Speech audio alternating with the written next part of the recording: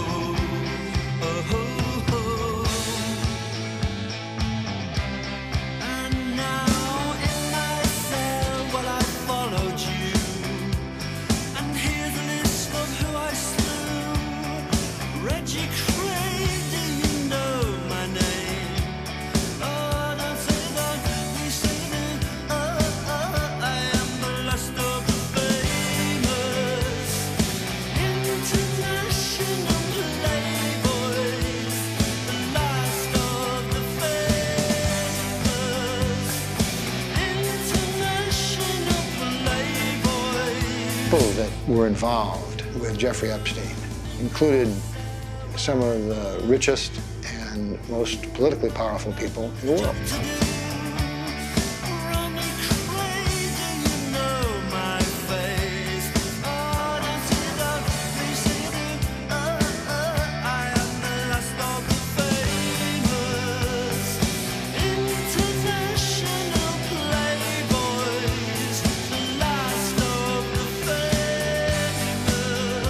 He was evil personified. I had nightmares about it afterwards.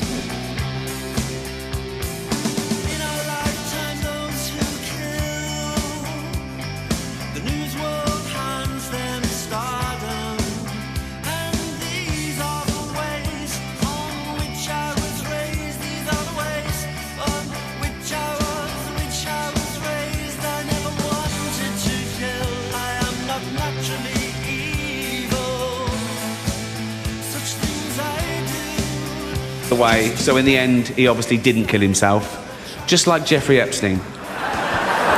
Shut up! I know he's your friend, but I don't care. You had to make your own way here in your own plane, didn't you? I've had the story for 3 years. I've had this interview with Virginia Roberts. We would not put it on the air. First of all, I was told, who's Jeffrey Epstein? No one knows who that is. This is a stupid story. There will come a day where we will realize Jeffrey Epstein was the most prolific pedophile this country has ever known.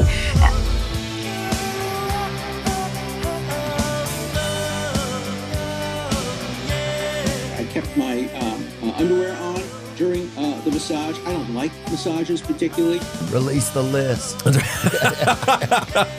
Seriously, we need to release the Epstein list. That is an important thing.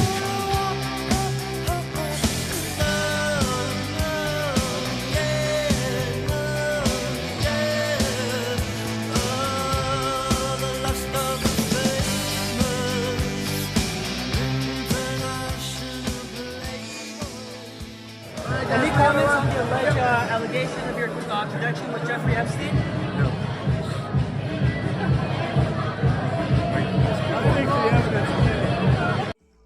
A documentary covering Jeffrey Epstein. Where do you even begin? Well, I guess at the very beginning. The Dalton School. Who was the headmaster under whose aegis Dalton hired him? Well, that would be Donald Barr, OSS operative turned high school educator. He served as the headmaster of Dalton from 1964 to 1974. It is with him that our story begins. Barr, who left the school when its board tried to rein in its autonomy, served in the OSS, the precursor to the CIA, during World War II. After the war, he studied English while teaching courses, eventually becoming an assistant dean at Columbia University. Moving on from the CIA's predecessor in higher education, Barr moved to Dalton, where he was the headmaster when Epstein was hired. Well, it would be unfair to say that Donald Barr is the one who hired Epstein, as that's not confirmed. He is the headmaster under whose aegis Epstein was hired, despite having no credentials, and was brought into the fold of New York society. As Intelligencer said, Donald Barr is the headmaster who offered entry. That entree to New York society that Barr provided Epstein was highly important in developing Epstein into the monster he became. Though Epstein was eventually fired from the school for poor performance, and the attention he paid to young girls raised eyebrows, he landed on his feet thanks to a connection he made at Dalton. That was Alan Greenberg, an executive at Bear Stearns. Like Dalton under Barr, he evidently didn't care about degrees and decided to hire Epstein after Epstein was fired from Dalton. Perhaps it helped that Epstein taught a son of Greenberg rather than a daughter. In any case, that job set up Epstein for his future roguery, as it was through Bear Stearns that he developed his skill at hiding money and his connections with those who needed him to hide it, which then led to much of his future career success and his relationship with Ghislaine Maxwell, the daughter of Robert Maxwell. Further, the Bear Stearns credential on his resume presumably gave him credibility when he later proposed to manage some of Lex Wexner's money. Wexner, founder of Victoria's Secret, became a lifelong Epstein associate, and how Epstein advanced up the ladder of society and met the members of America's wealth elite. Today, we announce the unsealing of sex trafficking charges against Jeffrey Epstein. Would be the son of Donald Barr, one William Barr, Attorney General appointed by Donald Trump, that would be the one who would prosecute Jeffrey Epstein, and it would be under his watch that Jeffrey Epstein would not kill himself. So interestingly, Jeffrey Epstein got his start through Donald Barr and the OSS, which was the CIA. And also recently the FBI released heavily redacted pages and a large number of deleted, among other unredacted documents. The doc links were examined.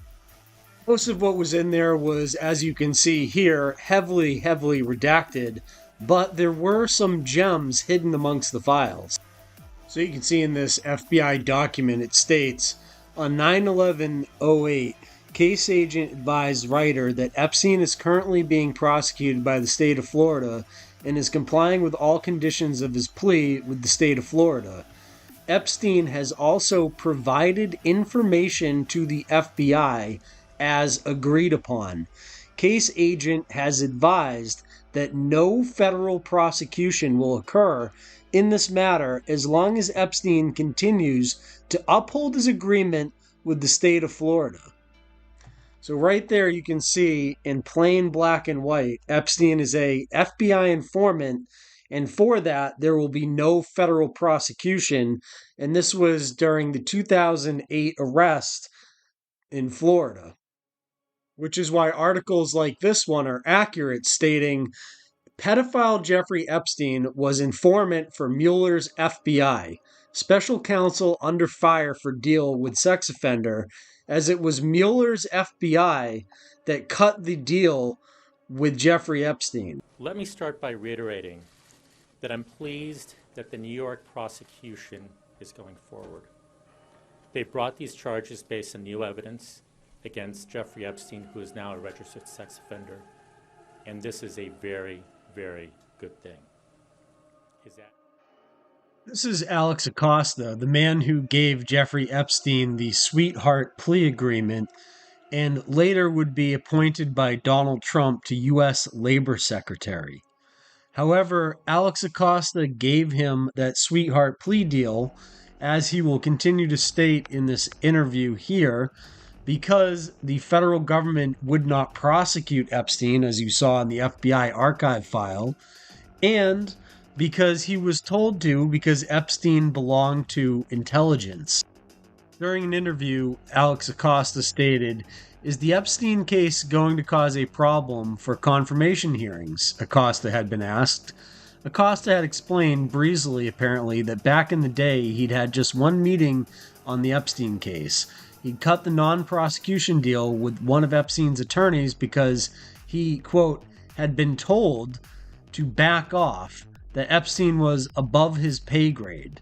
Quote, "I was told Epstein belonged to intelligence and to leave it alone, unquote, he told his interviewers in the Trump transition, who evidently thought that was a sufficient answer and went ahead and hired Acosta. The Labor Department had no comment when asked about this. Then there's also this document that was released that states, details, SA blank will be working on gathering data for the intelligent analyst that will be coming to Palm Beach on Monday. So the allegations that Jeffrey Epstein was running a blackmail operation with the help of the federal authorities, such as the FBI and intelligence agencies, seems to be starting to ring true. Especially considering prosecutors went to great lengths to keep secret the non-prosecution agreement reached in 2007 with Jeffrey Epstein. Attorneys for the victims allege, because of the strong objection they would have faced from the victims of Epstein's abuse, and because of the public criticism that would have resulted from allowing a politically connected billionaire who had sexually abused more than 30 minor girls to escape with only a county court jail sentence. Keep in mind that Robert Mueller was the head of the Federal Bureau of Investigations from 2001 to 2013. He oversaw the investigation of Jeffrey Epstein in 2008, and prior to that, he oversaw the investigation of 9/11 in 2001. The Attorney General at the time was Michael B. Mukasey. So it was Mueller's FBI that was involved in the investigation of Epstein in 2008 when he was named a federal informant for the FBI, and the same Mueller's FBI had countless Israeli connections to Mueller's probe of Trump and Russia. The Israel lobbyists, Netanyahu cronies, PSYOP manipulators, and well-connected oligarchs. Could it all just be one big coincidence? Well, one of the things they wanted to take a look at back in 2019 was the FBI wanted to probe Netanyahu ties to cousin Milikowski. Another interesting thing of note is James Comey's daughter was a lead prosecutor in Ghislaine Maxwell's child sex trafficking case. This is the daughter of the FBI director. Maureen Comey is one of the lead prosecutors in the criminal case against Ghislaine Maxwell. The daughter of former FBI Director James Comey also worked on sex crimes against Jeffrey Epstein. She also prosecuted ex-gynecologist Robert Hatton and Treasury Department whistleblower Natalie Edwards. Jeffrey Epstein and Ghislaine Maxwell brought plenty of familiar faces along with them into the spotlight, including Prince Andrew, former presidents Donald Trump and Bill Clinton, but one newcomer is 32-year-old Maureen Comey. Of course, Maureen Comey has worked on multiple Epstein and Maxwell-related cases. Comey is currently an assistant U.S. attorney in the Southern District of New York, one of the most prestigious federal prosecutor offices nationwide. District covers Manhattan and surrounding area, making it the center of prosecutions for financial crimes and other high-profile cases. Maureen Comey joined the office in 2015 and is listed as one of 3 lead prosecutors handling the case against Maxwell, along with assistant U.S. attorneys Alex Rossmiller and Allison Gainfort Moe. The 3 of them also handled cases against Epstein, who was indicted in July 2019 for numerous sex crimes. For the case against Maxwell, they're joined by assistant U.S. attorneys Andrew Rohrbach and Laura Elizabeth Pomerantz. Prior to joining the SDNY office herself in 2015, Maureen Comey worked for a year as a clerk for Loretta Preska, who at the time was the chief judge at the U.S. District Court for Southern District of New York. Preska oversees a long-running defamation case that Virginia Giuffre filed against Maxwell. Giuffre has accused both Maxwell and Epstein of sexual misconduct, and the civil lawsuit has led to numerous unsealed documents related to Epstein and Maxwell's conduct. Comey has also worked on another Epstein-related case. Nicholas Tartaglione, the former police officer, was arrested in 2016, accused of killing 4 men as part of a drug crime conspiracy. Prosecutors are seeking the death penalty, and he's been jailed for the past 5 years, often getting into arguments with correctional officials, court records show, as his case has been delayed. Tartaglione was briefly roommates with Epstein in Manhattan's Metropolitan Correctional Center in 2019, and was living with him when Epstein made his first suicide attempt in jail on July 23rd. Tartaglione claimed to have helped Epstein after finding him unconscious. The jail was shut down earlier this year after numerous scandals. You will see this often recurring in the Epstein situation, where all of these places where things happen are quickly demolished or destroyed shortly after everything happened. One thing that was demolished was Comey's career because of how bad of a job she did prosecuting Ghislaine Maxwell and Epstein and any of the clients of those two. And you can see here she had to step down.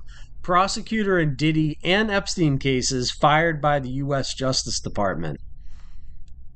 Many people believe that Epstein Island and other various properties was a blackmail operation for the Mossad. One of those people who believe that is Mr. Hoffenberg. Jeffrey Epstein boasted he was selling Prince Andrew's secrets to a Mossad spy and called him his Super Bowl trophy. Mr. Hoffenberg, the 74-year-old widower who now lives in Connecticut, claims that Epstein told him about his blackmail plots, which became ever more sophisticated, especially when the Maxwell became involved.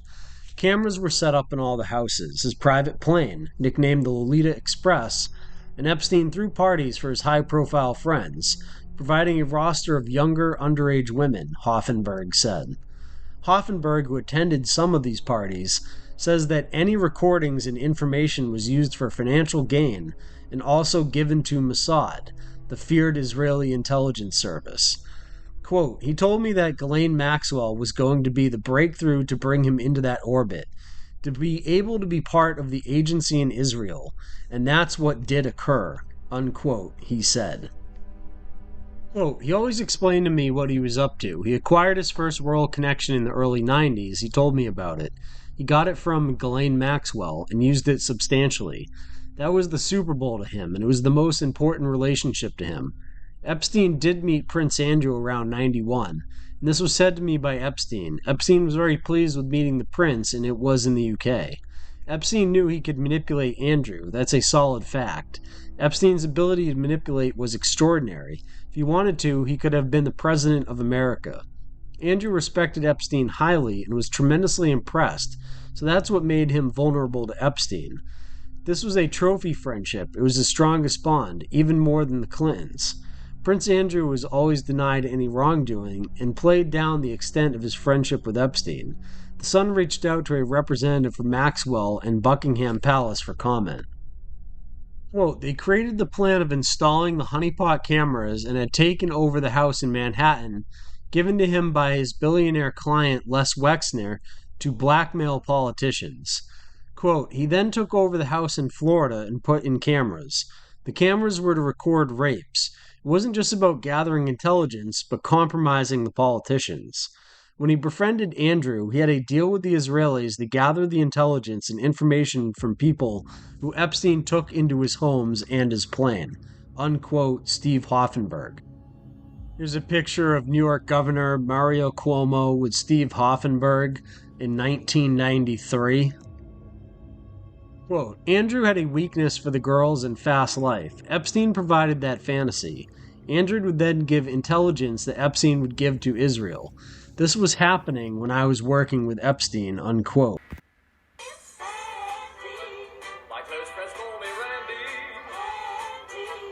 I'm a naughty guy. Contraception comes in handy, or I'd have more children than Princess Di. I like to have a lie down wherever I go, 'cause I'm...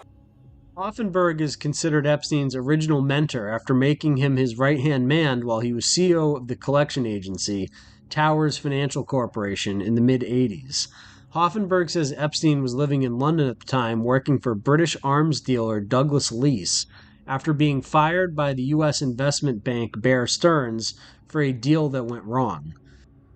He says Epstein, who was found dead in his cell last year awaiting trial for sex trafficking, came to him broke, and together they made hundreds of millions working on a Ponzi scheme to siphon off company funds instead of paying investors. So you can see here seated Ghislaine Maxwell with her father, Robert Maxwell, Robert Maxwell was a media mogul and also considered by many to be an Israeli super spy. In this image, you can see Robert Maxwell meeting with Ariel Sharon, former Prime Minister of Israel. And as we all know, nothing is true until officially denied. Here we have Naftali Bennett, former Israeli Prime Minister, stating, "As a former Israeli Prime Minister, with the Mossad having reported directly to me, I say to you with 100% certainty, the accusation that Jeffrey Epstein somehow worked for Israel or the Mossad running a blackmail ring is categorically and totally false. Epstein's conduct, both the criminal and merely despicable, had nothing whatsoever to do with the Mossad or the State of Israel. Epstein never worked for the Mossad. This accusation is a lie being peddled by prominent online personalities, such as Tucker Carlson, pretending they know things they don't. They just make things up, say it with confidence, and these lies stick because it's Israel. There's a vicious wave of slander and lies against my country and my people, and we just won't take it anymore." Official statement of former Prime Minister Naftali Bennett on the Jeffrey Epstein connections to Israel. A special report on occurrences, foreign and domestic, identifies the fact that one of Jeffrey Epstein's suspected trafficking aircraft shared the same tail number, N474AW, as a State Department Bronco used under contract by DynCorp. The use of this tail number by the Department of State and DynCorp can be corroborated by official government records. This would mean that Jeffrey Epstein trafficked underage girls using a tail number registered by DynCorp, and during the same time period as DynCorp when they trafficked minors in Bosnia and other parts of the Balkan states. If issued by some sort of accident, or if one of the two aircraft was decommissioned, the statistical odds of just two craft sharing the same tail number would still be over 1 in over 900,000. FAA records in Epstein's pilot's flights manifest indicate that Epstein's Bell helicopter used the same tail number of N474AW. This was the same tail number used until 2006 by State Department contractor DynCorp for counterinsurgency operations in Latin America. The congruence of Epstein's Bell N474AW and DynCorp's Bronco N474AW is noteworthy. In 2002, the year Epstein's aircraft fleet stands accused of flying underage teen girls, some between the ages of 12 and 15, coincides with DynCorp's trafficking in underage females between the ages of 12 and 15 from Kosovo and Bosnia in the Balkans. One DynCorp whistleblower reported the Washington Times Insight magazine's Kelly O'Meara in 2002 the following on one of DynCorp employee in Bosnia. He owned a girl who couldn't have been more than 14 years old. Nadia Marchinkova, Epstein's sex slave, who would later go on to create a thing called Aviloop, who Epstein groomed to be his special assistant and even his pilot, was recruited from Yugoslavia at the age of 14 and was the very same embattled former country where DynCorp was active in trafficking girls of the same age. As with the Justice Department and FBI's investigation of Epstein, the U.S. Army's Criminal Investigation Division, CID, largely buried the investigation of DynCorp in underage female trafficking. The connection of N474AW to both Epstein and DynCorp may be much more than mere coincidence. In the world of criminal investigations, this type of information is known as leads that often connect to hard evidence of criminal conspiracies. The official flight records showing the tail number discrepancy. The descriptions of sex between adult males and underage females by DynCorp employees in Bosnia in the 2000 to 2002 timeframe coincides with descriptions of sex between Epstein and his influential friends and similarly aged young girls on Epstein's aircraft and residence in Palm Beach, Florida, New Mexico, and on the island of Little St. James. In the U.S. Virgin Islands, among the Jane Does filing suit against the U.S. government, concluding a sweetheart non-prosecution agreement, NPA, between Epstein and his co-conspirators and the U.S. Justice Department are a number of females with Slavic-sounding first names like Tatiana and Natalia, and Slavic last names like Metrovich, Malishov, and Malinska.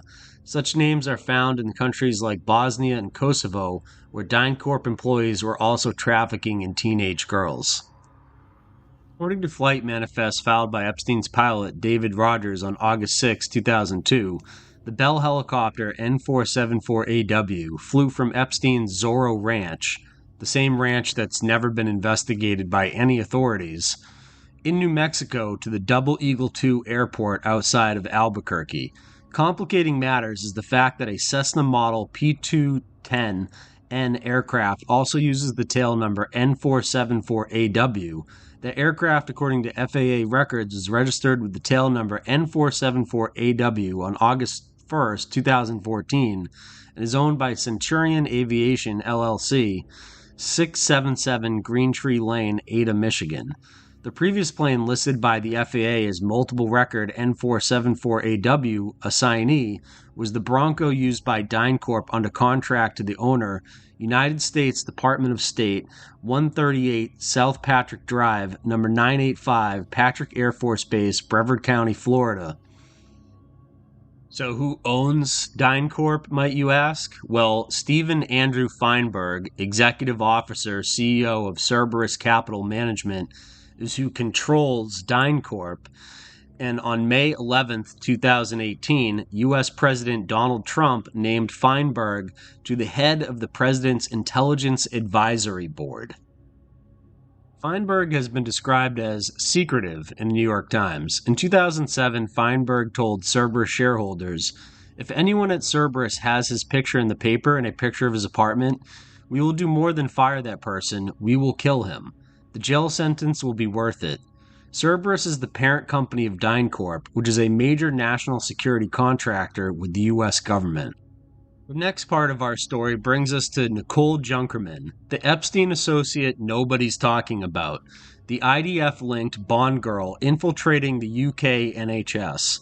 This was written by Johnny Vedmore. I have a story to tell you, a story that causes my heart to pound and blood pressure to rise as I type each and every word. A true story of a woman of great wealth and power who rode on Epstein's Lolita private jet on several occasions.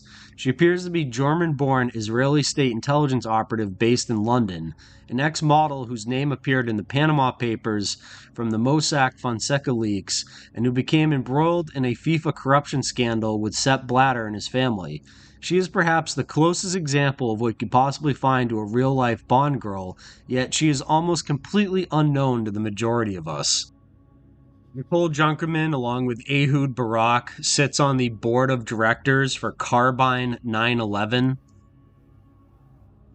The link between Nicole Junkerman, the Israeli State Intelligence Services, and the Israeli Defense Force is not a tenuous one. The ominously named Reportee Homeland Security was the first incarnation of what has now been rebranded Carbine 9/11, and is referred to simply as Carbine. Described as a global leader in public safety technology, Carbine is a call-handling platform app that allows you, amongst other things, stream any ongoing emergency directly to the responding emergency services.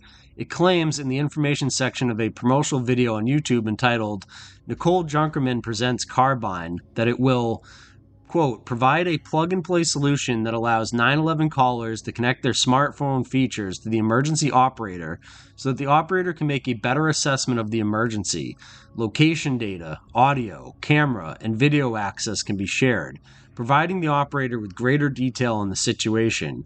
The use of Carbine's solution will allow emergency management teams to better triage their cases and improve the utilization of downstream emergency services.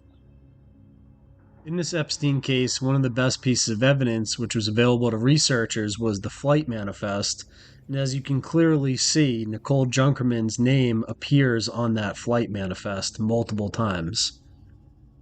As of 2019, Nicole Junkerman's current business portfolio is very impressive. She's often described as an ex-model, entrepreneur, and investor. Ms. Junkerman is much more than just what you see at first glance. Born in Dusseldorf, Germany on 27 April 1975, Nicole Junkerman studied business administration at the International University of Monaco, then went on to study management development at prestigious Harvard Business School in the United States. Amongst her many talents, she is multilingual and can speak German, English, French, Italian, and Spanish. In 1998, after graduating from the University of Monaco, she co-founded Winamax, which was an early online gaming platform that existed before online gaming regulation became a priority for the authorities. Winamax was sold in 2001, and Junkerman would go on to invest in a recently created media rights company called Infront Sports and Media AG, where she would soon serve as vice chairman of the board of directors.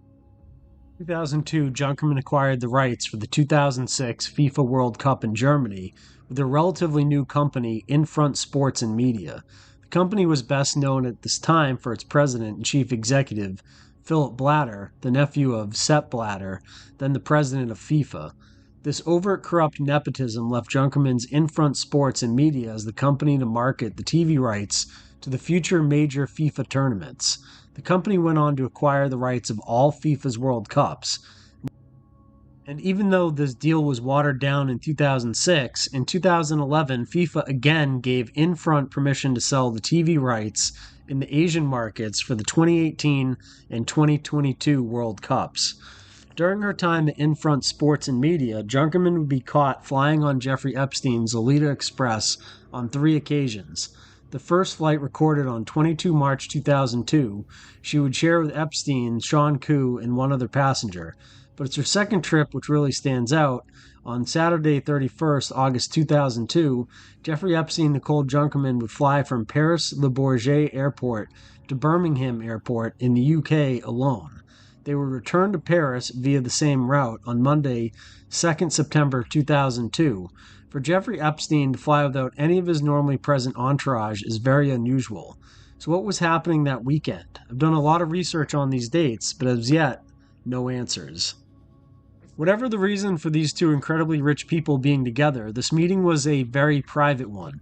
Junkerman had also just completed Harvard University's program for management development, and Jeffrey Epstein had a high-profile relationship with Harvard, which in 2003 led him to donating money to the Ivy League college while stating that he had given the school $30 million in funding, a claim later revealed to be false. Was Epstein using the famous American college to recruit for his own business or other interests? Continuing with Junkerman's career, in 2005 she founded a private equity fund focused on media and sports investments in Asia and Europe called United in Sports, and managed to raise £242 million for the venture in 2007. Her other project, Infront Sports and Media, was ultimately sold to a Europe private equity firm, Bridgepoint, for £600 million in 2011. In that year, Nicole Junkerman had officially become one of the hottest investors in the world. Since her very first acquisitions, which I've already referred to, Junkerman has invested or purchased Shanghai Really Sports, Ziggurat, Thousand Child, Aloha, Jobio, Emodicast, LV, Auctionata, CoinDrum, Spoon Guru, OptioPay, Grabio, Magnum Global Ventures, Songza, and a list of other companies. Some of these businesses draw additional interest, being Health Tech Digital, OWKIN, Reporty Homeland Security, which would become Carbine 9/11. Matt Hancock, Member of Parliament for West Suffolk and Secretary of State for Health and Social Care in the UK, appointed Nicole Junkerman to the Health Tech Advisory Board. So not only is Nicole Junkerman appointed to the advisory board for the NHS, she also sits on the board of Carbine 9/11. They promise to combine the use of personal data, location data, live video, data from surrounding wearable tech, and even information from park smart cars to deliver more information to the emergency services who should be responding. They can pinpoint your location, even indoors, to within 3 feet, and they claim that they can even collect data from dropped calls. However, they fail to mention how they'll get permission to use such masses of available data. Who are these angels behind this revolutionary technology which aims to get between a victim and the emergency services?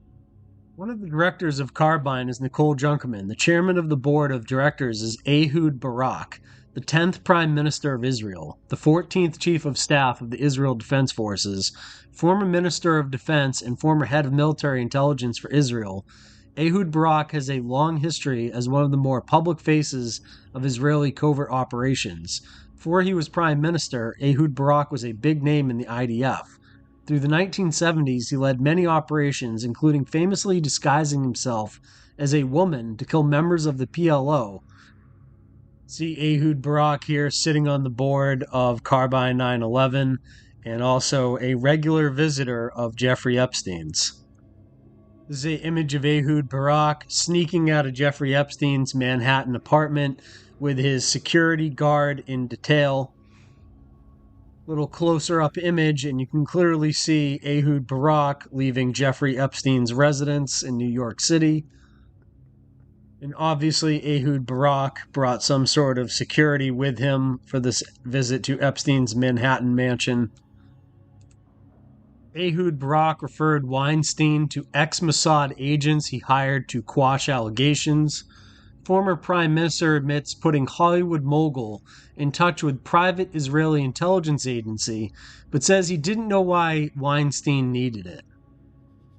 So Ehud Barak recommended to Harvey Weinstein, seen here standing left, to use a company called Black Cube Intelligence to go and harass Harvey Weinstein's American citizen victims. One of those victims was actress Rose McGowan.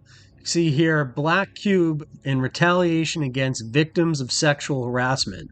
Harvey Weinstein used an Israeli private investigation firm called Black Cube to gather information on victims he harassed that were taking legal action. This was an American citizen using a private Israeli intelligence firm against other American citizens that were victims of him. The company in question is this company called Black Cube, where they say they can secure the seemingly impossible. Black Cube is an intelligence firm that helps you win when no one else can. And what are the Israeli intelligence connections to this Black Cube of Saturn intelligence firm? Mr. Halevi, the ninth head of Mossad, has capped 40 years of service, including command of 2 major operational divisions and extensive field service. He served 5 prime ministers as head and deputy chief for 10 years. He was ambassador to the European Union, headed the National Security Council, and the Hebrew University Center for Strategic Studies. Everyone who sits on this board of directors for the Black Cube has direct connections to Israeli intelligence services or the IDF or both. Another one of these is Inspector General retired Yohanan Danino. Danino served as the Israeli police commissioner and is renowned for establishing its flagship unit, Lahav 433, dealing with the most sophisticated fraud, corruption, and cyber cases. During his tenure, he led high-profile intelligence investigations, established the Integrated Intelligence Center, and promoted the financial model for crime prevention. In his recent role, he served as chairman of the Migdal Insurance Group. Another great example of how powerful Black Cube is the late Meir Dagan. As one of the most illustrious and successful directors of the Mossad, 2002 to 2012, a post to which he was appointed by Prime Minister Ariel Sharon, the same Ariel Sharon pictured with Robert Maxwell earlier in this documentary. Mr. Dagan cemented his position as leading thinker and innovator in the intelligence community. His strategic approach, leadership, operational skills, and unique mindset provided for his prior successes in the military career and national security advisor to the Prime Minister. He was awarded the Medal of Gallantry for his service to the country. In 2015, Barak formed a limited partnership company in Israel to invest in a high-tech startup called Reporty, now named Carbine, which develops video streaming and geolocation software for emergency services. A large part of the investment money was supplied by Epstein. Barak also received $2.5 million from the Wexner Foundation in 2004 for research, which has never been fully explained, Haaretz reported. Epstein was a member of that foundation. Speaking on Israel's TV's Meet the Press, Saturday, Barak stated he had no idea Epstein's charges related to molesting underage girls and defended his business relationship with Epstein. In a dated article, Barak says he may break off business relations with Jeffrey Epstein. Keyword may. as in has not done it yet. Quote, for almost 5 years, a company associated with Epstein has been a passive investor in a limited partnership, legally registered in Israel and under my control, wrote Barak on his Facebook page. Every investor in this partnership is bound by the same commercial contract. As soon as the present charges related to Epstein became known, I instructed my lawyers to examine the options we have for expelling the company associated with Epstein from this partnership, wrote Barak.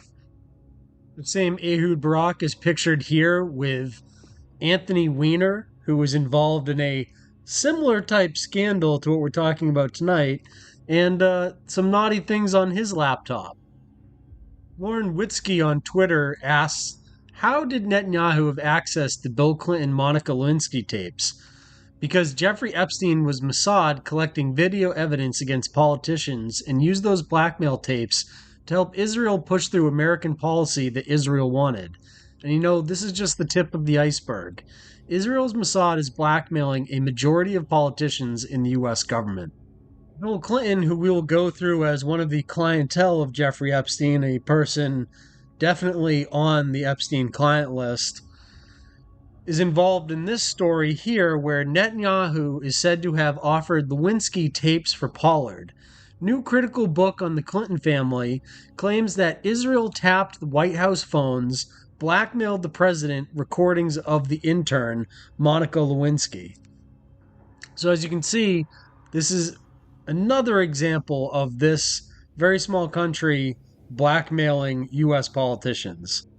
In an article credited to Johnny Vedmore, the husband of Whitney Webb, in an article last week with the independent outlet narrative, Ben Menashe, who was himself involved in the Iran-Contra arms deal, told his interviewer, Zev Shalev, that he'd been introduced to Jeffrey Epstein by Robert Maxwell in the mid-1980s, while Maxwell's and Ben Menashe's involvement with Iran-Contra was ongoing.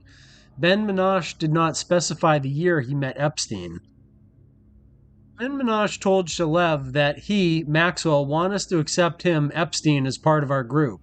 I'm not denying that we were at the time a group that it was Nick Davies, foreign editor of the Maxwell-owned Daily Mirror. It was Maxwell, it was myself, and our team from Israel. We were doing what we were doing. Past reporting by Seymour Hersh and others revealed that Maxwell, Davies, and Ben Menashe were involved in the transfer and sale of military equipment and weapons from Israel to Iran on behalf of Israeli intelligence during that time period. He then added that Maxwell had stated during the introduction that your Israeli bosses have already approved of Epstein. Shalev later noted that Maxwell had an extensive network in Israel at that time, which included the later Prime Minister Ariel Sharon, according to Ben Menashe. Ben Menashe went on to say that he had met Epstein a few times in Maxwell's office. That was it. He also said he was not aware of Epstein being involved in arms deals for anyone else he knew at the time, but that Maxwell wanted to involve Epstein in the arms transfers in which he, Davies, and Ben Menashe were engaged on Israel's behalf. However, as Mint Press reported in Part 4 of the investigative series Inside the Jeffrey Epstein Scandal, Too Big to Fail, Epstein was involved with several arms dealers during that period of time, some of whom were directly involved in Iran-Contra arms deals between Israel and Iran. For instance, after leaving Bear Stearns in 1981, Epstein began working in the realms of shadow finance as a self-described financial bounty hunter, where he would both hunt down and hide money for powerful people. One of these powerful individuals was Adnan Khashoggi, a Saudi arms dealer with close ties to both Israeli and U.S. intelligence, and one of the main brokers of Iran-Contra arms deals between Israel and Iran. Epstein would later forge a business relationship with a CIA front company involved in another aspect of Iran-Contra, the airline Southern Air Transport, on behalf of Lesley Wexner's company, The Limited.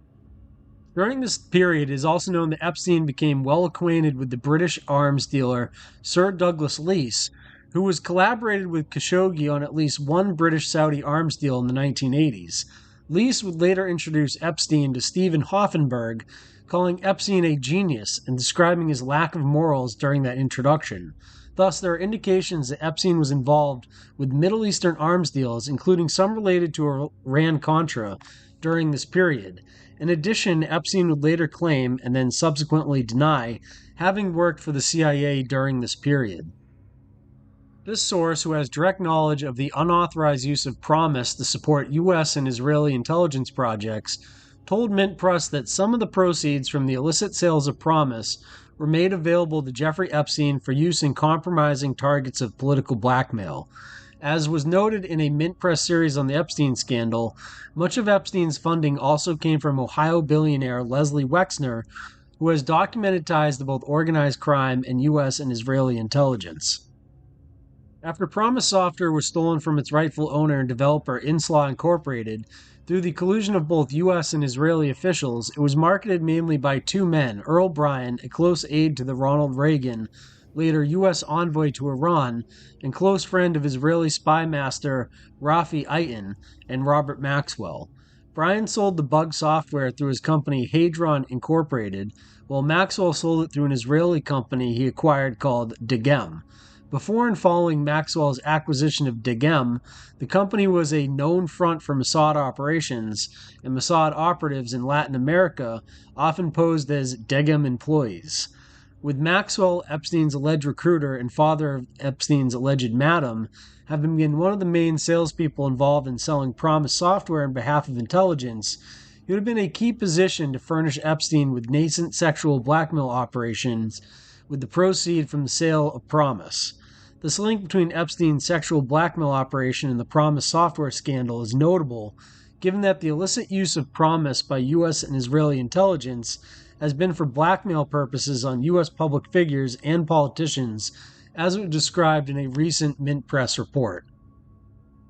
In a completely unrelated photo, we have John Luc-Brunel wearing an Israeli army hat. One of the most interesting rabbit holes in this entire investigation has to do with Epstein's yacht, which was known as the Lady Ghislaine, also known as the Lady Mona Kay, and is now known as Dancing Hare. Dancing Hare, formerly Lady Ghislaine and Lady Mona Kay, is a super yacht built by Amels in 1986. Built for Ehud Khashoggi, it was then purchased also in 1986 by Robert Maxwell, who died by drowning in 1991 while cruising on the yacht off the Canary Islands. It was then owned by Arabian businessmen who sold it in 2017. The new owner, Anna Murdoch, had it refitted and renamed Dancing Hare. So the current owner is Anna Murdoch, who is married to Rupert Murdoch, the news media mogul. One of the previous owners was Ghislaine Maxwell's dad, Robert Maxwell, who was known as an Israeli super spy. On their toes, one thing about the party aboard British media mogul Robert Maxwell's yacht, everybody but everybody had to doff their shoes before boarding the plush-carpeted Lady Ghislaine. Maxwell insisted and his guests cooperated, including Donald Trump, minus Ivana, who was a much bigger yacht and was happy to compare them with Maxwell. According to the book The Assassination of Robert Maxwell, Israel's Super Spy, Robert Maxwell was murdered by Israel's Mossad for revealing means and methods aboard the Lady Ghislaine yacht. But first we need to go back to that name that the boat was originally built for, Ehud Khashoggi. Ehud Khashoggi was born in Lebanon's capital, Beirut. His father, Adil Khashoggi, has headed up several property developments in Saudi Arabia. His grandfather, Mohammed Khashoggi, was of Turkish origin from Kayseri, and the personal physician to King Abdul al-Saud. Ehud Khashoggi is also the nephew of businessman Adnan Khashoggi. His surname, Khashoggi, means spoonmaker. So who is Adnan Khashoggi, you might be asking? He's a Saudi businessman and arms dealer known for his business dealings, extensive geopolitical influence, and opulent lifestyle, which earned him the moniker the Great Gatsby of the Middle East. During his peak in the early 1980s, Khashoggi's net worth was estimated around $4 billion, amassed through his pivotal role as intermediary between Western defense companies and the Saudi government. Khashoggi was the founder of Triad International Holding Company, which held diverse investments worldwide, including in luxury hotels, oil refineries, and real estate. Known for hosting lavish parties attended by celebrities and politicians, Khashoggi's lifestyle made him a media fixture and inspired popular culture, even influenced songs by Queen and appearing in shows like Lifestyles of the Rich and Famous. Adnan's geopolitical involvement: he was directly involved in helping organize and fund the top-secret Operation Moses in 1984 to airlift to safety 14,000 Ethiopian Jews from Sudan to Israel during a famine caused by the Ethiopian Civil War. Khashoggi was implicated in the Iran-Contra affair as a key middleman in the arms for hostages exchange, along with Iranian arms dealer Menachem Ghorbanifar. In a complex series of events, was found to have borrowed money for these arm purchases from the Bank of Credit and Commerce International, BCCI, with Saudi and United States backing. His role in the affair created a related controversy when Khashoggi donated millions to the American University in Washington, D.C. to build a sports arena which would bear his name. Khashoggi was a member of the University Board of Trustees from 1983 until his indictment on fraud and other charges in May 1989. Khashoggi was a principal foreign agent of the United States and helped establish the supranational intelligence partnership known as the Safari Club. During this period, Khashoggi was a financial client and financier of sex offender Jeffrey Epstein. In January 2003, Seymour Hersh reported in the New Yorker magazine that former U.S. Secretary of Defense Richard Perle had a meeting with Khashoggi in Marseille in order to use him as a conduit between Trireme Partners, a private venture capital company of which he was one of three principals, and the Saudi government. At the time, Perle was chair of the Defense Policy Board Advisory Committee, a Defense Department advisory group which provided him with access to classified information and a position to influence defense policy. Khashoggi told Hersh that Perle talked to him about economic costs regarding a proposed invasion of Iraq. Quote, "If there is no war," he told me, "why is there a need for security? If there is a war, of course, billions of dollars will have to be spent." In the 1960s and 1970s, Khashoggi helped bring together Western companies and the Saudi Arabian government to satisfy its infrastructure and defense needs. Between 1970 and 1975, Lockheed paid Khashoggi $106 million in commissions. His commissions started at 2.5% and eventually rose to as much as 15%. Khashoggi became, for all practical purposes, a marketing arm of Lockheed. Khashoggi would provide not only an entry, but strategy, constant advice, and analysis, according to Max Hessel, then vice president of Lockheed's international marketing. This was all detailed in what's known as the Lockheed bribery scandals. Adnan Khashoggi's enormous yacht was the inspiration for Queen's song Khashoggi's Ship. In 1991, Khashoggi made an extended appearance on the British television program After Dark, discussing the Middle East alongside, among others, former Prime Minister Edward Heath and Lord Weidenfeld. Khashoggi also appeared in Lifestyles of the Rich and Famous in 1985 with host Robin Leach, which showcased Khashoggi's extravagant lifestyle. During this peak, Khashoggi was a well-known figure who frequently appeared in the press and media. He also appeared in various television shows, newspapers, and notable magazine covers such as Time and The Washington Post. You can see from this magazine back in 1995 in Australia, Captain Bob's Girl Afloat, and a picture of Ghislaine Maxwell. Back before Ghislaine Maxwell was arrested and she was still missing, one of the things I was doing and publicly posting was tracking the Dancing Hare yacht using AIS and following wherever it went, and having crew members of my pirate crew go down and try to get photographs of the people coming on and off the yacht. One of the places we tracked her to was Silo Marina in New Zealand, and one of my pirate crew members went down there and took some photos of a very interesting person coming off the yacht. Now, this photo was taken pre-COVID 9/11, so it was unusual to see people walking around with face masks at this time, and the photo was taken at night of some individuals walking off the Lady Ghislaine, and this was just a few days before the alleged arrest in New Hampshire. When you zoom in on the photo of the people walking off the boat, it looks to me like Ghislaine Maxwell walking off the boat with a security detail. This would have been during the time Ghislaine Maxwell was on the run from the authorities, and this yacht was owned now by Anna Murdoch. The next part of our story comes out of Mint Press News, titled "The Mega Group, Maxwell's, and Mossad, the spy story at the heart of the Jeffrey Epstein scandal." The Mega Group's role in the Epstein case has garnered some attention, as Epstein's main financial patron for decades, billionaire Lesley Wexner, was a co-founder of the group that unites several well-known businessmen with a penchant for pro-Israel and ethno-philanthropy, philanthropy benefiting a single ethnic or ethno-religious group. However, this report will show another uniting factor among Mega Group members is deep ties to organized crime, specifically the organized crime network discussed in Part 1 of the series, which was largely led by notorious American mobster Meyer Lansky. Perhaps the best illustration of the connections between many of these players often melded together can be seen in Ronald Lauder, a Mega Group member, former member of the Reagan administration, longtime donor to Israeli Prime Minister Benjamin Netanyahu and Israel's Likud party, as well as longtime friend of Donald Trump and Roy Cohn. From cosmetics heir to political player, often overlooked yet famous client and friend of Roy Cohn is the billionaire heir to the Estee Lauder cosmetics fortune, Ronald Lauder.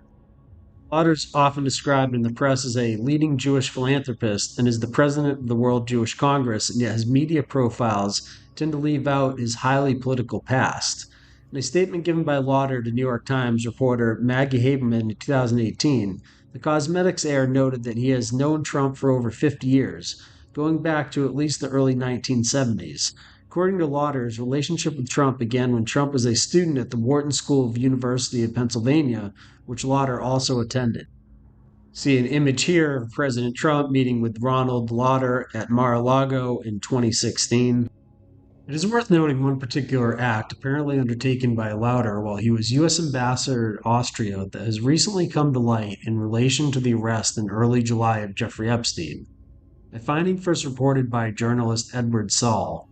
When police recently discovered an Austrian passport with Epstein's picture and fake name after raiding his Manhattan residence, the source and purpose of the passport came under media scrutiny.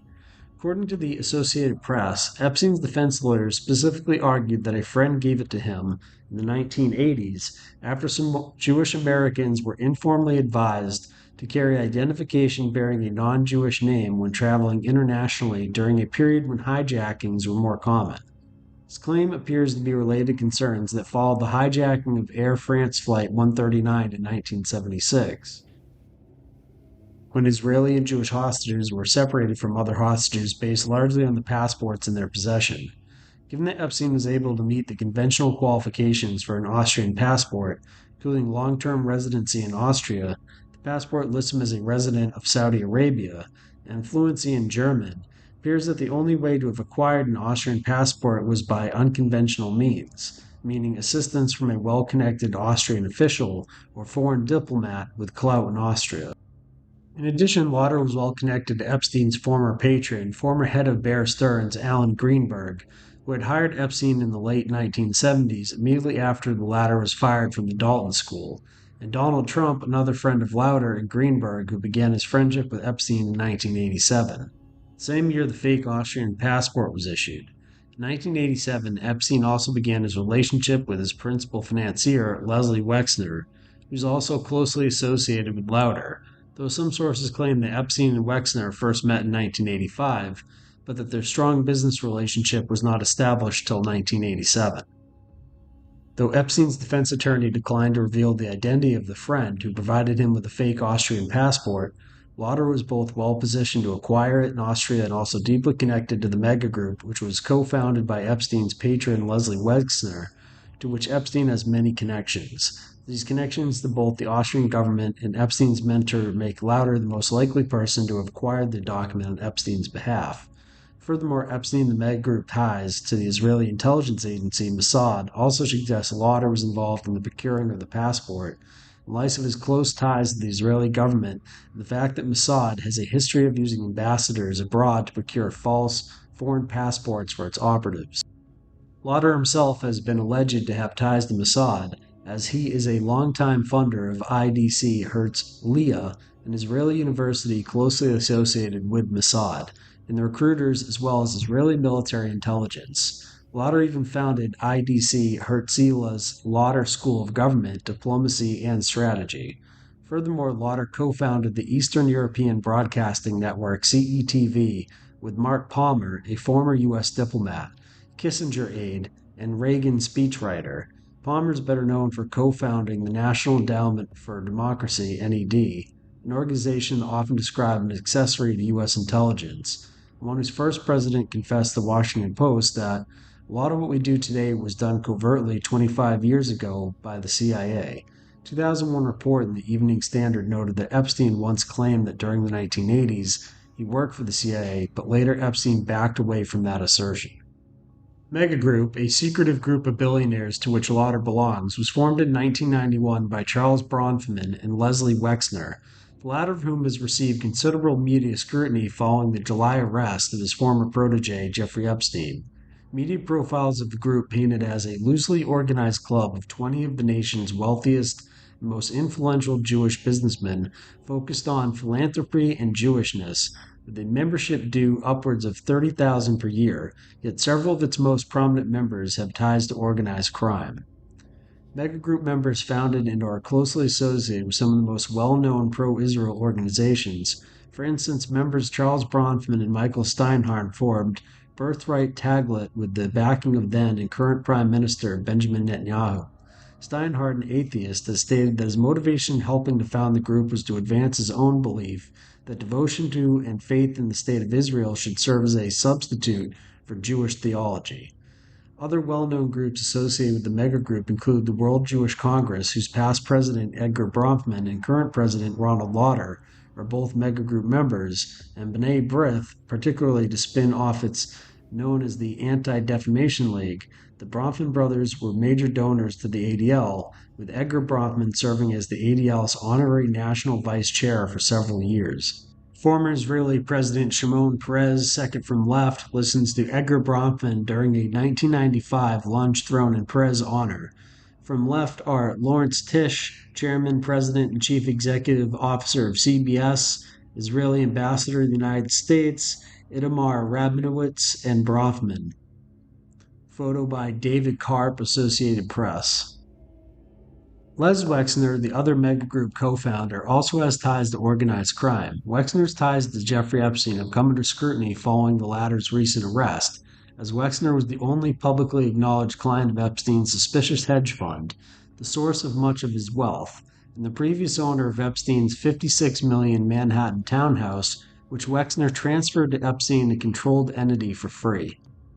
Before Epstein received the townhouse, Wexner appears to have used the residence for some unconventional purposes noted in a 1996 New York Times article on the then Wexner-owned residence, which included a bathroom reminiscent of James Bond movies, hidden beneath a stairway, lined with lead to provide shelter from attack and supplied with closed-circuit television screens, and a telephone both concealed in a cabinet beneath the sink.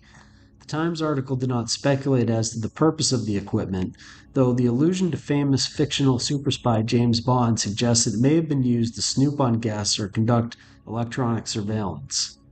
And the 1996 Times article also noted that after Wexner bought the residence for $13.2 million in 1989, he spent millions more decorating and furnishing the home, including the addition of electronic equipment in the James Bond bathroom, only to apparently never live in it. The Times, which interviewed Epstein for the piece, quoted him as saying that Les never spent more than 2 months there, Epstein told the Times, which identified Epstein as Wexner's protege and one of his financial advisors, that the house, by that time, already belonged to him. That same year, Epstein was commissioning artwork for Wexner's Ohio mansion. A recent article from the Times noted that in the summer of 1996, Maria Farmer was working on an art project for Mr. Epstein in Wexner's Ohio mansion. While she was there, Mr. Epstein sexually assaulted her, according to an affidavit Ms. Farmer filed earlier this year in federal court in Manhattan. She said that she fled the room and called the police, but that Mr. Wexner's security staff refused to let her leave for 12 hours. Farmer's account strongly suggests that, given the behavior of his personal security staff at his mansion following Epstein's alleged assault on Farmer, Wexner is well aware of Epstein's predatory behavior towards young women. This is compounded by claims made by Alan Dershowitz, a former lawyer and friend of Epstein's, who had also been accused of raping underage girls, that Wexner had also been accused of raping underage girls exploited by Epstein on at least 7 occasions. The presence of electronic equipment in his home's bathroom, other oddities related to the townhouse, and aspects of the links between Epstein and Wexner suggest there is more to Wexner, who has rather successfully developed a public image of a respectable businessman and philanthropist, much like other prominent members of the megagroup. From the Ghislaine Maxwell deposition, lawyer questions Miss Maxwell. Did you ever provide Virginia Roberts with an outfit of a sexual nature to wear for Les Wexner? Mr. Pagaluga, objection to the form and foundation. Ghislaine answers, I think we addressed the outfit issue. Lawyer, I'm asking you if you ever provided her with an outfit of a sexual nature to wear for Lex Wexner. Ghislaine answers, categorically no. You did get that. I said categorically no. Lawyer responds, question, don't worry, I'm paying attention. Ghislaine answers, you seem very distracted in that moment. In an unrelated photo to all of this, in an article titled, I was Epstein's butler for 18 years, there's no way he killed himself, Valdson Vieira Cochran with Jeffrey Epstein on his private jet in 2019, this photo, given exclusively to The Telegraph, may be one of the last taken of the financier, shows him wearing an Israeli Defense Forces sweatshirt. Back in 2002, when Jeffrey Epstein was known only as a mysterious financial whiz with a private island and a roster of A-list friends, being friendly with him was something to boast about, and Donald Trump did. Quote, I've known Jeff for 15 years. Terrific guy, Trump told New York Magazine that year for a story headlined, Jeffrey Epstein, International Money Man of Mystery. He's a lot of fun to be with, but he's even said that he likes beautiful women as much as I do, and many of them are on the younger side. No doubt about it, Jeffrey enjoys his social life, stated Donald Trump. And you must remember that Donald Trump was in the orbit of these people, and you can see him here standing with another frequent visitor of Epstein Island, Bill Clinton. According to Virginia Giuffre's deposition, she stated, Jeffrey Epstein's presence with another. Answer, no. What is the basis for your statement that Donald Trump is a good friend of Jeffrey's? ? Virginia answers, Jeffrey told me that Donald Trump is a good friend of his. Question, but you never observed them together. Answer, no, not that I can actually remember. I am not, off the top of my head, no. Question, when did Donald Trump flirt with you? Answer, he didn't. That's what's inaccurate. Question, did you ever see Donald Trump at Jeffrey's home? Answer, not that I can remember. On his island? No, not that I can remember. In New Mexico? No, not that I can remember. In New York? Not that I can remember. How much do you really know about Howard Lutnick? You might be asking yourself, who is Howard Lutnick? Well, he's the man who stands like Grima Wormtongue behind Trump during all of his interviews about Epstein.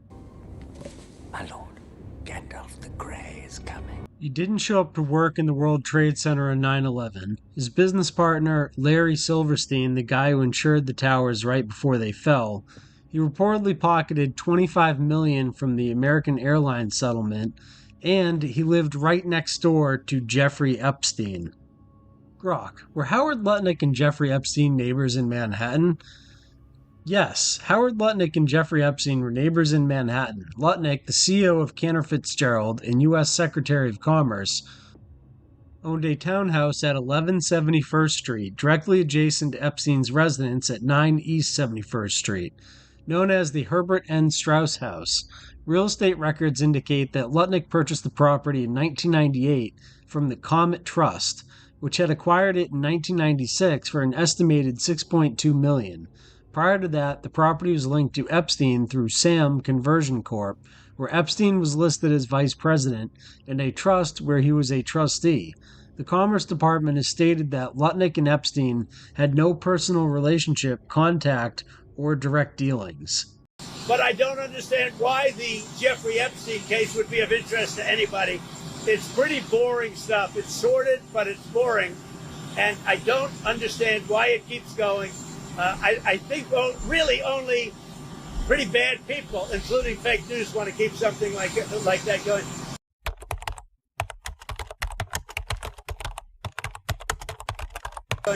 But credible information, let them give it. Anything that's credible.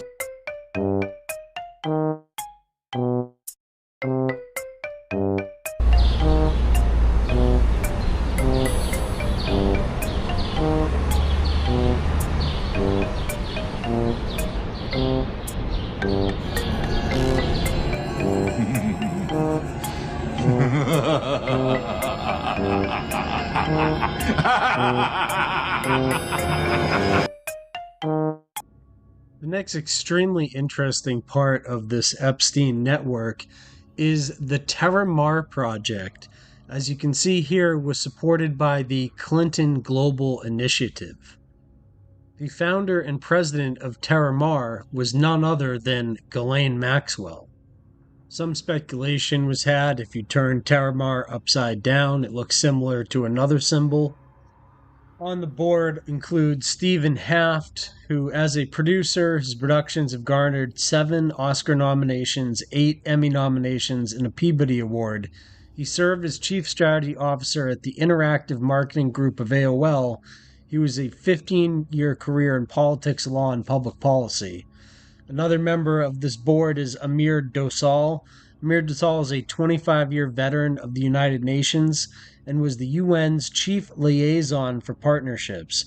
As executive director of the UN Office for Partnerships, he managed the $1 billion gift by media mogul Ted Turner and forged strategic alliances to address the Millennium Development Goals.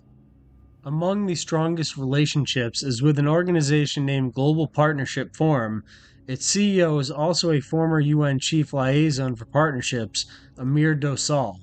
Ghislaine Maxwell was even introduced as a dear friend by Amir Dosal.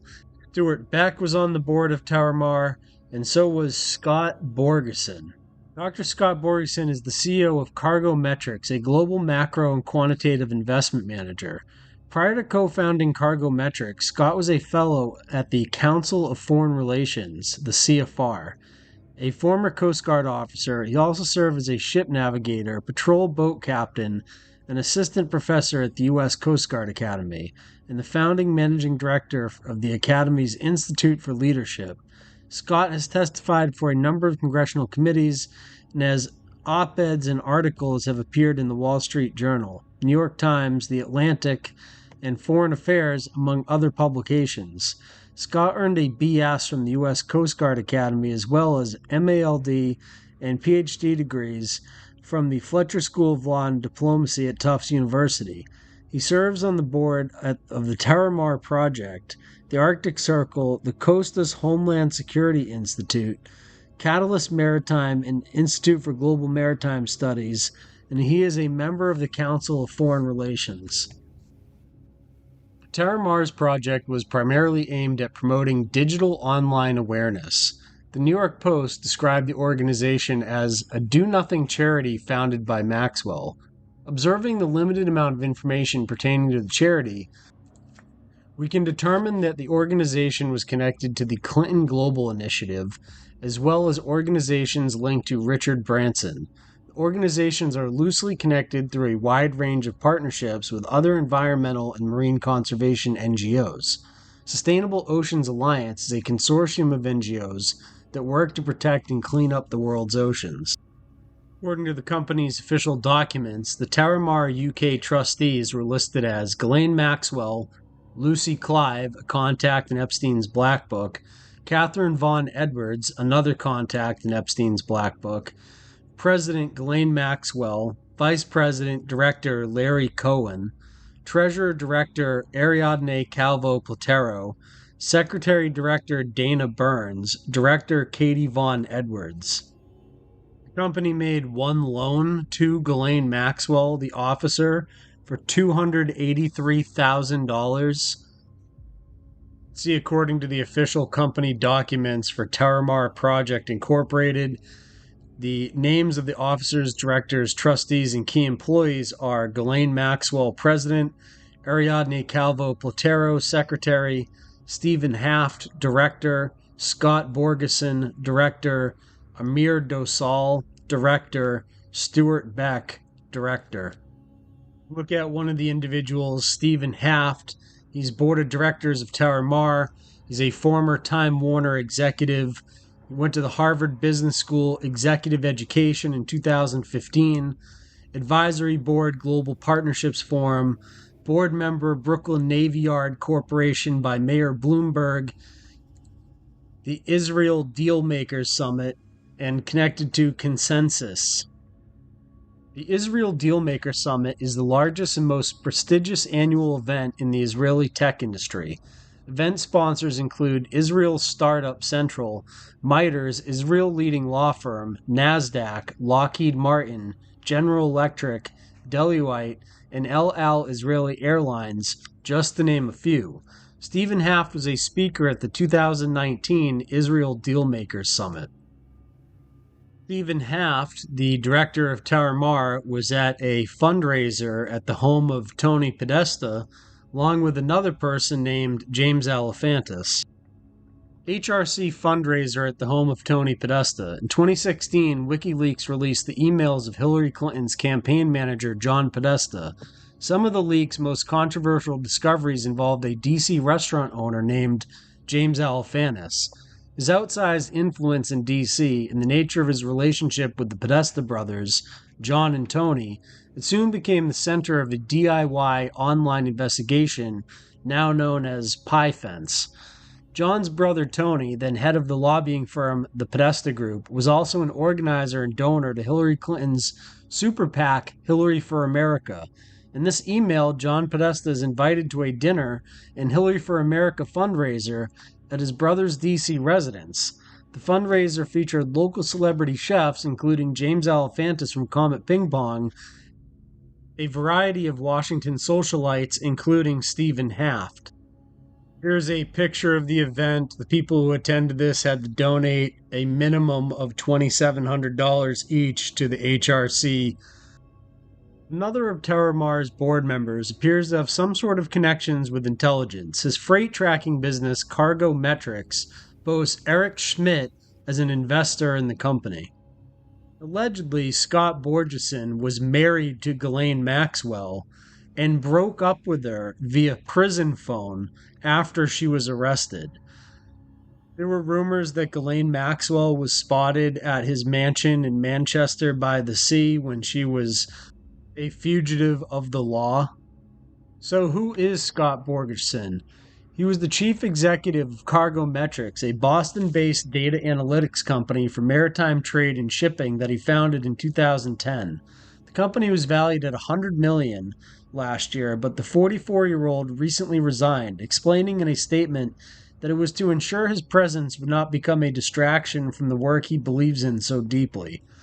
He reportedly lives in a sprawling 2.3 million pound oceanfront mansion in Massachusetts, more than 1,000 miles from rural Missouri, where he grew up. The son of a Marine infantry official and a languages teacher, Borgeson once said in a profile interview he considered becoming a priest, but later chose to attend the U.S. Coast Guard Academy. He went on to earn a master's in law and diplomacy from Tufts University, before teaching history at the Coast Guard Academy. According to the documentary Epstein's Shadow, he was very connected to the Trump administration. According to the New York Times, in 2007, Borgeson became a fellow in residence at the Council on Foreign Relations think tank in 2007, writing about oceanic issues.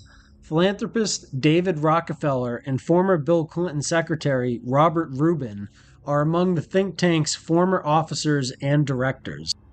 Big tech with access to critical infrastructure.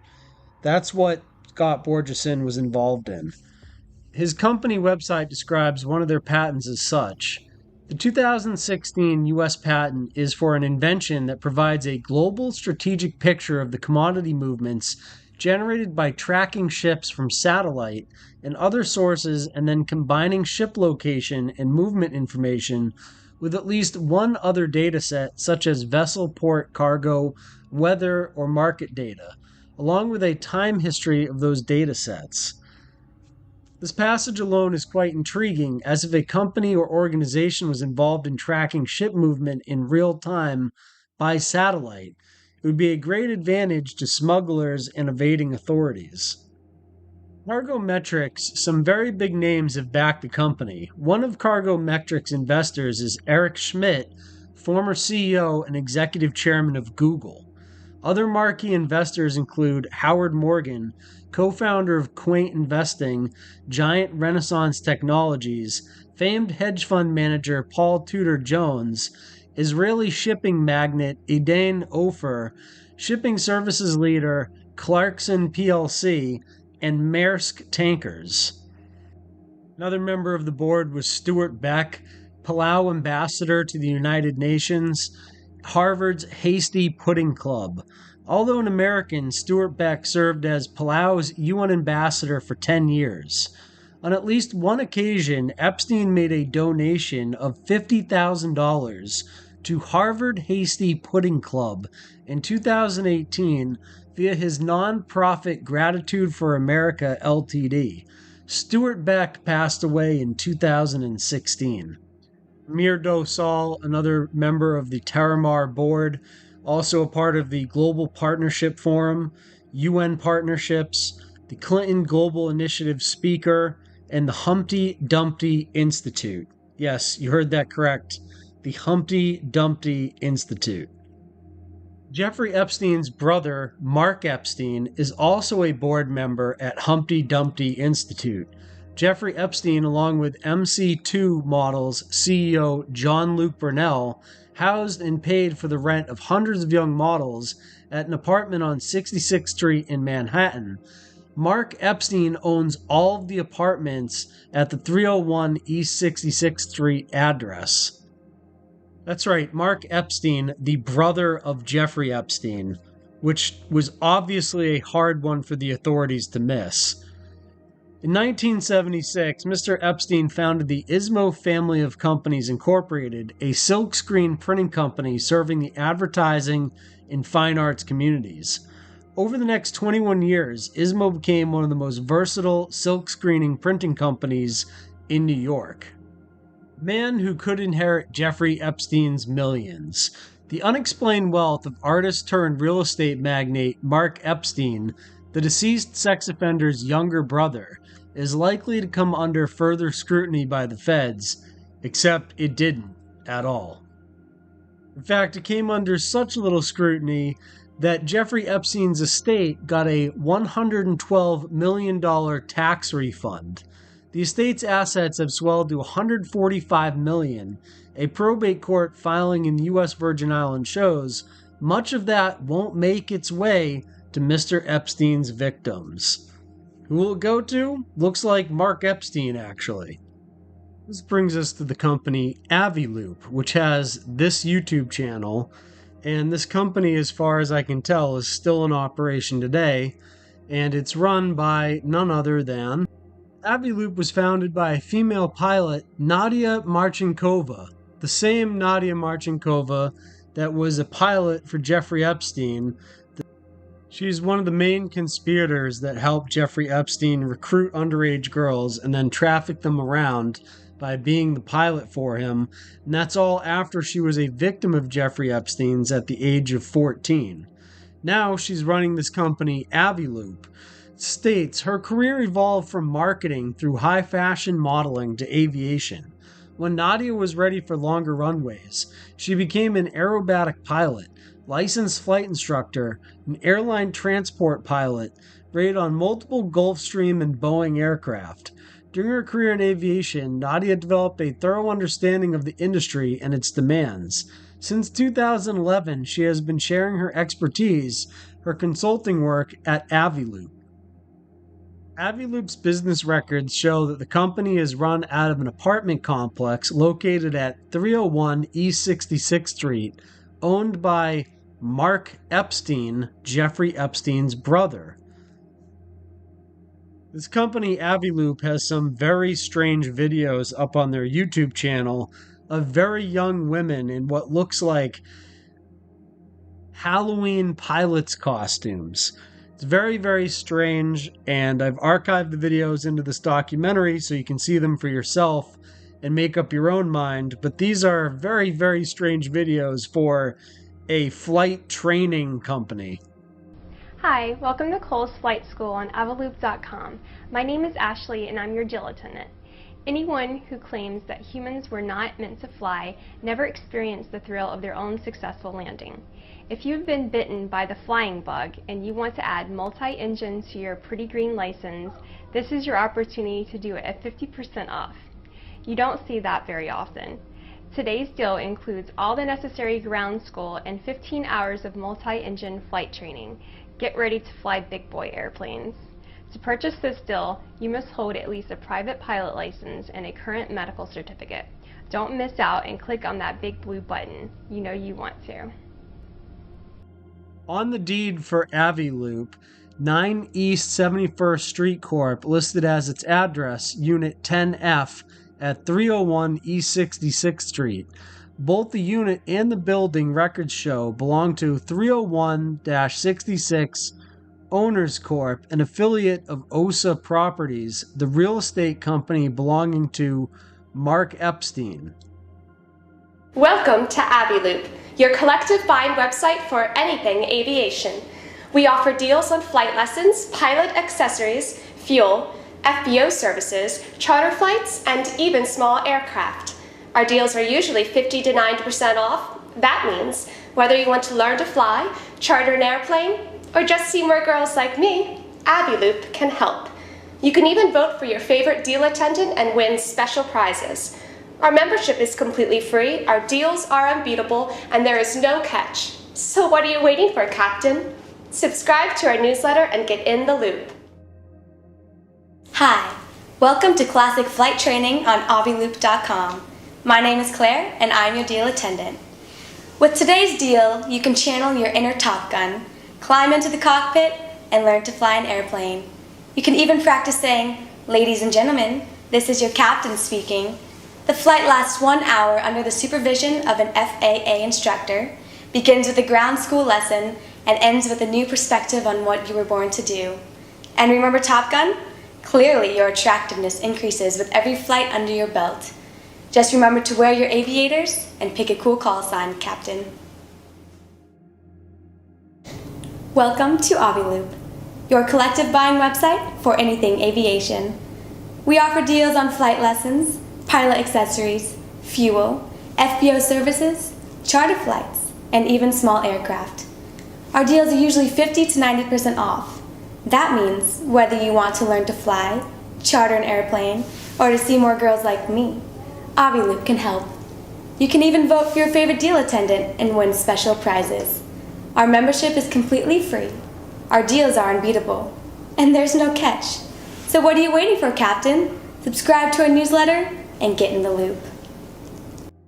Now we need to discuss the arrest of Jeffrey Epstein and the raid on his properties and what the feds claim they found there. Prosecutors say federal agents investigating wealthy sex offender Jeffrey Epstein found nude photographs of what appeared to be underage girls while searching his Manhattan mansion. U.S. Attorney Jeffrey Berman said at a press conference Monday agents discovered the photos while executing a search warrant following Epstein's arrest Saturday on sex trafficking charges. One thing they found was this creepy statue of Jeffrey Epstein giving massages. A photo of Jeffrey Epstein kissing his alleged madam Ghislaine Maxwell was displayed prominently in his Florida mansion, according to a new trove of evidence that also provides an inside look at his creepy Manhattan townhouse. The cache of images, released as part of Maxwell's federal sex trafficking trial, reveal what the FBI agents and the NYPD discovered when they raided the dead pedophile's 7-story Upper East Side home in July 2019, around the time of his arrest. Special Agent Kelly McGuire testified Monday that her team forced entry into 9 East 71st Street on July 6, 2019 after no one answered the door, then swept through all 40 rooms where creepy taxidermy animals and bizarre painting of Bill Clinton in a blue dress were on display, the Post reported at the time. In an office near the front of the 19,000 square foot home, authorities uncovered several plastic bins that contained hard drives already covered in evidence tape, McGuire told the court. As you sit here today, do you have personal knowledge of why there was evidence tape on these boxes? Assistant U.S. Attorney Allison Moe asked. No, McGuire replied.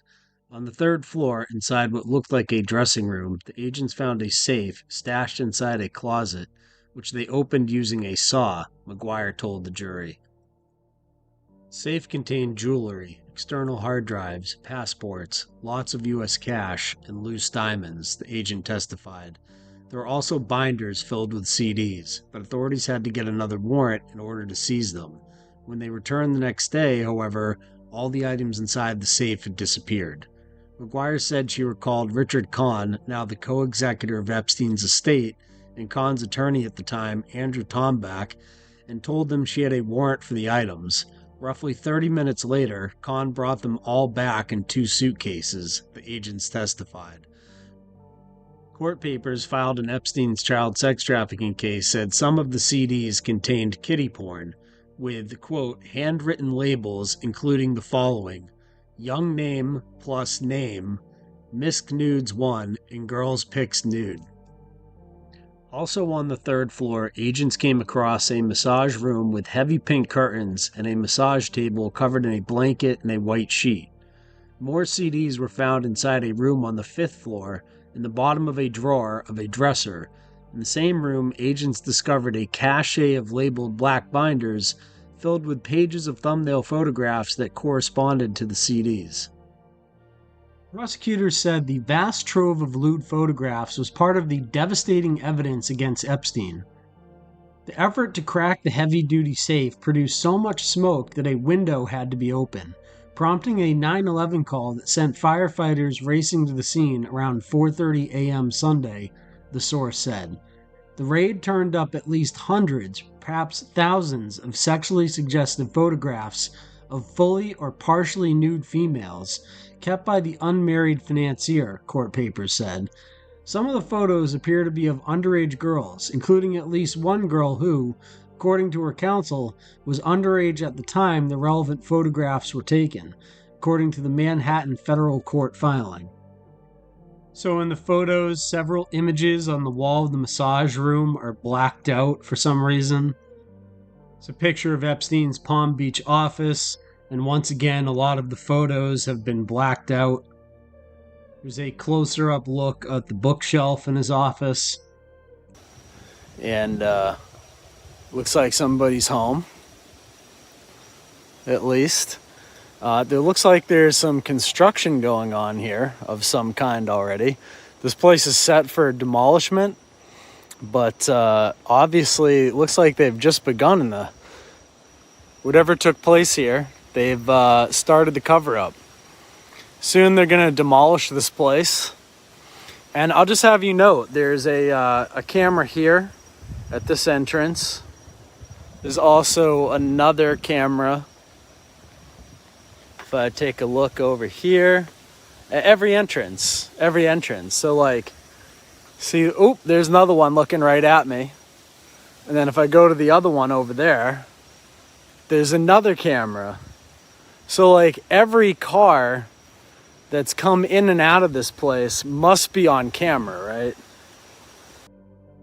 Seen had a lot of photos of himself and his property with famous people. In these pictures here, you can see he's photographed with Pope John Paul II, Mick Jagger, Elon Musk, and Fidel Castro. Also in the photos were Larry Summers, former President Bill Clinton, and Richard Branson. You can see the camera above Jeffrey Epstein's bed in his mansion, and the entire property was covered in surveillance equipment. For example, a second camera can be seen in an adjoining room.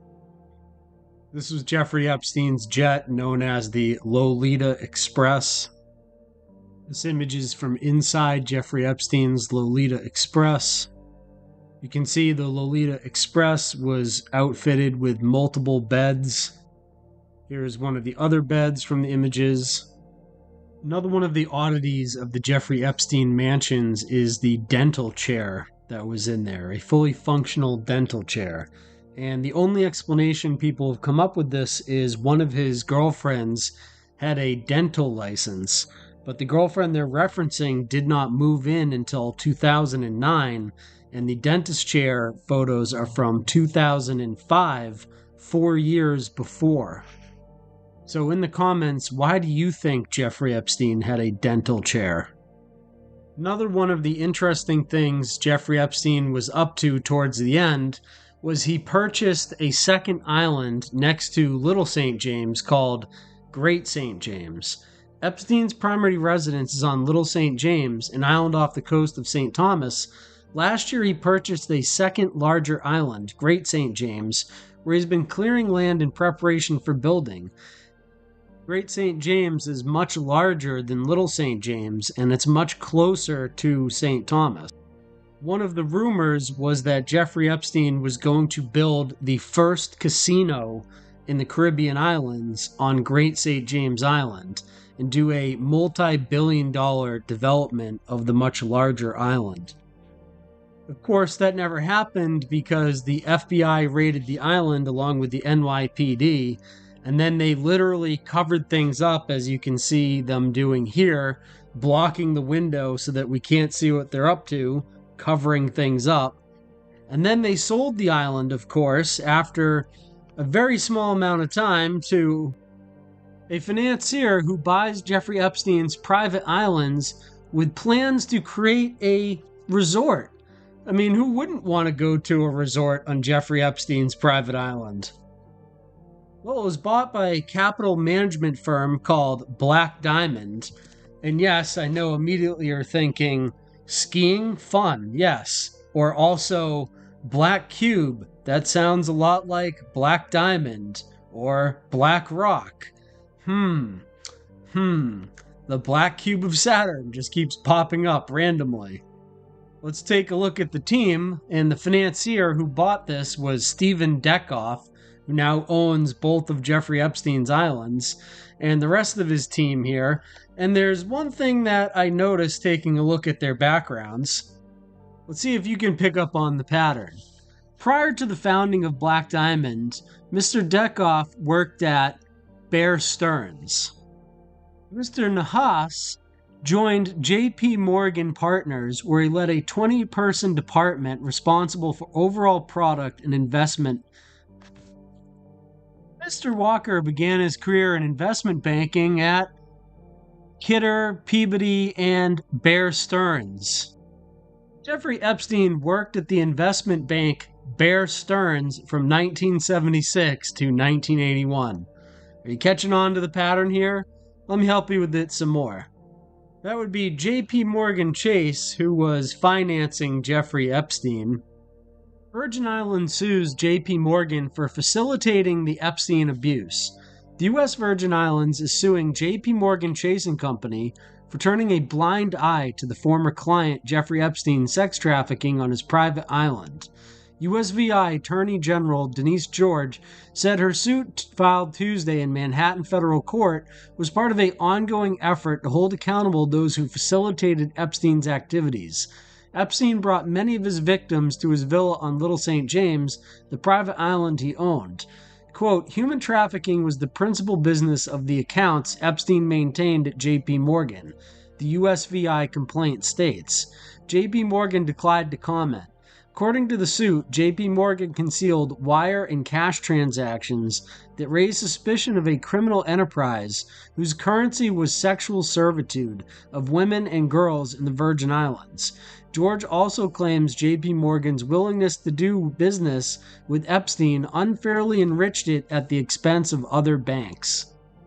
George said in her suit that her office conducted an investigation into Epstein's activities and presented the findings to J.P. Morgan in September, According to the complaint, the USVI probe found that the bank pulled the levers through which recruiters and victims were paid and was indispensable to the operation of Epstein's trafficking enterprise. Earlier this year, Epstein's estate reached a $105 million settlement with the Virgin Islands after the U.S. territory filed racketeering claims against it. Another bank that facilitated transactions and allowed this to go on without facing any actual repercussions was Deutsche Bank, which settles over ignored red flags on Jeffrey Epstein. The German leader repeatedly overlooked suspicious transactions, including payments to people a New York regulator described as his co-conspirators.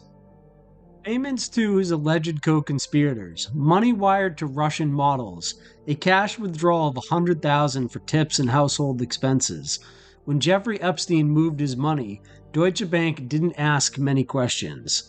In a $150 million settlement to be announced on Tuesday, the New York Department of Financial Services said that Epstein, a convicted sex offender, engaged in suspicious transactions for years, even though Deutsche Bank had deemed him a high-risk client from the moment he became a customer in 2013.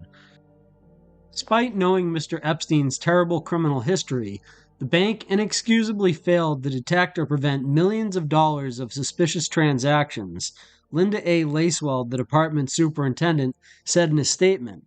But of course, no one at any of these banks was ever actually held accountable, no one was arrested, all they faced was some fines, and considering they were willing to settle, I'm sure the bankers still made a profit on Jeffrey Epstein even after paying out a $150 million settlement. So who were the clientele of Jeffrey Epstein? Well, we have clues to that by what was found and things like the blacklist. Images like this. Mr. Epstein's office displayed a photo of him with Saudi Arabia's Crown Prince, Mohammed bin Salman. Next to that was a framed dollar bill signed by Bill Gates, possibly as payment of a bet. I was wrong, the Microsoft co-founder wrote over George Washington's face. Many people, including the victims of Jeffrey Epstein, have requested accountability for what is known as the Epstein Client list. But of course, according to the authorities, there is no Epstein client list, and Epstein didn't even blackmail anybody. The U.S. Department of Justice and FBI have concluded that there is no credible evidence that Jeffrey Epstein engaged in blackmail or maintained a client list for such purposes.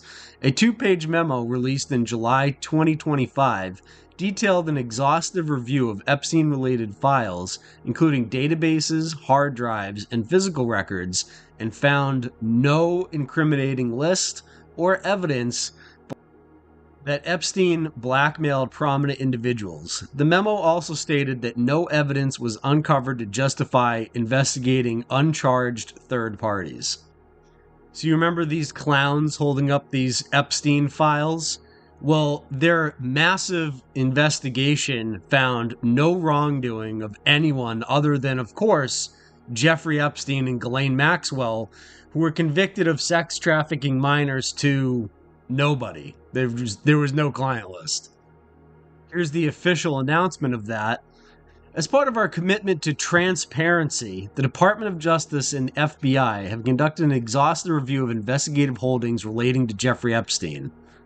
And they conclude at the bottom of this, the systematic review revealed no incriminating client list. There was also no credible evidence found that Epstein blackmailed prominent individuals as part of his actions. We did not uncover evidence that could predicate an investigation against uncharged third parties. In other words, they're not going after anyone else. They've gotten the bad guy, Jeffrey Epstein, and Ghislaine Maxwell, and that's it. So don't worry when this clown that also tells you Pie Fence was fake tells you that the DOJ and the FBI found no credible evidence of any client list for Epstein. Of course, court transcripts don't exactly match up with that, as we have victims of Jeffrey Epstein testifying. Do you know how old you were? Answer, no. Other than Glenn Dubin, redacted name, Prince Andrew, John Luc-Brunel, Bill Richardson, another prince, the large hotel chain owner, and Marvin Minsky, is there anyone else that Ghislaine Maxwell directed you to go have sex with? Answer, I'm definitely sure there is, but can I remember everyone's name? No. Okay, can you remember anything else about them? Answer, look, I've given you what I know right now, I'm sorry. This is very hard for me and very frustrating to have to go over this. I don't recall all of the people. There was a large amount of people that I was sent to. Of course, that victim of Jeffrey Epstein, Virginia Giuffre, has died of an untimely death recently, and some people think it's rather suspicious, but her testimony no longer matters because she's no longer here. I was trafficked to other billionaires. I was trafficked to politicians, professors, even royalty. It was the elite of the world. It was the people who run the world. It was the most powerful people in the world. Why do you think Epstein did that to you? He used me as a form of blackmail. So, these people would owe him favors. So he wanted to always have something on someone just in case he needed it. So a single name is redacted in this list of individuals who Ghislaine Maxwell directed underage girls to go have sex with. We have the other names, yet according to the DOJ and the FBI, there are no other names, even though they've already been identified in court documents. And the government is being so transparent, they're still hiding one of the names. Release the list. Seriously, we need to release the Epstein list. That is an important thing. So J.D. Vance, protege of Peter Thiel, once said that we should release the Epstein Client list, but then something happened, and he changed his opinion to the following. Jeffrey Epstein, now that you're in power, you say that there is no client list. Why do you think it is that so many of your own supporters don't believe you? Well, I think what the president has said, first of all, is he's told the Department of Justice to do full transparency here, to release what we have, to release the credible information. And I think you saw Todd Blanche just a couple of days ago actually release the 9-hour transcript of interview that he did with Ghislaine Maxwell. What the president has also said is that we've got a whole host of things that we can focus on. You can both order the Department of Justice to do full transparency.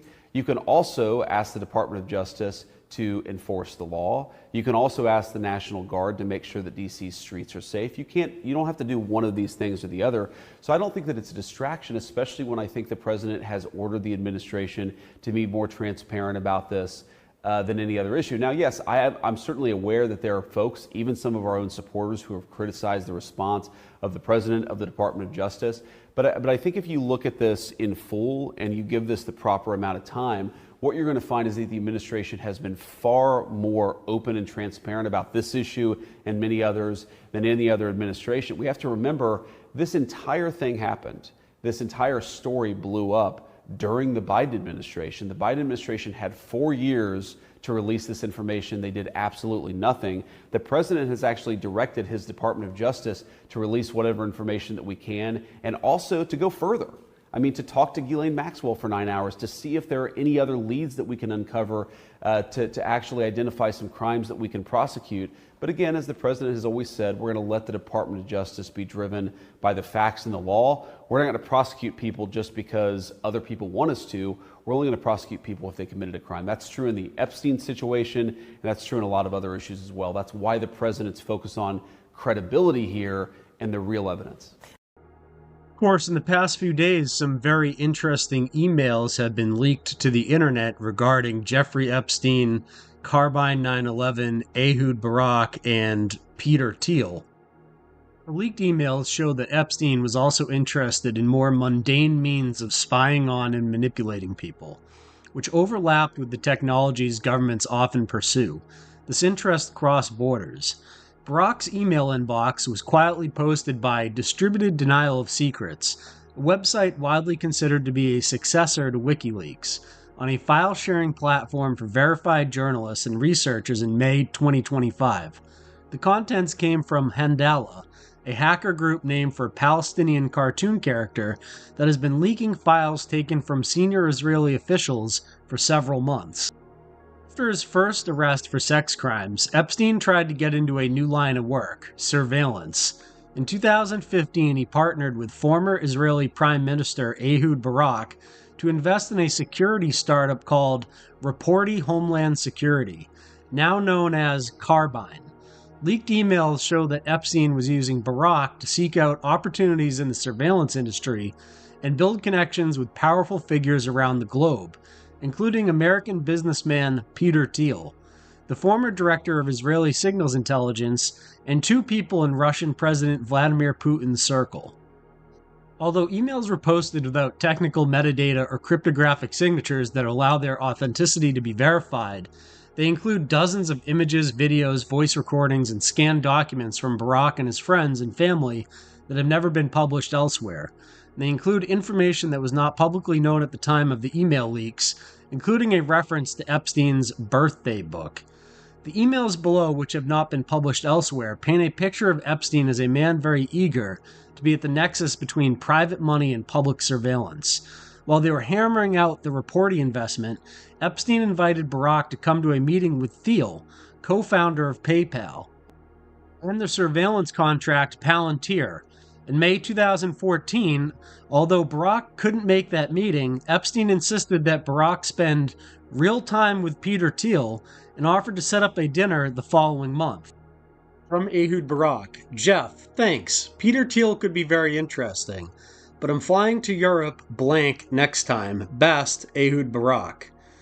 Jeffrey Epstein wrote, I have Peter Thiel on the 19th in New York, if you like, as well as the former president of the Maldives. Peter Thiel can come to dinner on the 9th. Can you stay until then?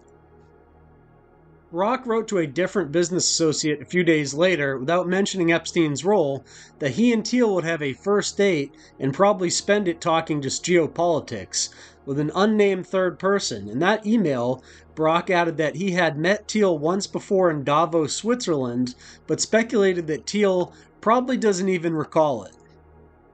It's not clear exactly what happened in that meeting. In February 2016, however, Epstein pitched Reporty to Valair Ventures, a fund co-founded by Thiel and two close partners. We'd love to hear more about Reporty. Are you in New York City in that near term, or would a phone call make more sense?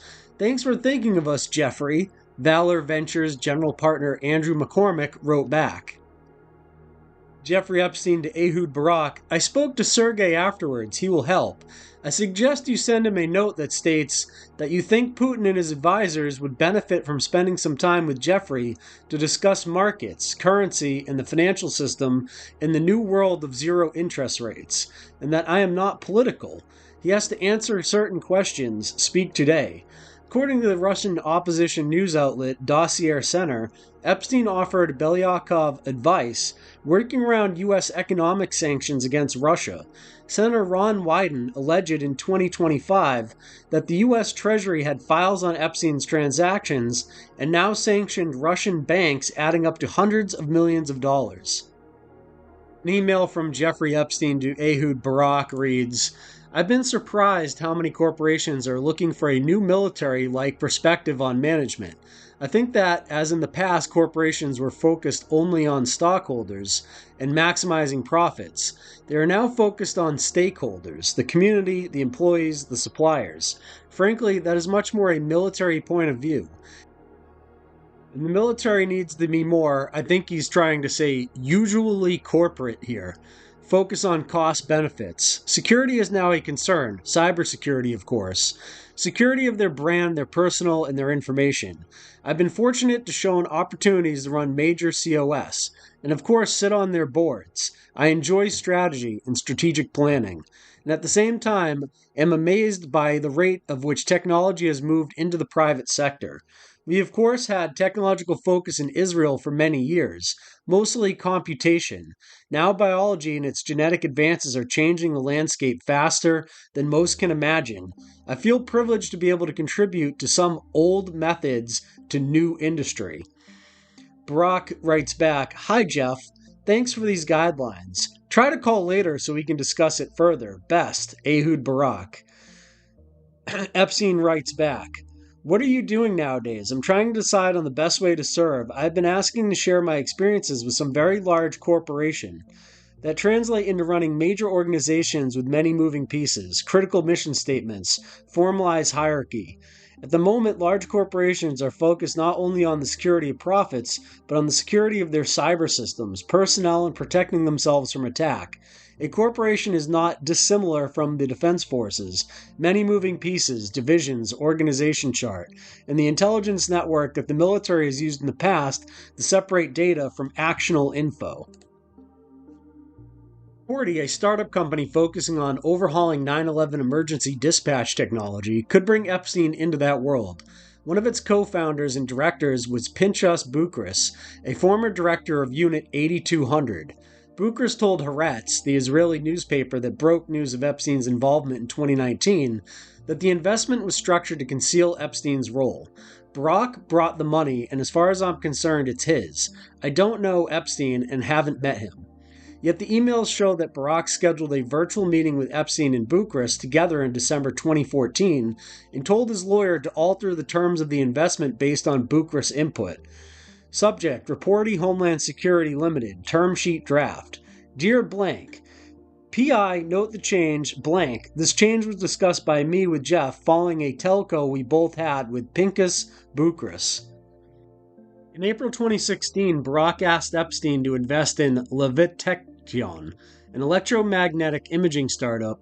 Couldn't see a product, they don't have it yet, but they're leading experts on advanced radars, make sci-fi-like achievements in military products, Barak wrote, adding Levitation's staff were all veterans of Israeli weapons company Raphael Advanced Defense Systems.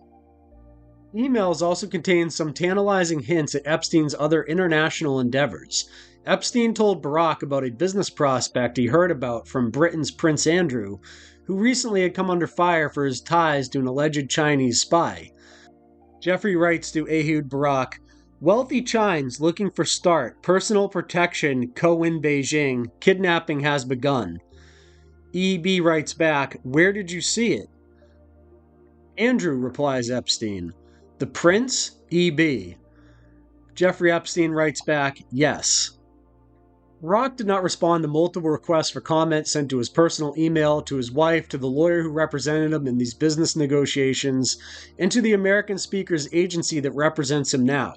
Neither did McCormick, Vexelberg, Belyakov, Bukris, Carbine, the British Royal Court, or a spokesman for the Thiel Foundation. Quote, I saw a business opportunity, unquote, Barak told Haaretz in 2019.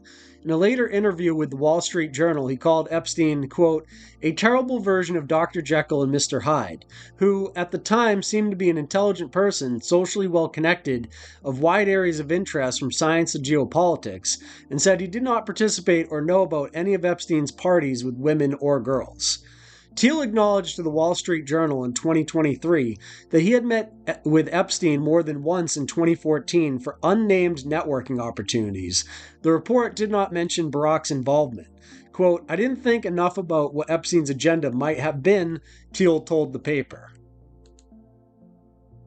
At the very same time that Palantir is landing $10 billion Army contracts to integrate artificial intelligence into our DoD networks, Palantir is also being requested to do domestic mass surveillance and Pentagon targeting. The New York Times published a lengthy probe linking these deals to an executive order signed by U.S. President Donald Trump in March, calling for seamless mass sharing of data across government agencies through a Palantir application called Foundry. The report did not explain to readers how Palantir emerged as a small startup thanks to sponsorship from the CIA's venture capital wing, In-Q-Tel, which gifted Peter Thiel's company $2 million in 2004. Instead, the paper leaned into a partisan angle playing on Democratic fears that Trump could abuse a unified database to target political foes. Whereas the focus of this should be is how a group of people connected to Epstein's Island, intelligence agencies, and the banking institutions are connected to Palantir and mass surveillance of American citizens in violation of the Fourth Amendment.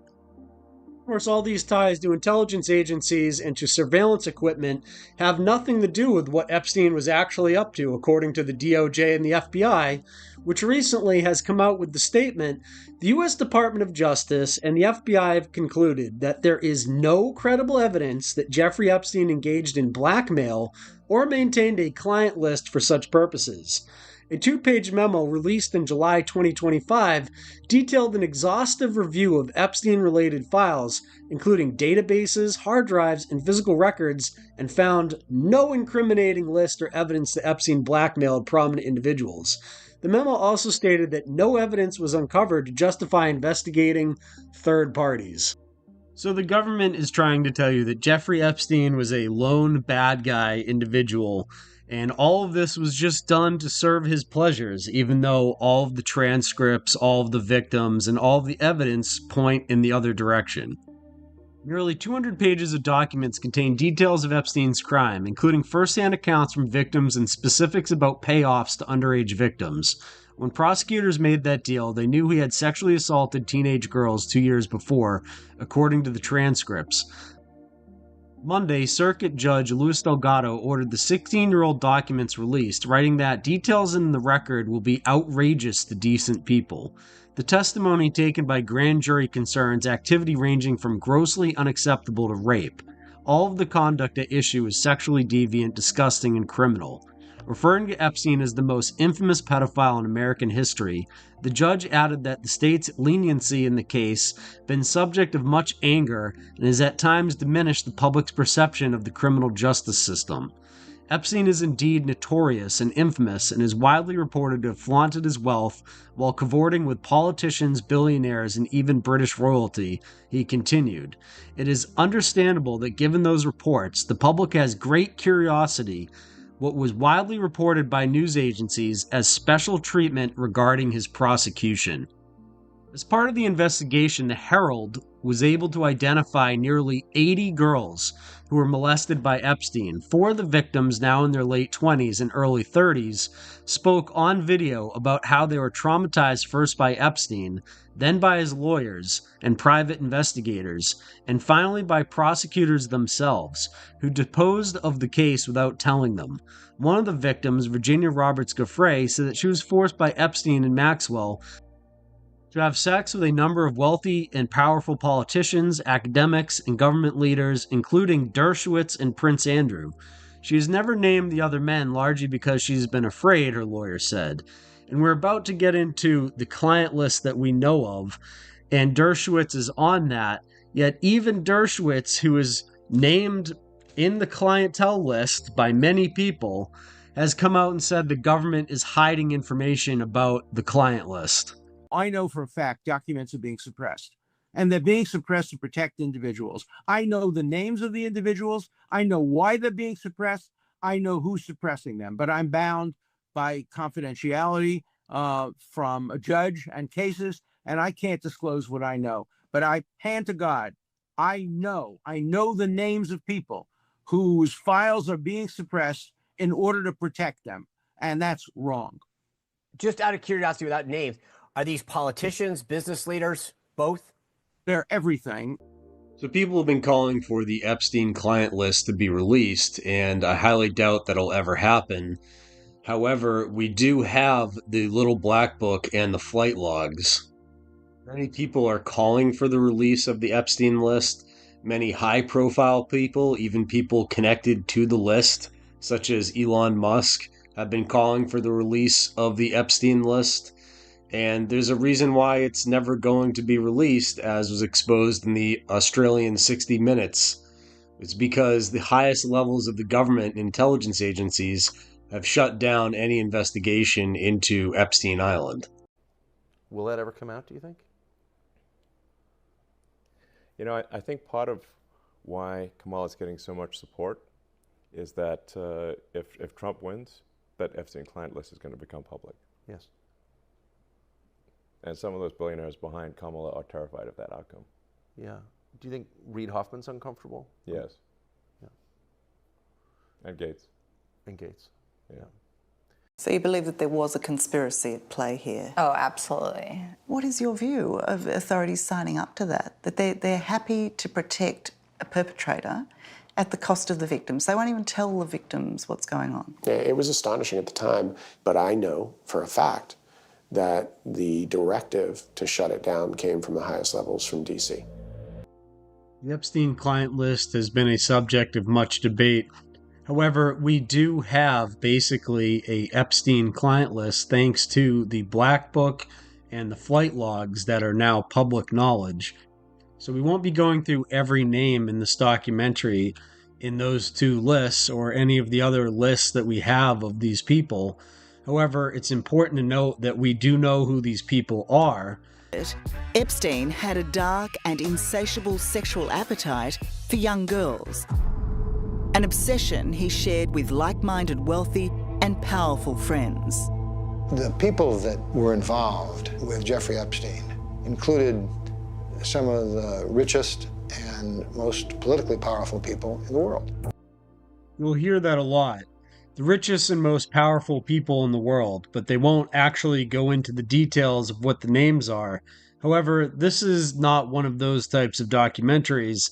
In this documentary, we name names. Sit ground on the shore with these satanic pedophiles, with Bill Gates and Prince Andrew, some billionaires and their wives, the movie stars, and the rest lost here on Billionaires Isle.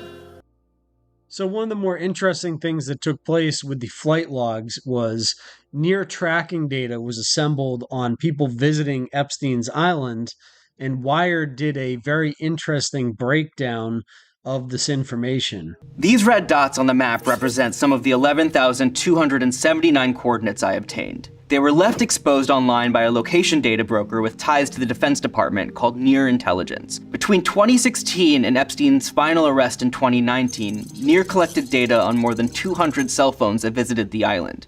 We don't know why they did that or which client or prospective client of Near decided to query the data in this way to produce the maps. But the maps you'll see in this video show where visitors to Epstein Island spent most of their time. I don't know why, but billionaires obviously have some of the poorest OPSEC on planet Earth. This was clearly a mess up with them leaving their cell phones on to be captured by Near data. The maps of the data collected by Near, and which we at Wired recreated here, indicate the most visited spots on the island. From the main house here with the pool, to the beaches and the large sundial, it's all on display, including the enigmatic Hilltop Temple site over here, which has been the focal point in speculations about Epstein's mysterious activities on the island. But the tracking of phones wasn't contained to Little St. James. Surveillance continued long after the visitors left. The data reveals the locations of visitors 30 minutes before and after arriving on the island, which shows us the exact routes everyone took to get there. So if Wired.com is able to do this using Near data, why is the FBI so unable to bring to justice any of the members of the Epstein client list? Oh, that's right. They said there was no such thing. Yet we are literally looking at the notable passengers from the flight logs list right now as I'm talking. It's worth noting that the data reveals a regular flow of traffic to and from Little St. James between 2016 and 2019. A lot of people were visiting the island even after Epstein had pleaded guilty in 2008 and served jail time for procuring a minor for prostitution. If we keep following the data trail and we widen our view, we'll see that the tracking of visitors continues once they have left the island and presumably gone back home. The Near Intelligence data we uncovered pinpoints 166 locations throughout the United States and 80 cities across 26 states. Topping the list were Florida, Massachusetts, Texas, Michigan, and New York. The data points are labeled as common evening locations or common daytime locations, typically their homes or work. Many of the visitors were likely wealthy, as indicated by coordinates pointing to gated communities in Michigan, as well as homes in Martha's Vineyard and Nantucket in Massachusetts. We even have data points from a downtown Miami nightclub, and also the sidewalk across the street from Trump Tower in New York City. Potentially the most important name on the potential client list would be that of Bill Gates. And from all the evidence that we can discern, it would seem that he would be one of the people that should be looked at more closely. You can see an image here at Jeffrey Epstein's Manhattan mansion in 2011. From left, James E. Staley, at the time a senior J.P. Morgan executive, former Treasury Secretary Lawrence Summers, Mr. Epstein in the middle, Bill Gates, Microsoft's co-founder, and Boris Nikolek, who was Bill and Melinda Gates Foundation science advisor. A number of reports, including in the New York Times, and you know where I'm going with this, about a handful of meetings, if not more, that you took with Jeffrey Epstein after he had been convicted as a sexual offender. And I know that you have said it was a mistake and that it was something that you wished you had not done in retrospect. But I'm curious now, with hindsight, since those stories came out, what you think the lesson of that was, and when you think about that as an experience and this credentializing idea. Well, definitely, any people with a reputation spending time with him probably gave him an undeserved sense of, being back in the mainstream or not being a pariah. And so my doing that was a mistake. As I go about trying to raise money for global health, which, every extra $1,000 we raise for that cause saves one life. And so we are extremely resource limited. We can buy more bed nets, we can buy more vaccines. In that case, I made a mistake in judgment that I thought that those discussions would lead literally to billions of dollars going to global health. Turned out that was a bad judgment. That was a mirage. None of that money ever appeared. And I gave him some benefit by the association. So I made a doubly wrong mistake there. Employees of Mr. Gates Foundation also paid multiple visits to Mr. Epstein's mansion. Mr. Epstein spoke with the Bill and Melinda Gates Foundation and J.P. Morgan Chase about a proposed multi-billion-dollar charitable fund, an arrangement that he had potential to generate enormous fees for Mr. Epstein. Quote, his lifestyle is very different and kind of intriguing, although it would not work for me, unquote, Mr. Gates emailed colleagues in 2011 after his first get-together with Mr. Epstein. Bridget Arnold, a spokeswoman for Mr. Gates, said, quote, was referring only to the unique decor of the Epstein residence and Epstein's habit of spontaneously bringing acquaintances in to meet Mr. Gates. Two members of Mr. Gates' inner circle, Boris Nikolek and Melanie Walker, were close to Mr. Epstein and at times functioned as intermediaries between the two men. Miss Walker met Mr. Epstein in 1992, 6 months after graduating from the University of Texas. Mr. Epstein was an advisor to Mr. Wexner, the owner of Victoria's Secret, told Miss Walker that he could land her an audition for a modeling job there, according to Miss Walker. She later traveled to New York and stayed in a Manhattan apartment building that Mr. Epstein owned. After she graduated from medical school, she said Mr. Epstein hired her as a science advisor in 1998. Miss Walker later met Steven Sinofsky, a senior executive at Microsoft who became president of its Windows division, and moved to Seattle to be with him. In 2006, she joined the Gates Foundation with the title of Senior Program Officer. The foundation, Miss Walker met and befriended Mr. Nikolek, a native of what is now Croatia and former fellow at Harvard Medical School, who was Foundation's science advisor. Mr. Nikolek and Mr. Gates frequently traveled and socialized together. Miss Walker, who had remained in close touch with Mr. Epstein, introduced him to Mr. Nikolek, and the men became friendly. Mr. Epstein and Mr. Gates first met face-to-face on the evening of January 31, 2011, at Mr. Epstein's townhouse on the Upper East Side. They were joined by Dr. Eva Anderson Dubin, a former Miss Sweden, who Mr. Epstein once dated, and her 15-year-old daughter. Dr. Anderson Dubin's husband, the hedge fund billionaire Glenn Dubin, was a friend and business associate of Mr. Epstein's. The Dubins declined to comment. The gathering started at 8 and lasted several hours. According to Miss Arnold, Mr. Gates' spokeswoman, Mr. Epstein subsequently boasted about the meeting in emails to friends and associates. "Bill's great," he wrote in one, reviewed by the Times. Later that spring, on May 3, 2011, Mr. Gates again visited Mr. Epstein at his New York mansion, according to the emails about the meeting and photograph reviewed by the Times. The photo, taken in Mr. Epstein's marble-clad entrance hall, shows a beaming Mr. Epstein in blue and gold slippers and a fleece decorated with an American flag, flanked by luminaries. On his right, James E. Staley, at the time senior J.P. Morgan executive, former Treasury Secretary Lawrence Summers. On his left, Mr. Nicolak and Mr. Gates, smiling and wearing gray slacks and a navy sweater. Around that time, the Gates Foundation and J.P. Morgan were teaming up to create the Global Health Investment Fund. Its goal was to provide individual and institutional investors the opportunity to finance late-stage global health technologies that have potential to save millions of lives in low-income countries. As the details of the fund were being hammered out, Mr. Staley told his J.P. Morgan colleagues that Mr. Epstein wanted to be brought into the discussions. According to two people familiar with the talks, Mr. Epstein was an important J.P. Morgan customer holding millions of dollars in accounts at the bank and referring a procession of wealthy individuals to become clients of the company. Ms. Arnold said Mr. Gates and the foundation had been unaware that Mr. Epstein had been seeking any fee. She said Mr. Epstein, quote, did propose to Bill Gates and then foundation officials that he promised would unleash hundreds of billions for global health-related work, unquote. In late 2011, at Mr. Gates' instruction, the foundation sent a team to Mr. Epstein's townhouse to have a preliminary talk about philanthropic fundraising.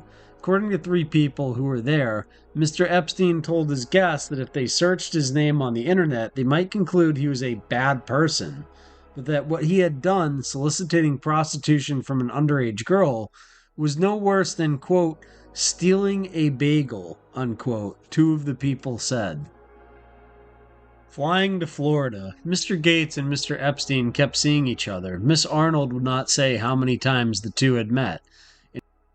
In March 2013, Mr. Gates flew on Mr. Epstein's Gulfstream plane from Teterboro Airport in New Jersey to Palm Beach, Florida. According to a flight manifest, Miss Arnold said Mr. Gates, who has his own $40 million jet, hadn't been aware it was Mr. Epstein's plane. 6 months later, Mr. Nicolak and Mr. Gates were in New York for a meeting related to Schrödinger, a pharmaceutical software company in which Mr. Gates had a large investment. On that trip, Mr. Epstein and Mr. Gates met for dinner and discussed the Gates Foundation and philanthropy, Miss Arnold said. In October 2014, Mr. Gates donated $2 million to the Massachusetts Institute of Technology's Media Lab. University officials described the gift in internal emails as having been directed by Mr. Epstein, Miss Arnold said. There was no intention, no explicit ask for the funding to be controlled in any manner by Epstein. Soon after the relationship between Mr. Epstein and Mr. Gates appears to have cooled, the charitable fund that had been discussed with the Gates Foundation never materialized. Mr. Epstein complained to an acquaintance at the end of 2014 that Mr. Gates had stopped talking to him, according to a person familiar with the discussion. The relationship, however, wasn't entirely severed. At least two senior Gates Foundation officials maintained contacts with Mr. Epstein until late 2017, according to former Foundation employees. Days before Mr. Epstein hanged himself in a Manhattan jail cell on August 10th, he amended his will and named Mr. Nicolak as a fallback executor in the event that one of the primary executors was unable to serve. Mr. Nicolak has declined in court proceedings to serve as an executor. Mr. Nicolak, who is now running a venture capital firm with Mr. Gates as one of his investors, said he was, quote, shocked to be named in Mr. Epstein's will. He said in a statement to the Times, I deeply regret ever meeting Mr. Epstein. Who this man was, and I regretted it from the second I stepped in the door. He was abhorrent. He was evil personified. I had nightmares about it afterwards. My God, I feel terrible for those young women. It was awful.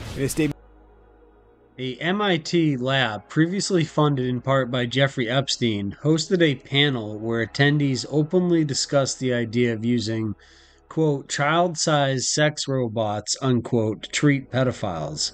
The MIT Media Lab July 2016 conference on research questions without, quote, social and moral constraints, unquote, included a panel discussion arguing that pedophilia should not be seen as a, quote, moral failing, unquote, but rather a medical condition, and that the development of child-sized sex robots is an inevitability, a transcript and video of the event shows. Ethan Zuckerman, director at the Massachusetts Institute of Technology Center for Civic Media, resigned from his position after learning about the extent to which the lab was connected to Jeffrey Epstein. On Tuesday, Zuckerman explained his decision to leave his position in a post on Medium. He called his logic simple, writing that the lab's violation of its own values made it difficult for him to conduct his work, which focuses on social justice and the inclusion of marginalized individuals and points of view. Epstein, a financier and convicted sex offender, had ties to several higher education institutions, including Harvard University and the University of Arizona. The schools, similarly to MIT, were criticized for accepting donations from Epstein. In July, Harvard told Newsweek it had no plans to return the $6.5 million it received in 2003.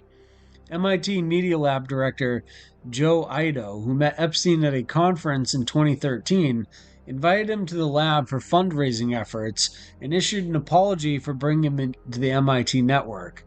Over the years, Epstein's foundations donated to the lab, as well as Ido's funds that invest in technology startup companies outside of MIT. Also, strangely, this Epstein scandal is not the first CP scandal that Bill Gates finds himself in the midst of.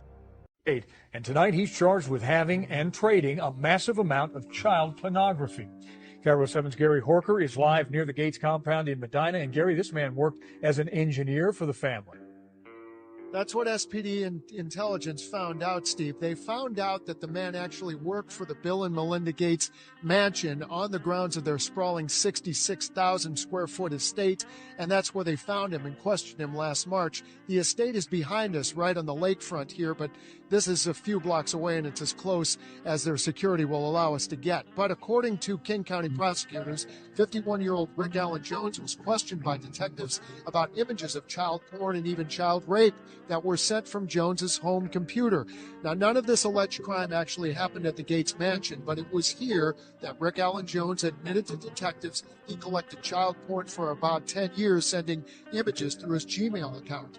Now, while Jones was talking to detectives at the Gates estate, 3 more SPD detectives had a search warrant to search Jones's Ballard apartment. There, they say they found more than 6,000 images of graphic child porn and rape, 133 of which were children identified by police. We tried Jones's apartment for comment. We got no response. We also reached out to Bill and Melinda Gates' foundation, and we did not hear back. So, in fact, we do not know if he's been fired by the Gates' family. Another mystery into this is why Jones was never jailed or charged by these allegations up until now. The investigation started here at the Gates Foundation, the Gates Mansion, in March, and the criminal complaint, which I have right here, says he has to show up in court and face a judge in the coming days. So we're going to keep track of this. We're digging into the charges. We'll keep you posted on the latest. Live from the lakefront in Medina tonight, I'm Gary Horker, Cairo 7 Eyewitness News. Bill Gates would appear on the flight manifest for Jeffrey Epstein flying on his Lolita Express in 2013. Hi, everyone. Bill Gates here. I just want to get ahead of this story coming out soon, right? Epstein Island, me, diddling little kids. Let's pump the brakes on that one. I mean, come on, folks. I've never even been to that island. People mix me up with that Stephen Hawking guy all the time. Hey, I'm not Bill Gates.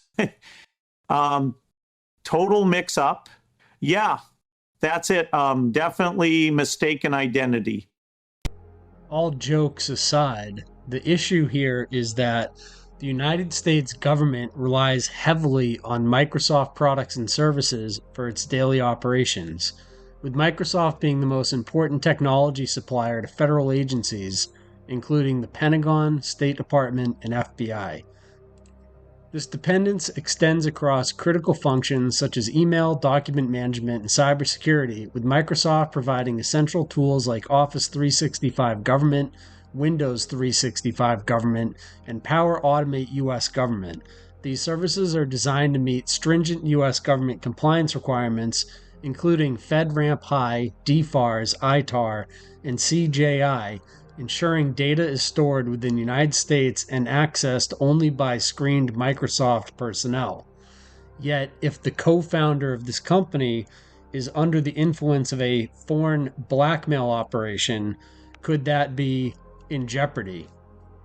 And the co-founder and owner of Microsoft has stuff like this in his background, quote, "This is a 2 million gift from Bill Gates directed by Jeffrey Epstein," unquote. Should we be entrusting our government data to a company run by a person like Bill Gates? Are these ties to Jeffrey Epstein why you see the following types of headlines since March 2021? Microsoft reportedly seeking to invest over $1 billion in Israel. According to Globes, tech giant CEO Satya Nadella earlier this month informed Netanyahu of expansion plans, including a new data center and chip research and development. U.S. tech giant Microsoft is reportedly planning to invest $1 billion to $1.5 billion in Israel through setting up a new data center locally and expanding its chip research and development activities. What this means is the technology developed at these R&D centers in Israel could be used to plant backdoors for access for the Israeli government into Microsoft systems at a hardware chip level. Microsoft to launch new cloud data center region in Israel. Microsoft's first cloud data center region in Israel. And you have to wonder, with so much of the government data now being stored in cloud data centers, how much of that is being exported to a foreign country, Israel? Establishing new data center regions entails significant investment of resources, and this announcement reinforces the continuous commitment of Microsoft to the Israeli market. The company started its journey in 1989 in Israel by opening a local branch. In 1991, Microsoft established its Israeli R&D Center, its first R&D center outside of the United States, one of the first major tech companies to do so in Israel. In addition, in 2020, we'll include another key investment in the local market with the launch of a new Microsoft Israel campus. Microsoft has deep engagement with the Israeli tech ecosystem. It operates business branch, an R&D center, a venture capital fund, and Microsoft for Startup programs. And more recently, Microsoft to double its R&D workforce in Israel. The company is looking to expand with offices in Tel Aviv, Herzliya, Beersheba, and Jerusalem. Microsoft doesn't just run the United States government, it's also tied into our critical infrastructure in the United States.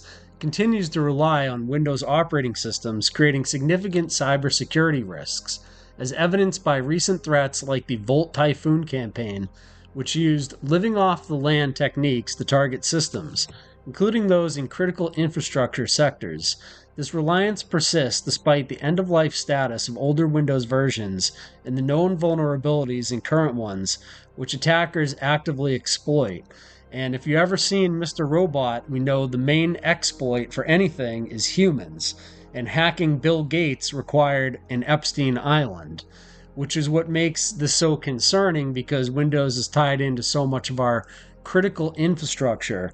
And that's also detailed in reports by Brendan O'Connell and his exposure of the Talpiot program, which is detailed in some of these videos here. Boeing uses all Windows-based computing, as does almost the entire corporate world, from the White House to the Pentagon to virology research labs. Come on, who talks about it? Well, not when there is flat Earth and 5G coronavirus to talk about. Microsoft Azure Cloud Computing, growing exponentially. Microsoft Office Cloud. That's all Microsoft Israel, under a former Israeli military intelligence officer, Asaf Rappaport, who recently retired in December 2019. Azure Secret will allow us to provide solutions that are protecting some of the nation's most critical data assets in the cloud.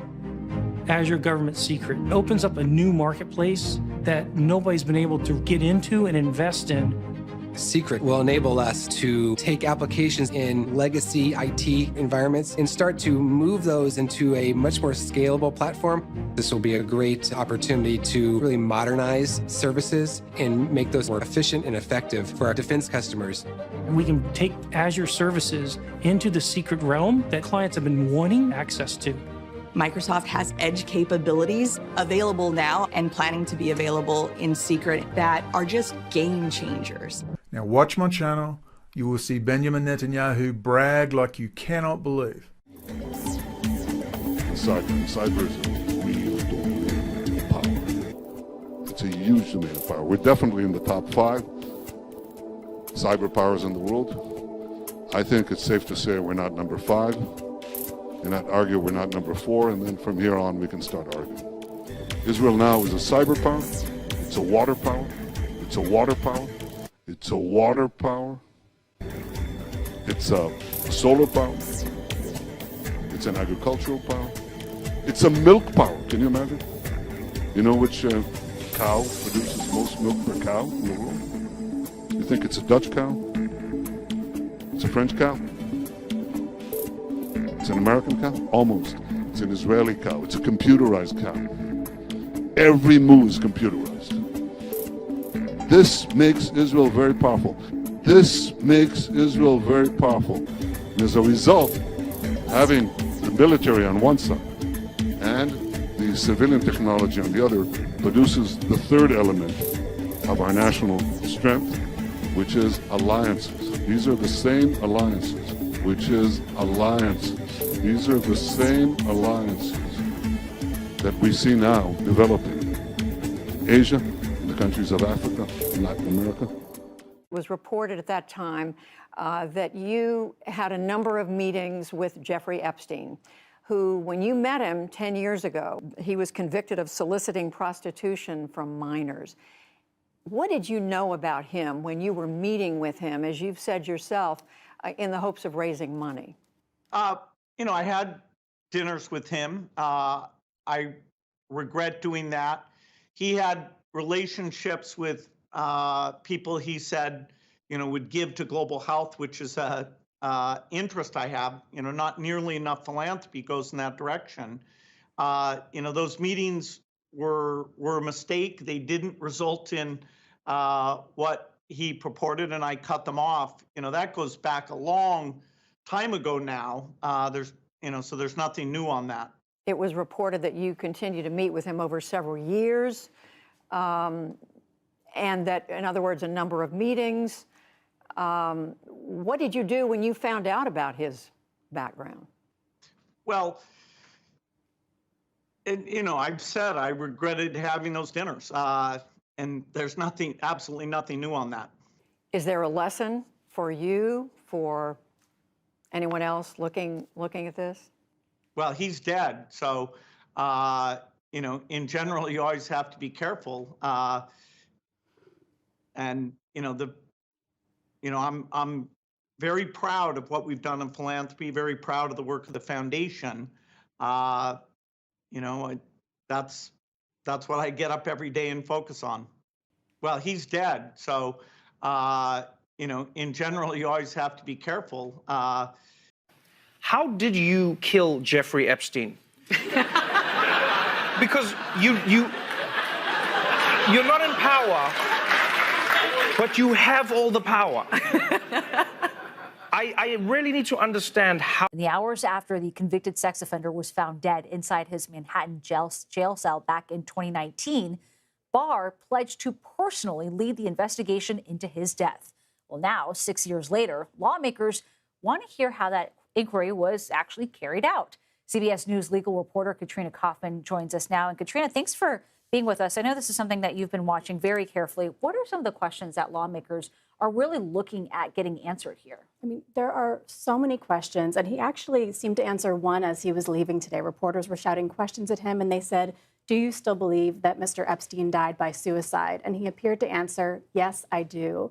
But some other questions are, did they ever investigate any other theories of Epstein's death? Also, Barr personally watched 11 hours of surveillance footage from the Metropolitan Correctional Center. There is this missing minute. Attorney General Pam Bondi has said that there's a refresh that happens before midnight, but a high-level government source told CBS reporter Dan Rutnick that actually there is original footage with that minute. Did Bill Barr see that minute? What is on it? And then, of course, you know, everyone wants to know, was there a client list? Has President Trump's name come up? Have other notable names come up? And today, the chairman of the House Oversight Committee, James Comer, stepped out and he said that Bill Barr had testified that there was nothing that would implicate President Donald Trump, that he had never seen a client list. But there are just so many questions here. Well, so there's video clear as day. He's the only person in there and the only person coming out. You can see it. CBS News has reviewed the tape, and this is what it shows. The primary entrance is here. The pathway from the entrance to the stairs is completely out of view of the camera, leaving ample room for someone to enter unseen. This is the last time Epstein is believed to have been seen on camera, but we don't see him walking up the stairs to his cell. Bongino also said none of this video was doctored. It was the original, raw footage from the camera. We're going to give the original so you don't think there were any shenanigans. But a review by multiple video forensic experts found several indications this may not be raw footage. For example, at 11:21 p.m., a cursor appears briefly, indicating the video may have actually been a recording of a computer screen. Experts told CBS News the video's metadata, which tracks how a file is created and changed, shows it's made from 2 clips edited together. Then, at 11:58 p.m., the video suddenly jumps to midnight, and the aspect ratio shifts. Here's U.S. Attorney General Pam Bondi. There was a minute that was off the counter, and what we learned from Bureau of Prisons was every night, they redo that video. It's old, from like 1999. So every night the video is reset, and every night should have the same minute missing. So we're looking for that video to release that as well, showing that a minute is missing every night. But a government source familiar with the probe told CBS News the FBI and other agencies are in possession of a copy of the video that records with no interruption. Sharon spoke to a forensic pathologist, Dr. Michael Baden, who was hired by Mark Epstein to investigate his brother's death. It appears he had some kind of sleep apnea machine.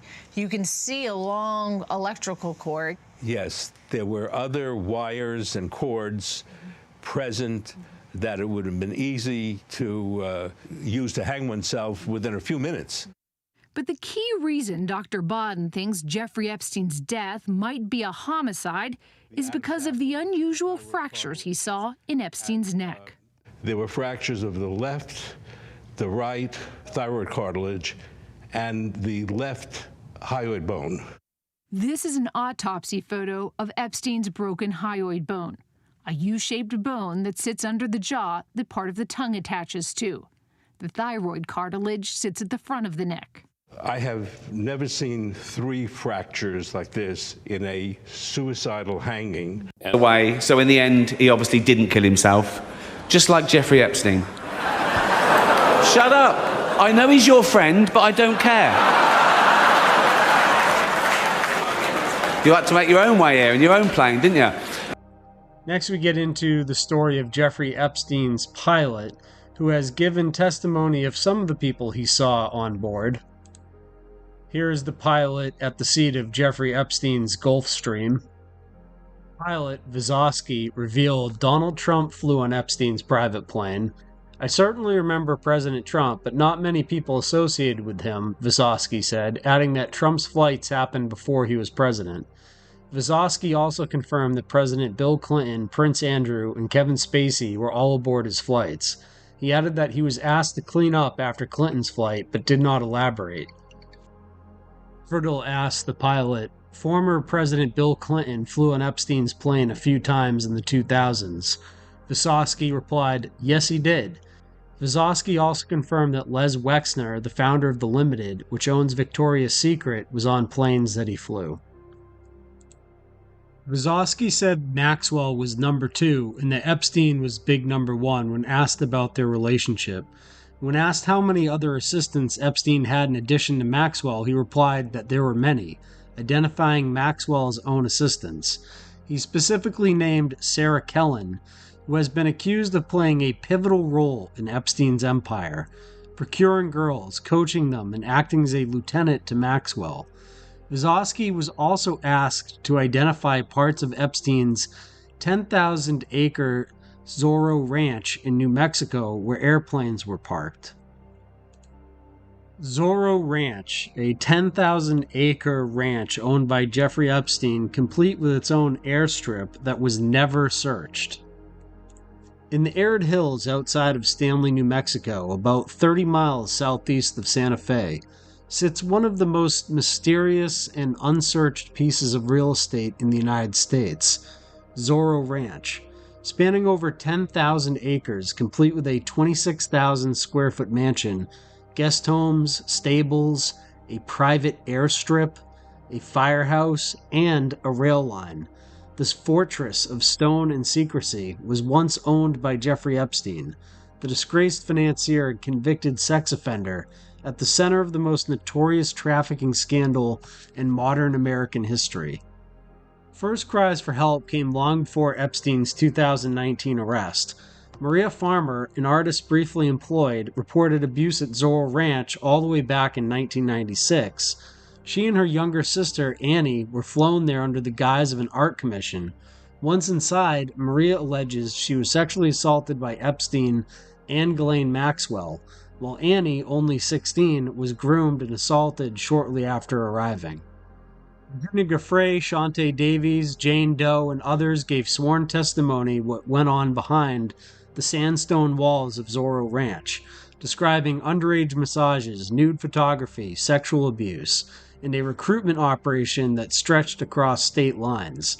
Jane Doe recounted being told by another girl at the ranch, quote, "No one gets in trouble for anything here," unquote. Then came perhaps the strangest revelation of all, Epstein's desire to, quote, "seed the human race with his DNA," unquote. He wanted to use Zorro Ranch as a eugenics lab, impregnating multiple women at once to leave behind a legacy of genetically superior offspring. Survivors described how Epstein spoke about this goal openly and believed he had the money and influence to make it happen. And yet, even after the FBI arrested him, after victims gave interviews, after hundreds of pages of documents were turned over, Zorro Ranch was never searched. While federal agents raided Epstein's mansions in Manhattan and the Virgin Islands, Zorro Ranch was left untouched. New Mexico's Attorney General Hector Balderas confirmed his office gathered documents and interviewed victims, but insisted their role was merely to refer evidence to federal prosecutors. Even more bizarre, New Mexico Land Commissioner Stephanie Garcia Richard attempted to access the state trust land inside the ranch boundaries and was denied. Staff were required to give advance notice. Access was restricted. Even public officials couldn't go in. Despite survivors detailing abuse there as early as the 1990s, despite photographic and testimonial references, despite 400-plus pages of internal lease documents showing misuse of state property, no state charges were ever filed, no warrant ever issued, and the public never given answers. I get a call, I don't know, about 4 years ago. It's from, let's say, a friend, prior line of work thing, right? Guy says, listen, and this guy who calls me is an unimpeachable source. This guy's not like some ham and egg or tomato can guy throwing out some theory about a UFO he saw 72 years ago, whatever. This is like a legit, no-nonsense guy. Guy you trust with your, wife, kid, and car, right? He says, I got sent on a temporary assignment once. And on that assignment, I got sent out with on the WCD detail, William Clinton detail. And I knew this guy well. And he says, Dan, I got to share this with someone. He said, I go on a plane and Bill, Clinton gets on the plane with this guy. And it turns out later the guy's Epstein. Now, this guy I'm talking to, this source, he don't know who Jeffrey Epstein is. He's just getting on the plane doing the thing, the whole, protection gig, right? He says, I get on the plane, and there are these girls who are obviously not of age who are on this plane. They're clearly young. These are not women. These are girls. And he says, I see Clinton, like, disappear into the back he goes, I don't know what happened. I'm not saying what happened because all I know is he disappeared and these girls were back there or whatever. And he said they land at the next stop, wherever it was. And he goes up to the boss on the detail and he says, I ain't getting back on this plane. Because he's a temp. He's not used to like whatever Clinton was up to with the whole shenanigans thing. And this guy's clear as the driven snowman. He don't want to mess around with this. He says, whatever just happened back there, like, I don't want any piece of it. They sent him home. They sent that guy home. And he was never tempted to that detail again. Now, remember, all those Blackberries on that detail. Here's where the story gets super weird. The guy tells me, months or a couple weeks later, when you lose property in the Secret Service, an email goes out. It'll say like, hey, I lost his phone. And it gets logged into NCIC or whatever it is. And everybody knows. So basically, if you find this guy's gun, God forbid, or his phone, it's now effectively stolen property, right? All of a sudden, all the Blackberries on that detail for the agents start showing up like, oh, this guy lost his Blackberry. Holy shit. Wow, that's so crazy. How'd that happen? I'm like, no. He says, yes. He says it was the craziest thing. Like, oh, look, Agent Joey Bag of Donuts, missing Blackberry. This is around the whole time, like the Clinton thing's going on. So fast forward this story, right? He tells me that. About a year and a half after that, I'm in a green room at Fox, and I'm not going to say who because they didn't give me permission to share it, but, well, the short story, but not who they are. Says, Epstein's an intelligence asset for people in the Middle East, right? I'm like, no, I didn't know that. I'm like, you sure of that? The person, let's say, is like, I'm absolutely sure of that he's either a witting or unwitting asset, intelligence asset, meaning his plane and that island, the cameras, there's a big assumption out there that these videotapes were exclusively in the custody of Epstein. That's a huge mistake. The reason they wanted this story to go away is because there's an assumption like, oh yeah, Epstein had him. No, he wasn't the only one who had him, according to this source. These assets, that's why this blackmail story makes so much sense.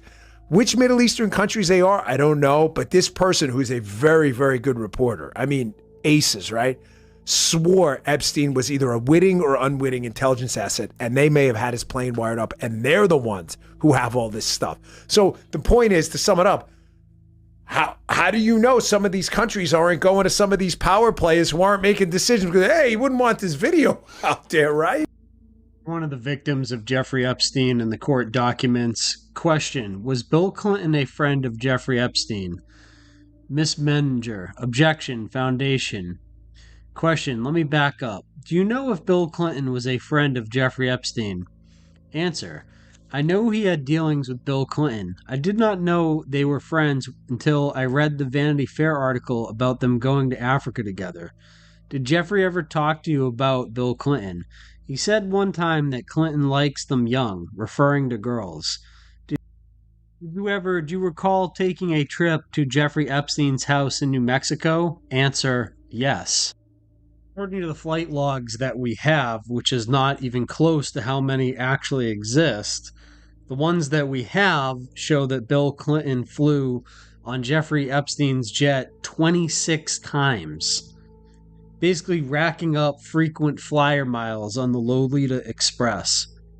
In a 2011 interview, Ms. Giuffre mentioned former President Bill Clinton's close personal relationship with defendant and Jeffrey Epstein. While Ms. Giuffre made no allegations of illegal actions by Bill Clinton, Ms. Maxwell in her deposition raised Ms. Giuffre's comments about President Clinton as one of the obvious lies to which she was referring in her public statement that formed the basis of the suit. Apart from the defendant and Mr. Epstein, former President Clinton is a key person who can provide information about his close relationship with defendant and Mr. Epstein and disapprove of Ms. Maxwell's claims. Any comments on the alleged allegation of your connection with Jeffrey Epstein? No.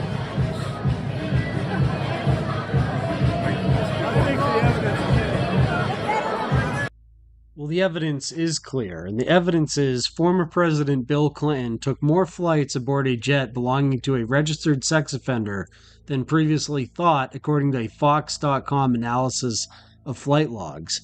The logs show Clinton took at least 26 flights, not 11 as first believed, aboard financier Epstein's Boeing 727 jet between 2001 and 2003.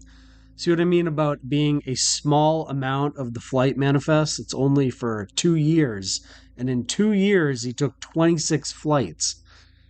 The former president took at least 5 of those flights without his Secret Service detail, FoxNews.com reported. Bill Clinton would invite and welcome Jeffrey Epstein and Ghislaine Maxwell at the White House. It's another picture of Bill Clinton with Jeffrey Epstein and Ghislaine Maxwell. This is Shante Davies, one of Jeffrey Epstein's victims. And this is Shante Davies with Jeffrey Epstein. She would be one of his victims and then later would help Jeffrey Epstein recruit girls for his network.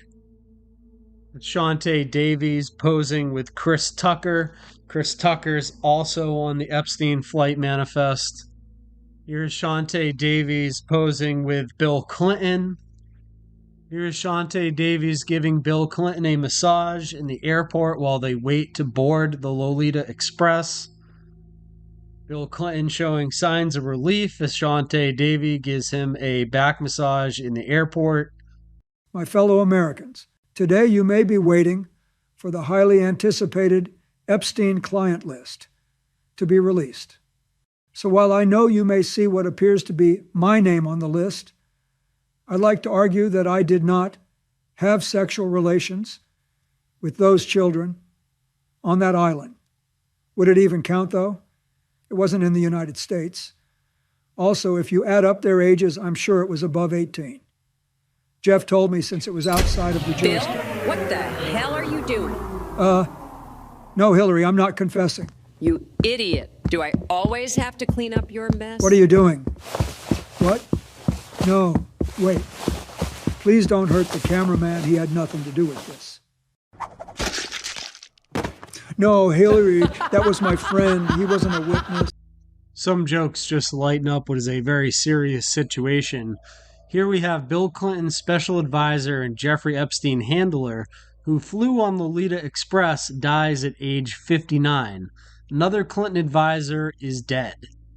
Mark Middleton, Bill Clinton's special advisor from Little Rock, Arkansas, who connected the former president to deceased pedophile Jeffrey Epstein, has died at age of 59 on Saturday. Middleton also flew on Epstein's Lolita Express numerous times, according to the Daily Mail. The cause of death was not disclosed. The Daily Mail reported, one of Bill Clinton's former special advisors, who helped cement his friendship with Jeffrey Epstein, has died at the age of 59, becoming the latest associate of the former president to die young. Mark Middleton's family said that he passed away on Saturday in a statement which did not reveal the cause of death. The father of two lived in Little Rock, Arkansas, and local law enforcement and the county coroner told DailyMail.com that they were not investigating the death and did not respond to it. Here's an image of Bill Clinton getting off the Lolita Express, posing with Ghislaine Maxwell. Here's an image of Ghislaine Maxwell in the background at Chelsea Clinton's wedding. You can see under Doug Bands, the office of William J. Clinton appears in Jeffrey Epstein's Black Book with multiple contacts for Bill Clinton. Here is Bill Clinton on the Lolita Express smoking one of his infamous cigars.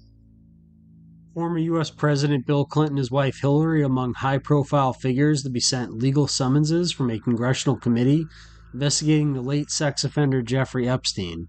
Republican James Comer, chairman of the House Oversight Committee, issued the subpoenas to the Clintons and 8 other individuals. Former attorneys General Merrick Garland, Loretta Lynch, Eric Holder, and Alberto Gonzalez were summoned, along with Jeff Sessions and William Barr, who both led the Justice Department during Trump's first term. Former FBI directors James Comey and Robert Mueller were also sent subpoenas. The Clinton administration predates the Epstein investigation, but the couple's critics have long questioned their relationship with Epstein. This is not the first time the Clintons have found themselves in association with people that have committed crimes against children. If you remember the Anthony Weiner situation from the past. There's also the connections with the Bronfman family. So you can see here, Hillary Clinton remembers Edgar M. Bronfman.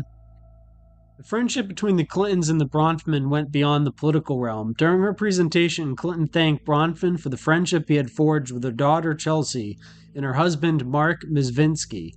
Clinton closed by summoning up Bronfman's mission and forcing the world to face up to an ugly past. We can help shape a more honorable future.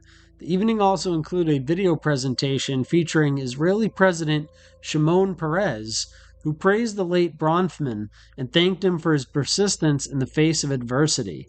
Following Clinton's remarks, Edgar Bronfman Jr. said his father undoubtedly regretted not living long enough to help Clinton with her future plans, hinting heavily at the 2016 presidential race. You can see Edgar Bronfman Jr. appears in Jeffrey Epstein's Black Book in the upper left-hand page, on the same page as people such as John Luc-Brunel and Jimmy Buffett, and also Ron Burkle. Ron Burkle had another private jet similar to the Lolita Express, and Ron Burkle's private jet was called the Airfuck One, which is where this picture of Bill Clinton with Rachel Chandler was taken. You can see Rachel Chandler here commenting Ray Chandler at 17 or 16, and here's a picture of her with Eminem, Marshall Mathers. Here's a picture with the same Rachel Chandler at age 14 posing with P. Diddy. You can see Interscope Records, which was the management company for these artists, and the logo they're using. And this connection with Rachel Chandler also connects to Waris Awuhalia and, of course, Marina Abramovich, the infamous spirit cooker. Bill Clinton also has direct financial ties to the NXIVM cult run by the Bronfmans, and it's stated Rainier and NXIVM executives would go on to donate $29,000 to Hillary Clinton's 2006 presidential campaign a decade later. Meanwhile, at least 3 NXIVM officials are invitation-only members of the Clinton Global Initiative, according to the New York Post. 4 years later, 11 East 71st Street Trust, still with Epstein listed as trustee, sold the property to Comet Trust. Comet Trust holds a portion of the Gunsberg/Bronfman family fortune, which derives in large part from the distillery company Seagram. The Washington Post previously reported that scion Edgar Bronfman Jr.'s name was among those in Epstein's Black Book contacts which federal investigators obtained. Goldman did not respond to requests for comment. Of course, their family member Claire Bronfman was arrested and convicted as part of the NXIVM cult executive board and sentenced to 81 months in prison, which is nothing compared to the crimes they were committing. One of the strangest things they were tied into with the NXIVM sex cult was operating daycares. In 2015, Raquel Pereira, wife of 17-time Latin Grammy winner Alejandro Sanz, debuted a school called the Rainbow Cultural Garden in posh Midtown Miami.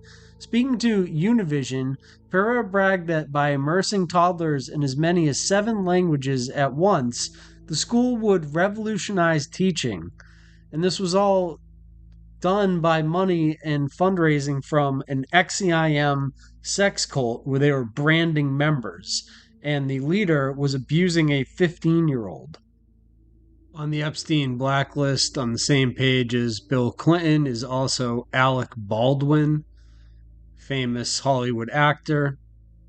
Another famous Hollywood actor who traveled on the plane with Bill Clinton and Jeffrey Epstein at the same time on a trip to Africa is Kevin Spacey, and Kevin Spacey has had his own issues with these types of problems outside of this Epstein scandal. Just on a side note, one of the other weird stories connected to a lot of the people on the Epstein client list was this John of God, a faith healer with millions of followers who, quote, ran a sex slave farm and sold babies to the highest bidder, unquote. He was Brazil's most famous faith healer whose miracle surgeries drew millions of pilgrims from across the globe. João Teixeira de Faria, known as John of God, achieved international fame after being interviewed by Oprah Winfrey, and Bill Clinton, singer Paul Simon, and supermodel Naomi Campbell are among other celebrities rumored to have visited. Naomi Campbell, famous Victoria's Secret model, is also on this blacklist. British supermodel Naomi Campbell repeatedly listed in Jeffrey Epstein's documents. Naomi Campbell's been involved in a blood diamond scandal, which is interesting because one of the things they found in Jeffrey Epstein's safe was loose diamonds. Instead of getting in trouble for these diamonds, Naomi Campbell was brought in to testify to stop it from happening or something, even though she was fully aware of what she was receiving. Of course, one of the things that made Naomi Campbell famous was her modeling career as being a Victoria's Secret model, and Victoria's Secret is owned by L Brands, which is owned by none other than Lesley Wexner.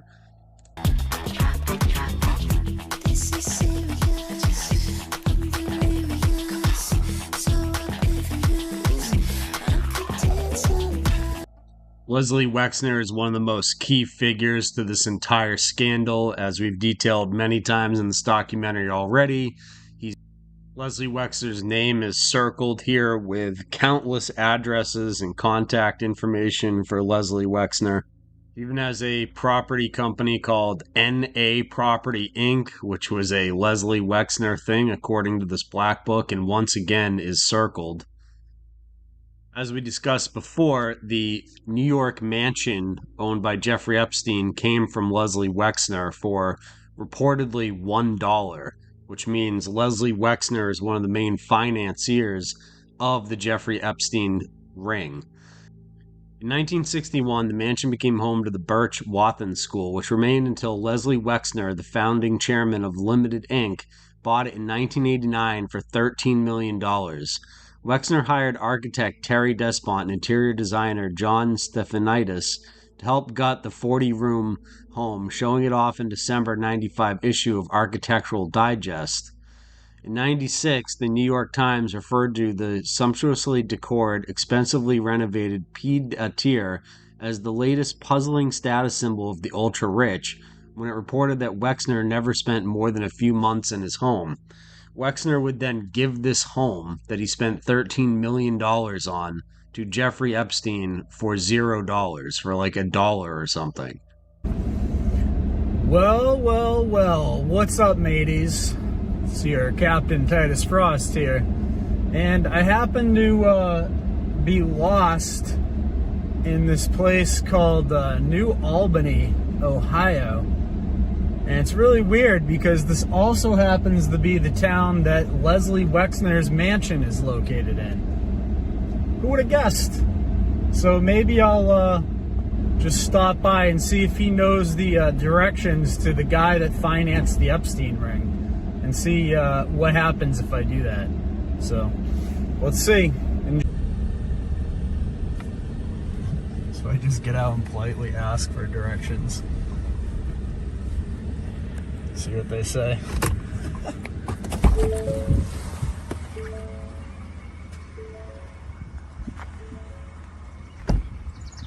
Nice.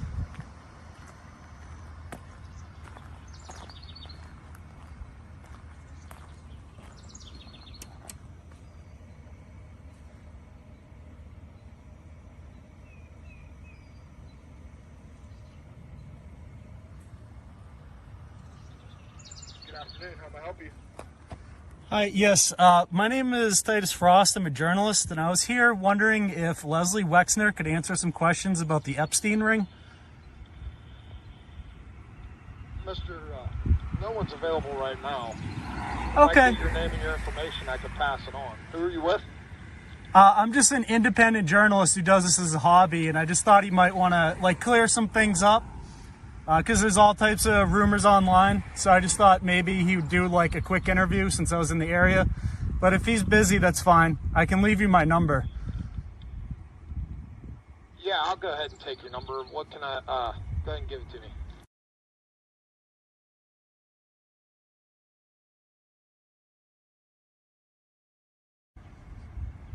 And where are you based out of, sir? Boston.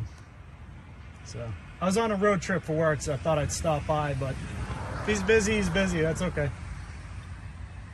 All right, sir. I'll pass the information on. All right, thank you. Take care.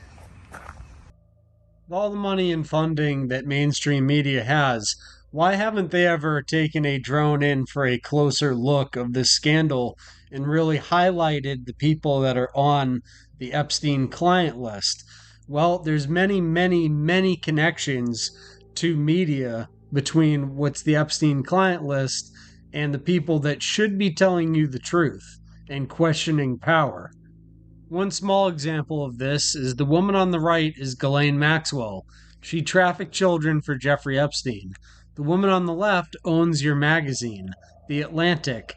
Quote, if the Epstein scandal teaches us anything, it is that America needs a dedicated and decently funded group of people whose job it is not just to ask questions, but to find answers. Let's call them journalists. And there you have it, as she's hanging out with Ghislaine Maxwell. You can see this story from The Atlantic, how the Epstein case explains the rise of conspiracy theorists.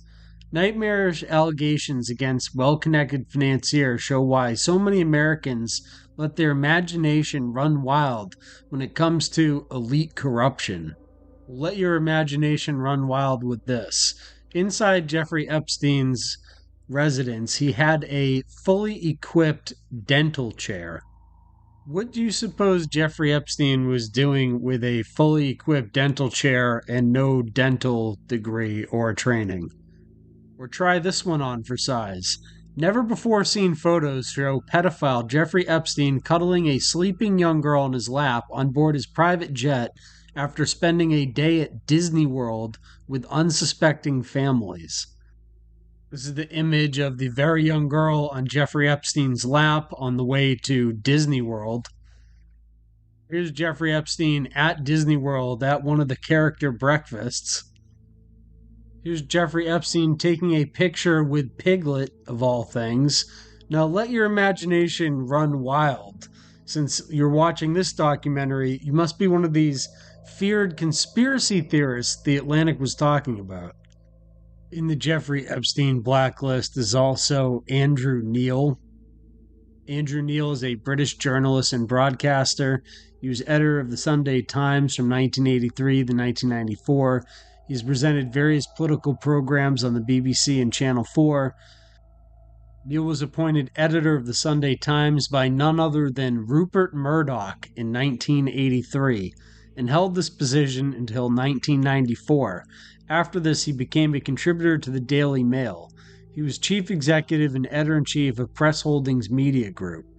So when you're wondering why, when you have people as connected to media as Andrew Neil, who's connected to not only Jeffrey Epstein, but also to Rupert Murdoch, why the Epstein conspiracy never gets proper coverage, you're looking at the reasons why. Andrew Neil regards the newspaper's revelations of details of Israel's nuclear weapons program in 1986 by using photographs and testimony from former Israeli nuclear technician Mordecai Vanunu as his greatest scoop as an editor. During his editorship, the newspaper lost a libel case over claims that it made a concerning a witness, Carmela Proeta, who was interviewed after her appearance in the Death on the Rock documentary on the Gibraltar shootings. One of the Sunday Times journalists involved, Rosie Waterhouse, resigned not long afterwards. Well, evidence. I can't believe I don't know the answer to this question, but I don't. Do you still represent him, and when did you stop representing him, Epstein?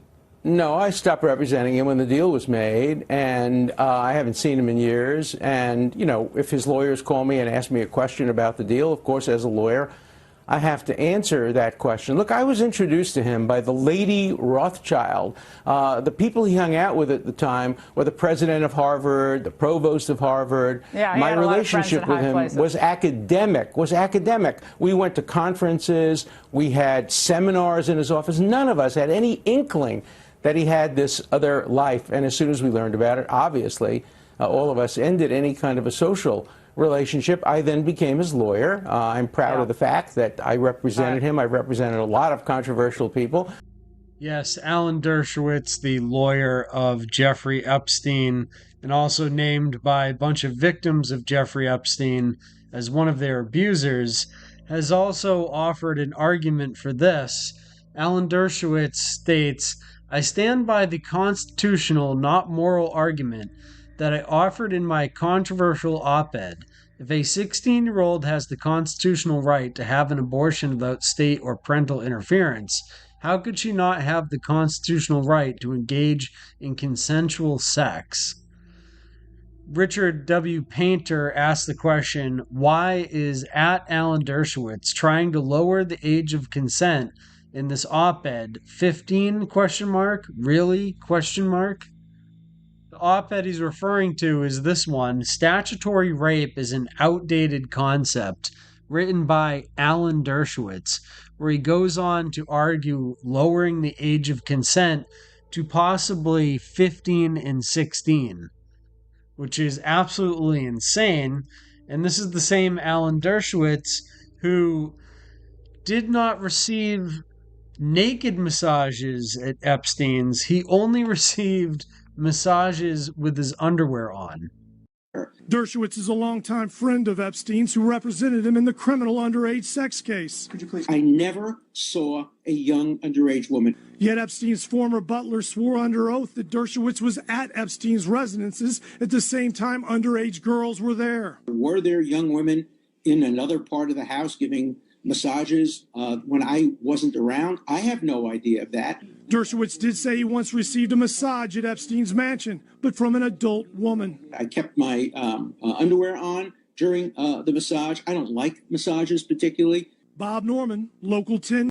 You just mentioned Alan Dershowitz, also accused by this woman in the lawsuit, and he joins us now exclusively. Alan, good morning. It's good to see you. Thanks for having Let me me pick up right on that point, because you told Matt a little bit earlier this month that you'd never even laid eyes on her. She now put a picture of herself around the relevant time period in her court papers. Let me ask you again, do you know her? Have you seen her? Have you ever met her? I've never seen her. I've never met her. And I challenge her to come on your show and to repeat her allegations on television. She's hiding behind the litigation privilege. She's filed a perjured affidavit, and I can prove categorically by documentary and other evidence that I couldn't have been in the places she said I was at the time. For example, she said she had sex with me in Jeffrey Epstein's ranch in New Mexico. I was there for 1 hour with my wife, my daughter, who are here with me today in the studio, never out of their sight. 2 other people were with me. Nobody was on the ranch at the time. Only time I've ever been there. Said I had sex with her on the private island. I was there once with my wife, my daughter, prominent professor at Harvard Business School, his whole family. She is categorically lying and making the whole thing up. She specifically said that she had sex with you at least on 6 different encounters. She mentions those 2 places. She also says in New York, in Florida. Can you prove it didn't happen there either? Absolutely. As long as she gives me the dates, I will have my travel documents. I am a busy person. I'm in Europe. I'm in Israel. I'm teaching. She has to give me a date, and I will show her I was never, ever anywhere near her at any time. She's making the whole thing up. She is a categorical liar. I challenge her to repeat it in public. Then we'll be able to have it out in court. And that's one of the Hello? Hey, Mr. Dershowitz, were you one of the dancing Israelis at 9/11? The reach of the Epstein network extends into alt media, and you can see from these court documents that Alan Dershowitz tried to use his proxy, Mike Cernovich, to identify who the Jane Does were in the Epstein case by getting the court to release all of the files and having the cost of this also put onto the Epstein victims. Proposed intervener and purported journalist Mike Cernovich requests that this court grant him intervener status for the purpose of unsealing and publishing a single filing from the above captioned case defendant's motion for summary judgment, along with its nearly 700 pages of exhibits. He claims that the public has a right to see Maxwell's motion for summary judgment, and the press is here to show it to them. Mr. Cernovich does not request to see any other sealed portion of the extensive record in this case, now spanning 586 docket entries, nor does he seek access to Ms. Giuffre's response in opposition to defendant's motion for summary judgment. Indeed, his cherry-picking of just one filing by defendant to publicize belies his stated position that, quote, all parties to this litigation have committed a transgression, unquote, by filing documents under seal pursuant to this court's orders. Cernovich also claims that his motion for unsealing is somehow, quote, distinct from Professor Dershowitz, unquote, motion. Yet Cernovich's motion clearly echoes the motion to intervene brought by Alan Dershowitz. Indeed, one of the documents Dershowitz sought to publicize is attached in full to defendant's motion for summary judgment, and the other document Dershowitz sought to publicize are described in detail by deposition testimony attached to defendant's motion for summary judgment. In truth, both motions seek the same relief: to selectively publish certain documents supporting defendant's positions in this litigation. This seeming coincidence is less remarkable given the strong ties shared by Dershowitz and Cernovich. Cernovich, pictured below, is the executive producer of a film starring none other than Alan Dershowitz. In the film Silenced, Our War on Free Speech, its executive producer is Mike Cernovich, and it's starring Alan Dershowitz. Cernovich has not been shy about broadcasting his relationship with and influence by Alan Dershowitz. Last summer, tweeted this picture of Mike Cernovich and Dershowitz together, where he says, spent the morning talking free speech, Twitter censorship, and the ADL with Alan Dershowitz for Silenced. Cernovich also attributes his inspiration to attend law school to Alan Dershowitz. Meeting Dershowitz was a personal joy of mine, as his book, The Best Defense, The Courtroom Confrontations of America's Most Outspoken Lawyer of the Last Resort, inspired me to go to law school, says Mike Cernovich. Cernovich appears to have personal interest, to use his words, in slut-shaming women. Multiple websites, including Wikipedia, captured various tweets issued by Cernovich. Cernovich's tweets showed that his interest in sexual assault is not simply journalistic, as he claims, but instead betrays a prurient interest to fetishize rape. The hotter the sex, the more closely it resembles rape. Mike Cernovich, October 15th, 2011. Another tweet he issued expressed an opinion that date rape does not exist, indicating that he does not believe someone can be raped by an acquaintance. Another alt-media personality with documented ties to Ghislaine Maxwell is none other than Jacob Wohl. Ghislaine Maxwell paid $25,000 to fake news purveyor Jacob Wohl to smear Epstein victims and to get prosecutor Jeffrey Berman fired, in an attempt to stall sex trafficking investigation against her. So this just goes to show you how the reach of the Epstein network is not just mainstream media, but it's also alternative media. As part of the $25,000 deal made in June, Wohl left, and his lobbyist colleague Jack Berkman Wright also allegedly pushed to get New York U.S. Attorney General Jeffrey Berman, who had led the Epstein case, fired to stop or stall the criminal investigation into Maxwell. One of the models Wohl tried to use for his and Berkman's smear plots, Maryland paralegal Kristen Spielman, pictured with Wohl, told DailyMail.com the men had been hired by Maxwell, who currently faces trial over charges she and Epstein trafficked underage girls for sex. No, she's given us just a very quick briefing, and in terms of the credibility of the different things that they've seen. And I would say that, these files were made up by Comey, they were made up by Obama, they were made up by the Biden we went through years of that with the Russia hoax, with all of the different things that we had to go through. We've gone through years of it, but she's handled it very well. and it's going to be up to her. Whatever she thinks is credible, she should release. Yeah. One of the big debates going on is there an Epstein client list? And if there is, where are the files that prove this? Well, they keep trying to release the files, but you can't release the files because the files include CP, so the government can't exactly just post a bunch of CP files and give everyone in the public access to that, because then they would be distributing CP. But of course, there's always the online alternative media that has no idea what they're talking about, people such as Pro-American Politics, who states the following gem: there's never been an Epstein list. There's never been any evidence whatsoever that there's an Epstein list.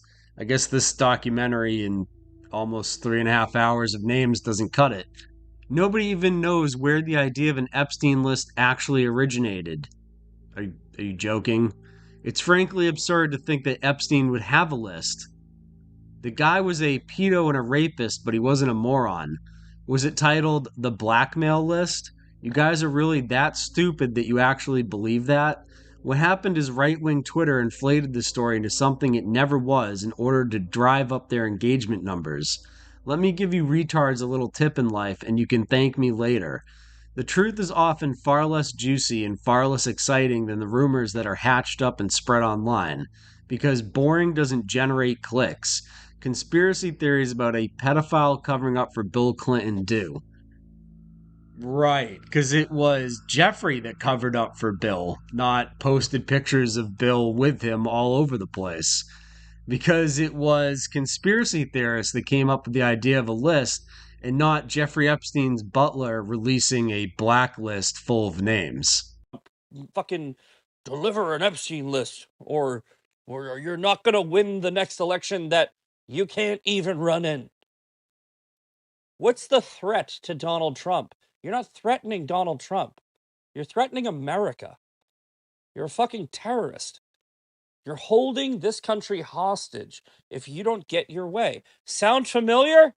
Because the fucking left just did that for a decade. That was Miss Fist Patriot, who was telling everyone that if you look into the Epstein list, you're a terrorist, because Miss Fist is a crazy Zionist. And now we have another person here at Right White Trash, Dave Smith, who's telling you also to not pay attention to the Epstein client list. So let's take just a tiny little look at who this Dave Smith guy is. Dave Smith writes, "Listen up, retards. The boss asked everyone to cut the shit with Epstein, so cut the shit. Is it going to change any of your lives whatsoever if you find out some celebrity or politician fucked a 16-year-old on Lolita Island? It's not. So shut the fuck up and stop whining already. Wah, the files. Shut up. You're not getting them, so get over it. Fucking guy has been absolutely killing it for 6 months now. He's got more done than any president in our lifetimes, and you assholes are whining about this stupid shit. Bunch of clowns and brokies crying about shit way over their pay grade. Guy got fucking shot once and almost again for you morons. Shut the fuck up and let him do his job." Right. Not to get on too big of a side note here, but Donald Trump has not exactly ended the Federal Reserve System or anything close to what people in the past have done, like President Andrew Jackson, who got shot at multiple times by the banks, but actually accomplished something for this country by ending the Federal Reserve banking system of his time. Moving on with another gem here from Dave Smith. "Guys, I'm half Jew as well, my best part. I'm a proud Zionist, and Palestine is currently a parking lot. That is all. Everyone enjoy your evenings. Also, thank you for all the overwhelming interest in my tweets as of late." Here's another tweet from Dave Smith that we're taking a little bit of interest in, where he says, "Hey, you asked for it, cry face." Posts a picture here of a very underage girl where it says, 10 minutes into Frozen and Chill and your niece gives you this look, what you do. So, these are the people telling you not to look into the Epstein ring. Guys that are hebophiles, I believe this is called.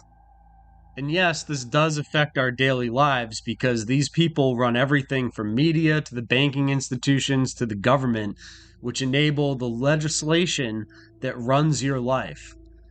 So, as part of its investigation, the Herald was able to identify nearly 80 girls who were molested by Epstein. 4 of the victims, now in their late 20s and early 30s, spoke on video about how they were traumatized first by Epstein, then by his lawyers and private investigators, and finally by the prosecutors themselves, who disposed of the case without telling them. One of the victims, Virginia Roberts Giuffre, said that she was forced by Epstein and Maxwell to have sex with a number of wealthy and powerful politicians, academics, and government leaders, including Dershowitz and Prince Andrew. She has never named the other men, largely because she has been afraid, her lawyers said. How many girls do you think you brought to Jeffrey Epstein? I would say at the minimum 50, but anywhere from 50 to 70 girls. And what were their ages?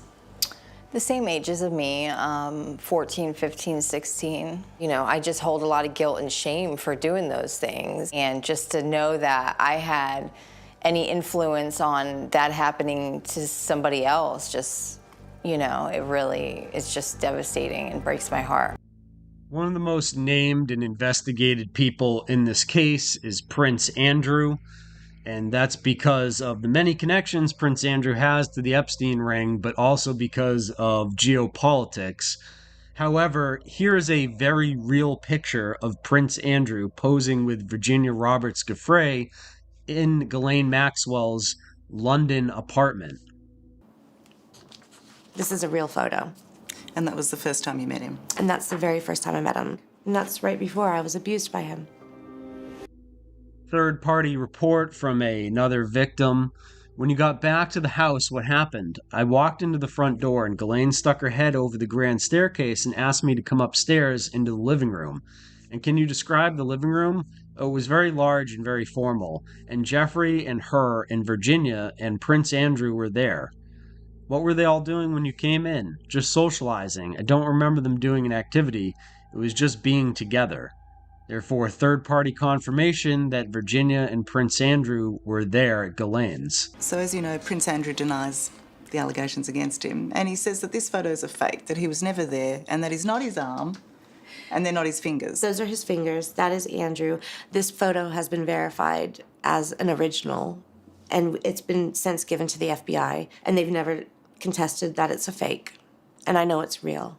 And he needs to stop with all of these lame excuses. We're sick of hearing it.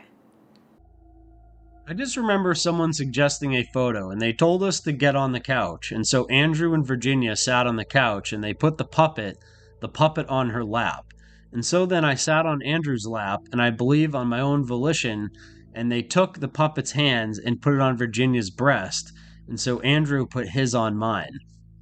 But Virginia believes he should be punished. Do you think Prince Andrew should go to jail?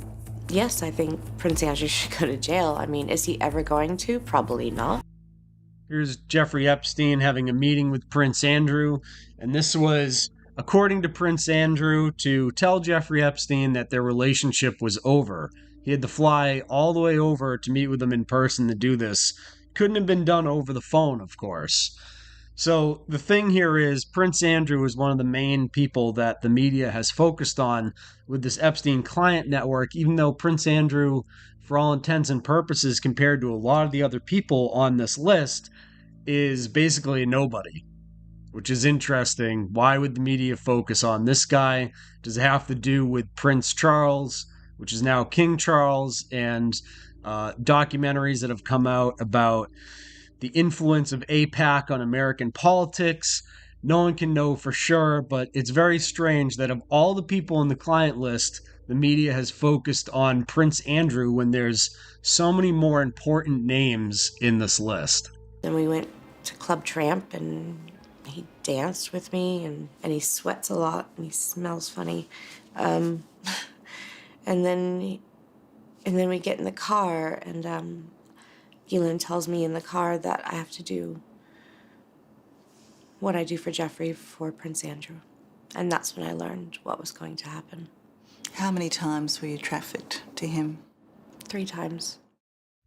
She described dancing with you and you profusely sweating, and that she went on to have possibly. There's a slight problem with the sweating because I have a peculiar medical condition, which is that I don't sweat, or I didn't sweat at the time, and that was yes, I didn't sweat at the time because I had suffered what I would describe as an overdose of adrenaline in the Falklands War when I was shot at.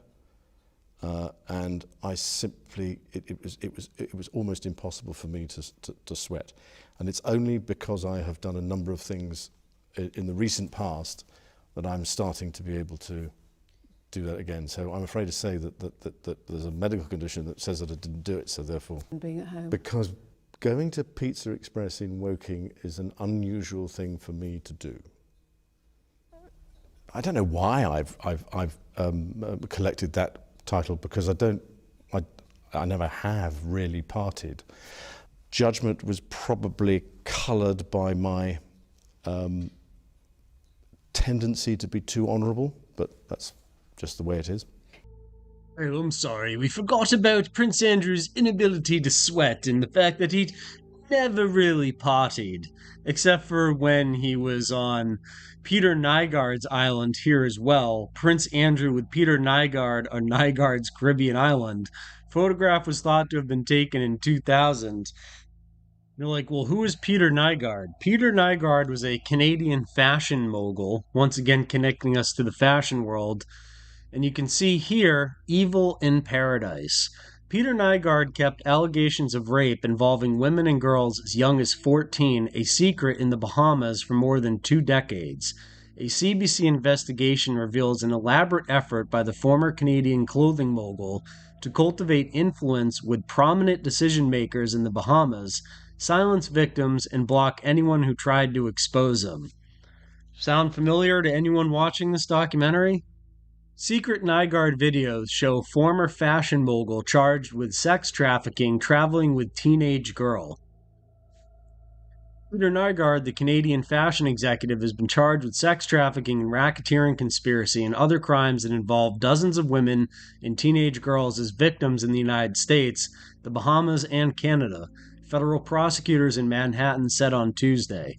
Mr. Nygard uses companies' influence, its money, and its employees to recruit adult and minor-aged female victims over a 25-year period for the sexual gratification of him and his associates. According to a 9-count federal indictment, he was arrested in Winnipeg, Manitoba on Monday at the request of the United States. Under an extradition treaty, the U.S. Attorney's Office in Manhattan said he is now being held in Manitoba jail. The indictment accused Mr. Nygard of targeting women from disadvantaged economic backgrounds and, in some cases, with a history of abuse. Mr. Nygard sexually assaulted some, it said, while others were assaulted or drugged by his associates. To ensure their compliance with Nygard's sexual demands, Jay Prober, the fashion mogul's lawyer in Winnipeg, denied the charges against his client, saying he expected Mr. Nygard to be vindicated. He wasn't. His lawyer in New York, Elkan Abramovitz, declined to comment. And you can see here a similar pattern of using underage girls to blackmail potential clients and associates of Mr. Nygard. Nygard, as Epstein did, had very similar friends, turns out, including Bill Gates, of all people. Nygard was also good friends with the Bohemian Grove attending Bush family. To the court documents, please name a person that Ghislaine Maxwell directed you to go have sex with. Answer, Prince Andrew. Question, okay, who else? Answer, as a whole, they both trafficked me to people. It was under both of their direction, so it's not easy to just say Ghislaine. When I say they, I mean both of them. Okay, well, I need you to say a time when Ghislaine Maxwell directed you to go have sex with another person. So can you please tell me to whom Ghislaine Maxwell asked you to go have sex with another person? Mr. Edwards, object to the form. Answer, Glenn Dubin. You can see here Glenn Dubin is listed in the Jeffrey Epstein blacklist. Billionaire hedge fund manager Glenn Dubin was the first person Ghislaine Maxwell told Virginia Roberts Giuffre to have sex with, unsealed Jeffrey Epstein files allege. According to Forbes magazine, Glenn Dubin is worth $2.9 billion. Glenn Dubin co-founded multi-strategy hedge fund Highbridge Capital in 1992. Dubin sold a majority stake to none other than J.P. Morgan in 2004 for $1.3 billion. But of course, Steve Forbes and Sabine Forbes of Forbes magazine are also in Jeffrey Epstein's blacklist. Also take note on this page of the blacklist, Katie Ford of Ford Models, another one of these modeling companies that they use to recruit women from. There's also in the blacklist the banks that were helping Epstein launder the money, most likely. You have Colonial Bank, NatWest Bank, PB National. These are circled, which means they are key parts of the Epstein network, according to the butler that leaked these documents. On the second page of finance from the blacklist, you have Bear Stearns again, which is one of the banks that Jeffrey Epstein went to work for. Another page of the blacklist features John Luc-Brunel, who was one of the main co-conspirators of Jeffrey Epstein running a modeling agency called MC2, and also Karen Models.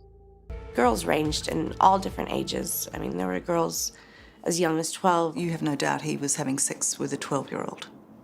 I was told by him that he was having sex with 3 12-year-olds sent by Jean-Luc Brunel. And Jeffrey laughed about it. He laughed. He thought it was funny. Jean-Luc Brunel, one of the key co-conspirators of the Epstein ring, was arrested in France and put in prison. And much like Jeffrey Epstein, Jean-Luc Brunel would be found dead in his prison cell.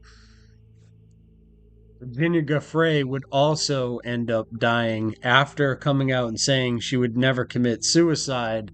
She died by suicide, yet no one believes that's true. And Virginia Giuffre's dad has insisted she didn't die by suicide, claims someone got to her. Jean-Luc Brunel, the friend of Jeffrey Epstein, bragged about his exotic trips on TripAdvisor, praising and posting photos of beautiful women, which gives us a fairly accurate view of where Jean-Luc Brunel was traveling and when. And you can see here Jean-Luc Brunel's contributions, 42 contributions in Thailand, 37 in New York City, 32 in Paris, France, 27 in Miami Beach, Florida, which is basically West Palm Beach, Moscow, Russia, Lisbon, Portugal. You can see here his 441 contributions mapped out on a global scale. And this shows you where Jean-Luc Brunel was traveling around and procuring women for Jeffrey Epstein. Of course, no information can be extracted about the Epstein network from this co-conspirator because he ended up dying in his prison cell.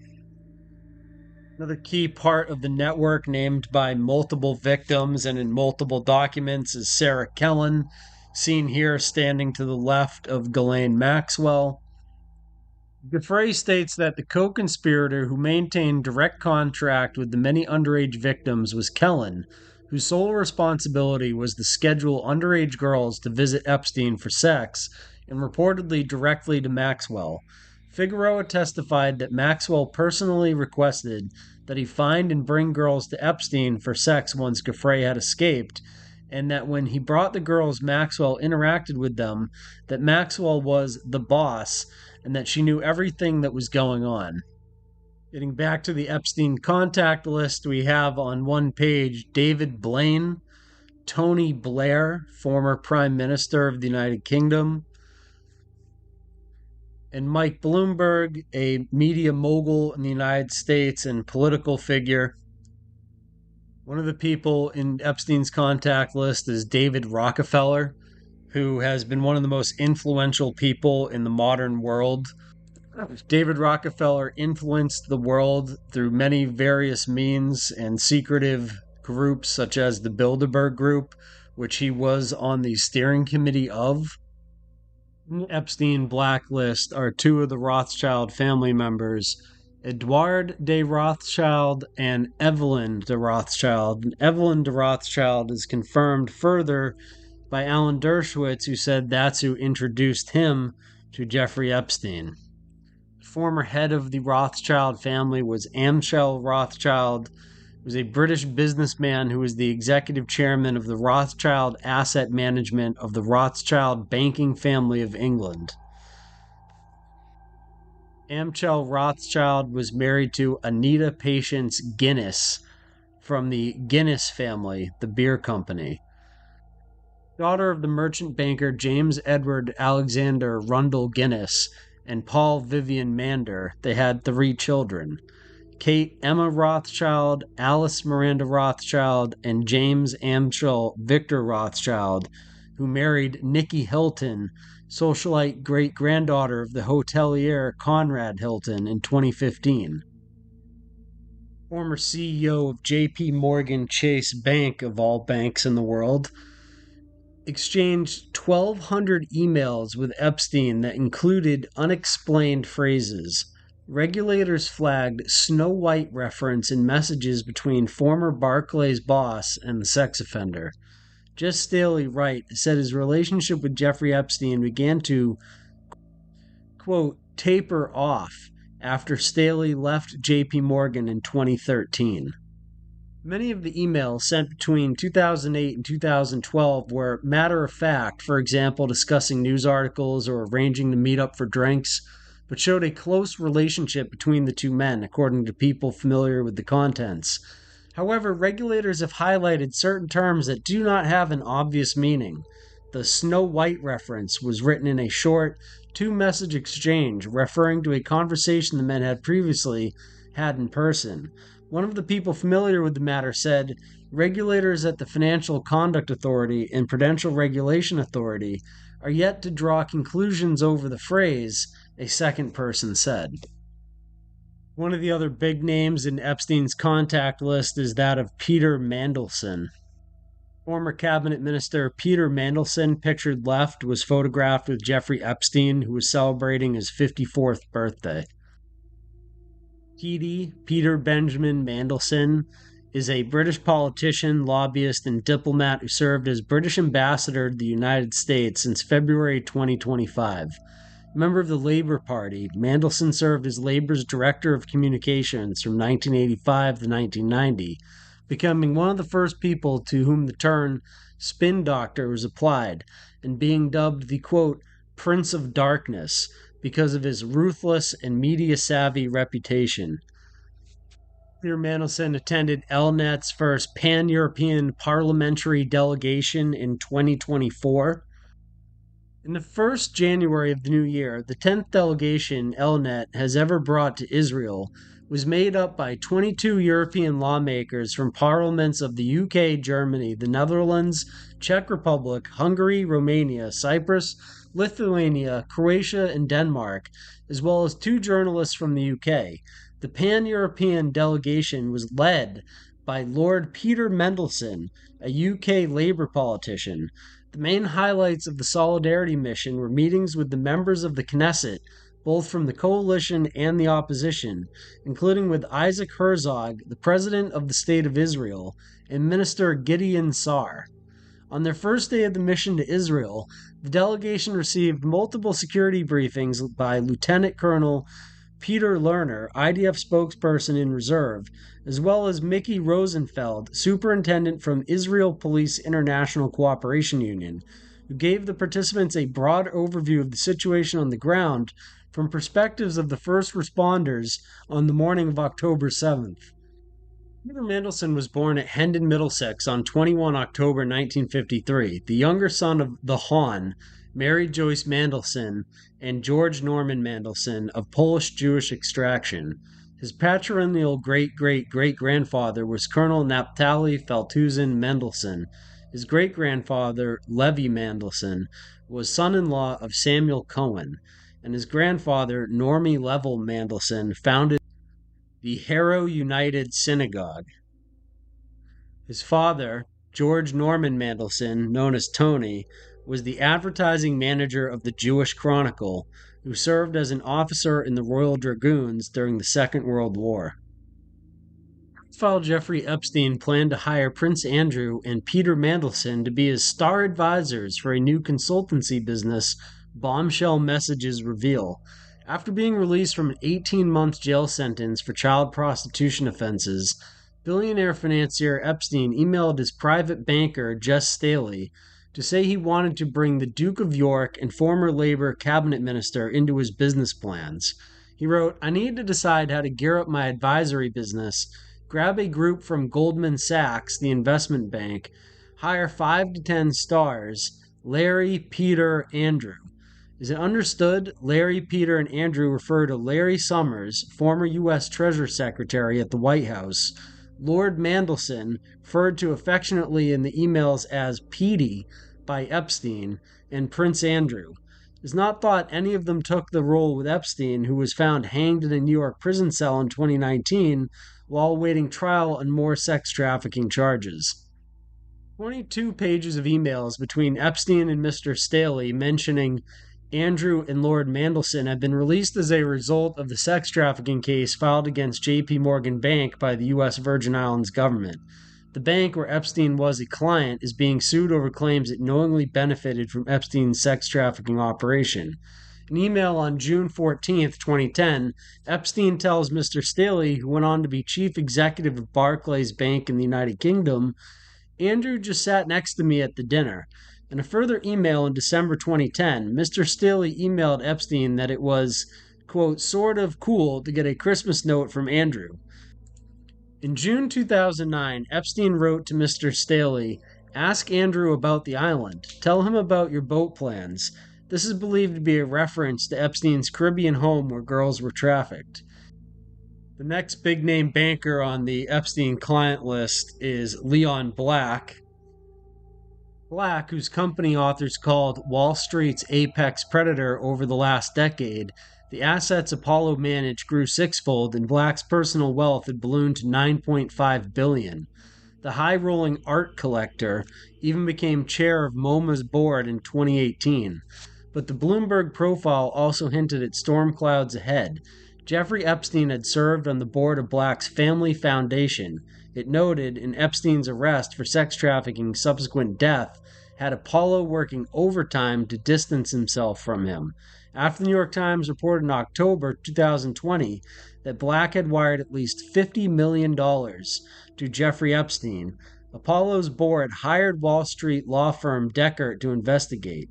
In January 2021, Deckert's report said Black sent Epstein $158 million from 2012 to 2017, and Black announced he'd leave his CEO job later in the year.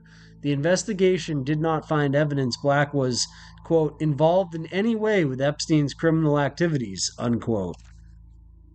Then in March, a former Russian model named Guzel Ganeva tweeted that she was sexually harassed and abused by Black for years. 5 days later, Black stepped down as CEO. In April's statement, he claimed his relationship with Ganeva was consensual and that she had extorted him for many years. Weeks later, Ganeva sued Black for defamation, intentional infliction of emotional distress, and gender-motivated violence, including rape. Black denied her claims and countersued Ganeva for defamation and racketeering. Gavena's attorneys declined to comment. In a statement, Black's attorneys called her allegations completely false. In other legal filings, he accused his former Apollo partner Josh of exploiting Black's Epstein connections in an attempt to oust him as CEO, a claim Harris denied. Articles like this one, "The Billionaire Who Stood by Jeffrey Epstein." Leon Black paid at least $50 million to Mr. Epstein, and as you know from the previous article, was actually $158 million. He said in a letter that same day to investors that he had a, quote, "limited relationship with Mr. Epstein, a convicted sex offender, and had consulted him, quote, from time to time, unquote, on personal financial matters." But their connection was deeper than Mr. Black let on. The two men often socialized and dined together, and Mr. Black was a lucrative client for Mr. Epstein over the final decade of his life. Mr. Black wired Mr. Epstein at least $50 million in the years after Mr. Epstein's 2008 conviction for soliciting prostitution from a teenage girl, according to documents reviewed by the New York Times and interviews with 4 people with knowledge of the transactions. The transfers included $10 million to a foundation started by Mr. Epstein and consulting fees that were sufficiently unusual to draw scrutiny from Deutsche Bank, where Mr. Epstein kept his accounts. 2 of the people said the total amount sent by Mr. Black to Mr. Epstein could be as high as $75 million. Some of the payments for Mr. Black are described in an internal report by Deutsche Bank, which served as Mr. Epstein's primary banker from 2013 to 2019. The report was provided to regulators who fined the German bank over the summer for its failure to catch numerous red flags in Mr. Epstein's financial activities. The portions of the report reviewed by the Times describe a payment of $22.5 million in 2017 by a company called BV70 LLC, which the bank said Mr. Black's yacht, to Plan D, the company that managed Mr. Epstein's Gulfstream jet.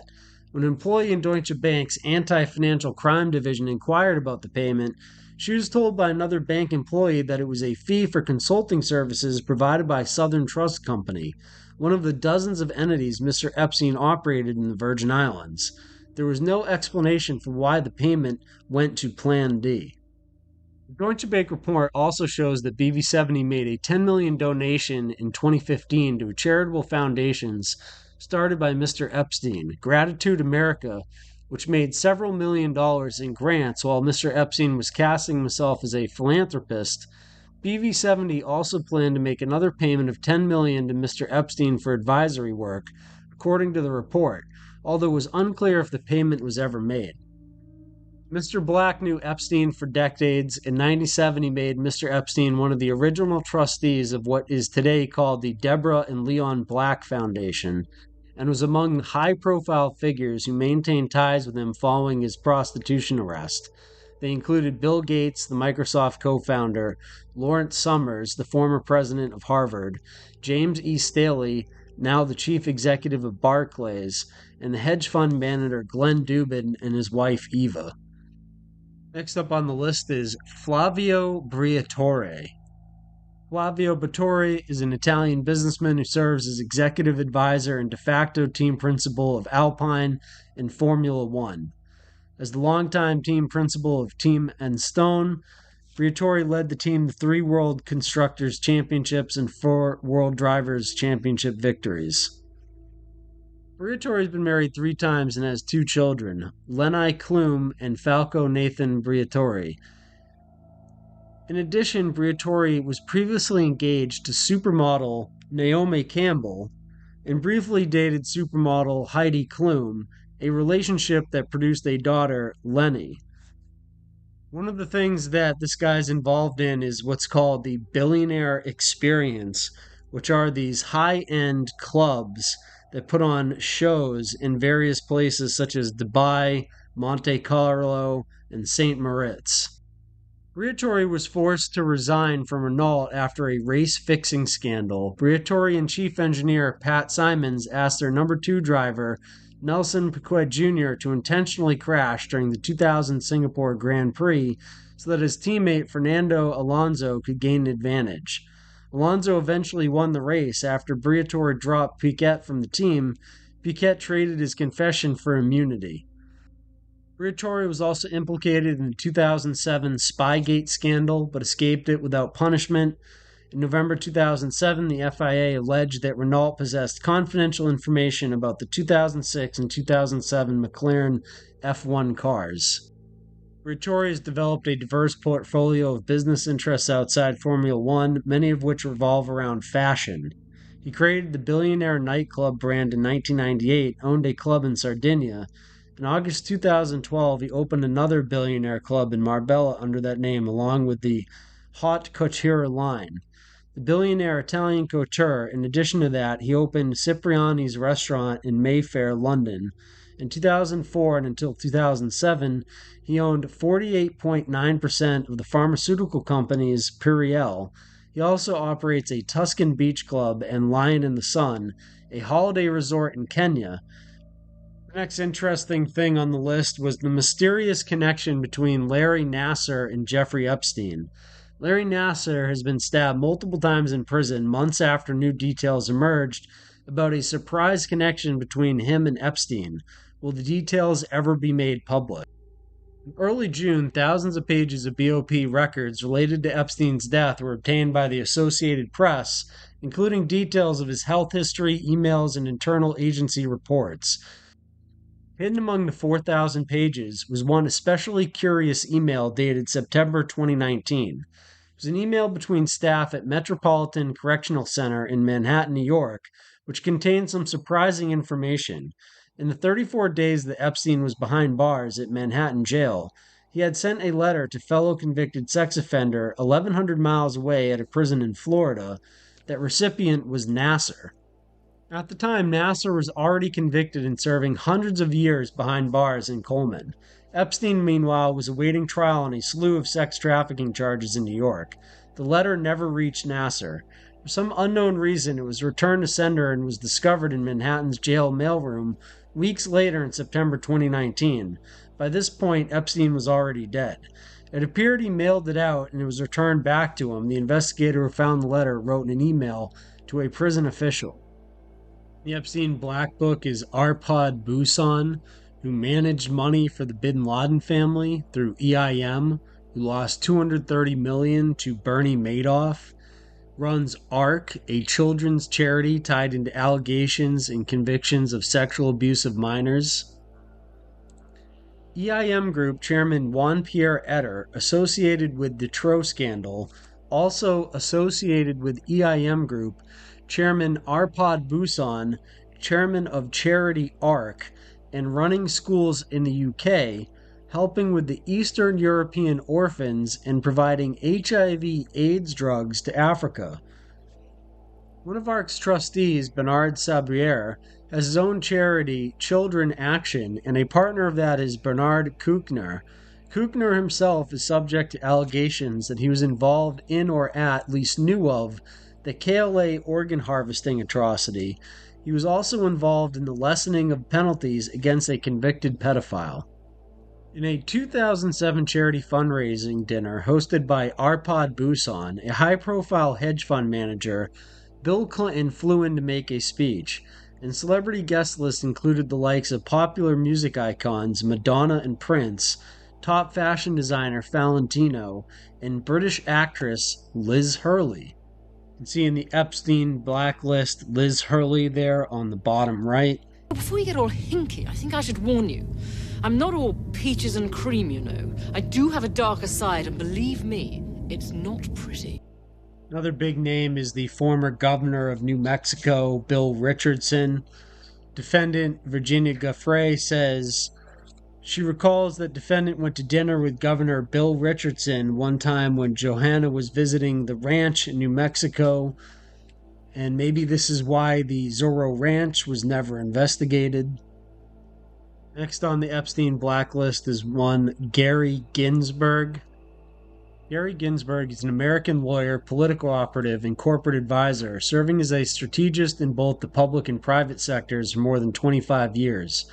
He was most recently Senior Vice President and Global Head of Communications at SoftBank Group Corp. before resigning in 2020. Before joining SoftBank, Ginsberg served as Executive Vice President of Corporate Marketing and Communications at Time Warner and Executive Vice President of Global Marketing Corporate Affairs at News Corp. He served in the Clinton administration at the White House's Counsel Office and at the U.S. Department of Justice. Ginsberg spent 11 years at News Corporation, serving in several senior roles, including most recently as Executive Vice President of Global Marketing and Corporate Affairs. During this tenure, Ginsberg was a close confidant of Rupert Murdoch. Ginsberg was described as the Murdoch interpreter, the point man for all the information going out of the company as well as the information going into the company. He was also the point man for News Corp's 2007 purchase of Dow Jones, publisher of the Wall Street Journal. Ginsberg again served as the connection to Washington on multiple instances.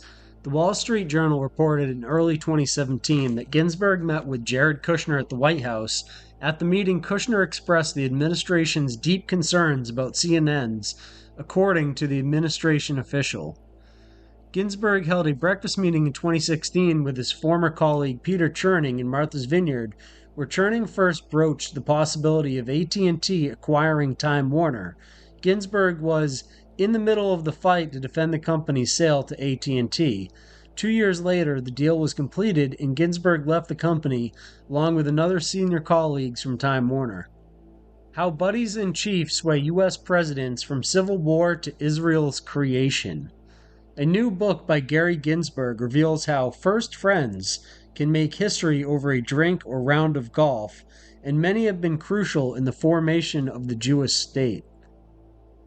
In a telegram, Jacobs had pled with the president to meet face-to-face with Chaim Weizmann, later become Israel's first president, who had flown in to make the case for the Jewish state, but American Zionists seemed to have spoiled the chances, not doing their case any favors with over-the-top zealotry and increasingly aggressive pressure on the White House, according to Ginsburg. Truman would later write in his diary that these efforts were disrespectful and mean, and the Jews are so emotional and the Arabs are so difficult to talk with, it is almost impossible to get anything done. At this point, Jacobson tugged at Truman's heartstrings, recalling their decades of friendship and eventually pointing to a statue of Andrew Jackson in the Oval Office, appealing to the president's admiration for the patriotic hero. Weizmann is like the Jewish Jackson, Jacobson insisted. Truman became hot under the collar, physically turning his back to his friend, but relented. 9 days later, Truman had a discreet meeting with Weizmann, who made the pitch. Truman is now more resolved that it's the right thing to do, says Ginsburg. On May 14, 1948, Truman was the first foreign leader to recognize an independent Jewish state. The book says that the president created Jacobson's involvement as having been of decisive importance. Gary Ginsburg is a prominent figure in Israel, known for his work in public health policy and his involvement in various initiatives aimed at improving the country's healthcare system. He's been associated with the Israel Ministry of Health and has conducted research on issues such as smoking attributable mortality and the economic impact of chronic diseases. Additionally, Ginsburg has been involved in efforts to combat anti-Semitism and promote pro-Israel leadership in the United States. While not a first friend per se, Ginsburg, 58, has floated amongst the politically influential over the past 30 years.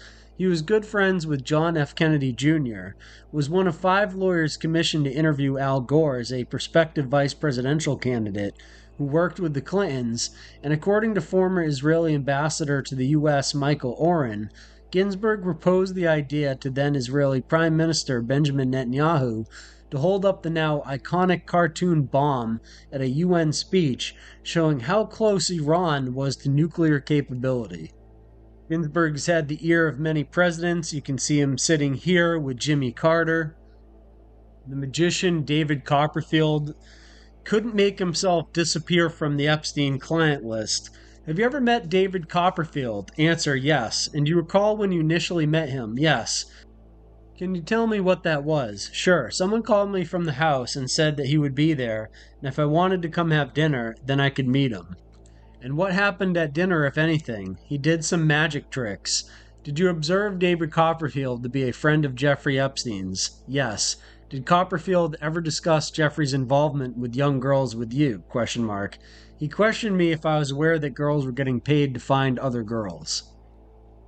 Woody Allen, who is also in the Epstein blacklist, wrote this extremely strange letter about the whole thing, and Jeffrey's mentioned in the letter, and he ends it at Castle Dracula. Very, very strange stuff from Woody Allen.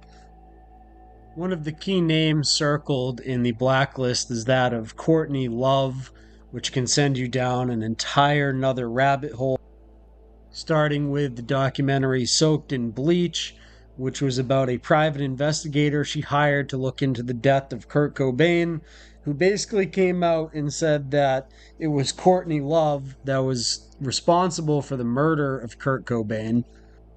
Many years later, Courtney Love would be seen at the funeral of Chris Cornell, hanging out with wife of Chris Cornell, Vicky Cornell, who's friends with Chester Bennington, who would also be found dead most likely murdered in both cases of Chris and Chester Bennington. And this cult is all connected to all of this.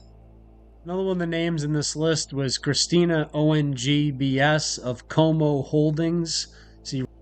Created by co-founder Christina ONG and headquartered in Singapore, the Como Group represents an integrated approach to living well, grounded in a celebration of creativity, respect for authenticity, and committed service. The group's businesses can be found in 15 countries and extend across hospitality, Como hotels and resorts, fashion, Club 21, Kids 21, Dover Street, Market Singapore, wellness, Como Shambhala, organic living and gourmet foods, Supernature, Kulina, dining, Candlenut, Cedric Grolet Singapore, Como Cuisine, Cote Singapore, Glow, Ipa Tempura Bar by Ippo Ginza. I mean, it's just an incredible amount of stuff these people are involved in. The most worrisome one is the Kids 21 fashion. It's also worrying when you go to their Como Foundation website and see images like this from the third world and places where children are often trafficked from. The Como Group is involved in the fashion industry and also involved in a lot of charities for underprivileged girls and underprivileged children in foreign countries. They also have access to a lot of infrastructure to be able to move people and stuff like that around, with access to different hotels and things like Club 21. But also, of course, this is a Jeffrey Epstein documentary, and where would you be without Como Shambhala massages? And you can see their philanthropy involves children in baskets. And of course, they're involved in the fashion industry, just like everyone else in this documentary, from Lesley Wexner and his L brands at Victoria's Secret to this Como group here and their very strange sense of fashion. Another big name in this is Andres Pastrana, ex-president of Colombia. Andres Pastrana Arango is a Colombian politician who was the 31st president of Colombia from 1998 to 2002, following in the footsteps of his father, Misael Pastrana Barrero, who was president from 1970 to 1974. At one point during his political career, he was kidnapped by the Medellin cartel. In October 2021, his name was mentioned in the Pandora Papers as the owner of a company located in Panama, a country considered a tax haven, through which he makes investments in Colombia. Here's Andres Pastrana with U.S. Secretary of Defense Donald Rumsfeld. Andres Pastrana, the former president of Colombia, has been involved in public discussions regarding his association with Jeffrey Epstein, a controversial financier, and has been linked to the Friends of Israel initiative. He has denied visiting Epstein's infamous island, stating his 2003 flight was a transbordo to Cuba for a meeting with Fidel Castro, that he and only met Epstein once at a gathering in Ireland. Pastrana also served as a board member of the Friends of Israel initiative since May 2017, where he's recognized for his support of Israel. Another person on the list is Tom Pritzker. Alright, if I were to ask you the question, how many times have you had sex with Tom Pritzker? Do you know what that question means? I believe so. Alright, and what is the answer to that question? I believe I was with Tom once as one of the victims of Epstein. And who is Tom Pritzker? Well, he's Aspen Strategy Group member, executive chairman, Hyatt Hotels Corporation. So once again, a hotels connection. Mr. Pritzker, executive chairman of Hyatt Hotels Corporation, which is present in 69 countries across 6 continents. Mr. Pritzker is also chairman and CEO of the Pritzker Organization, the family's historical merchant bank that is in the business of building companies. Over his career, he's been involved in acquiring and building companies in numerous industries, including container leasing. Triton is now the world's largest container leasing company. Jerry Inzerillo is another name on the Epstein blacklist. Group CEO, Duragate Development, Authority Vice Chairman, Forbes Travel Guide. Jerry likes to post his personal life to his Instagram at Jerry Inzerillo. One of the images, he's posing with another member of the Epstein blacklist, Michael Jackson, and also standing next to him is Nelson Mandela. Jerry Inzerillo was involved in COVID-19 in recognition of his leadership and empathetic outreach to the global tourism community during the COVID-19 pandemic. He was voted Corporate Hotelier of the World by Hotels Magazine, considered the most prestigious recognition in the global hospitality, as well as the Tourism for Peace Award by the World Association of Non-Governmental Organizations.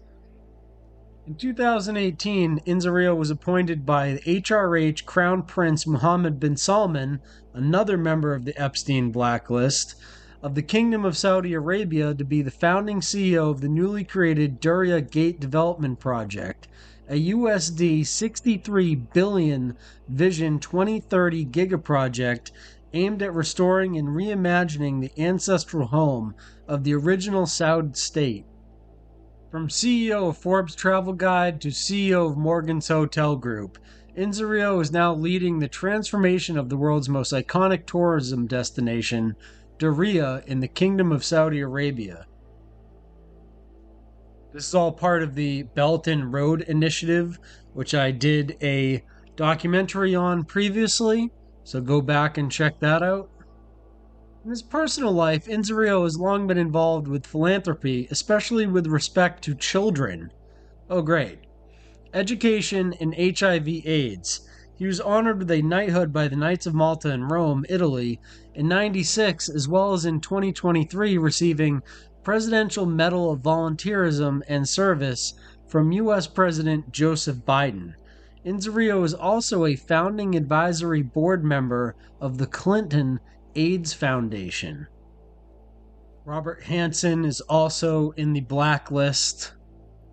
Robert William Hansen is a British financier and businessman. He is a chairman of the Hansen Family Holdings, a private company which owns businesses in the fields of logistics, investment banking, news media, and chemicals. In the 1980s, Hansen joined N.M. Rothschild & Sons, then went to work for his father. On the list is also Steve Gottlieb, who is an American entrepreneur and former music executive. He's founder and CEO of Shindig, a platform for online video chat events. Prior to Shindig, Gottlieb founded the independent record label TVT Records. TVT would ultimately grow into one of the most successful independent labels in U.S. history. Notable signings to TVT were Nine Inch Nails, Ja Rule, Little John, Pitbull, Gilstock Heron, Seven Dust, The Connells. Other notable releases and signings included Snoop Dogg, Yo Gotti, Yin Yang Twins, Underworld, The Time Lords, Ambulance LTC, XTC, and Jimmy Page and the Black Crowes live at the Greek. The company had a robust soundtrack division that released over 100 major soundtracks, including those from Mortal Kombat and Blade.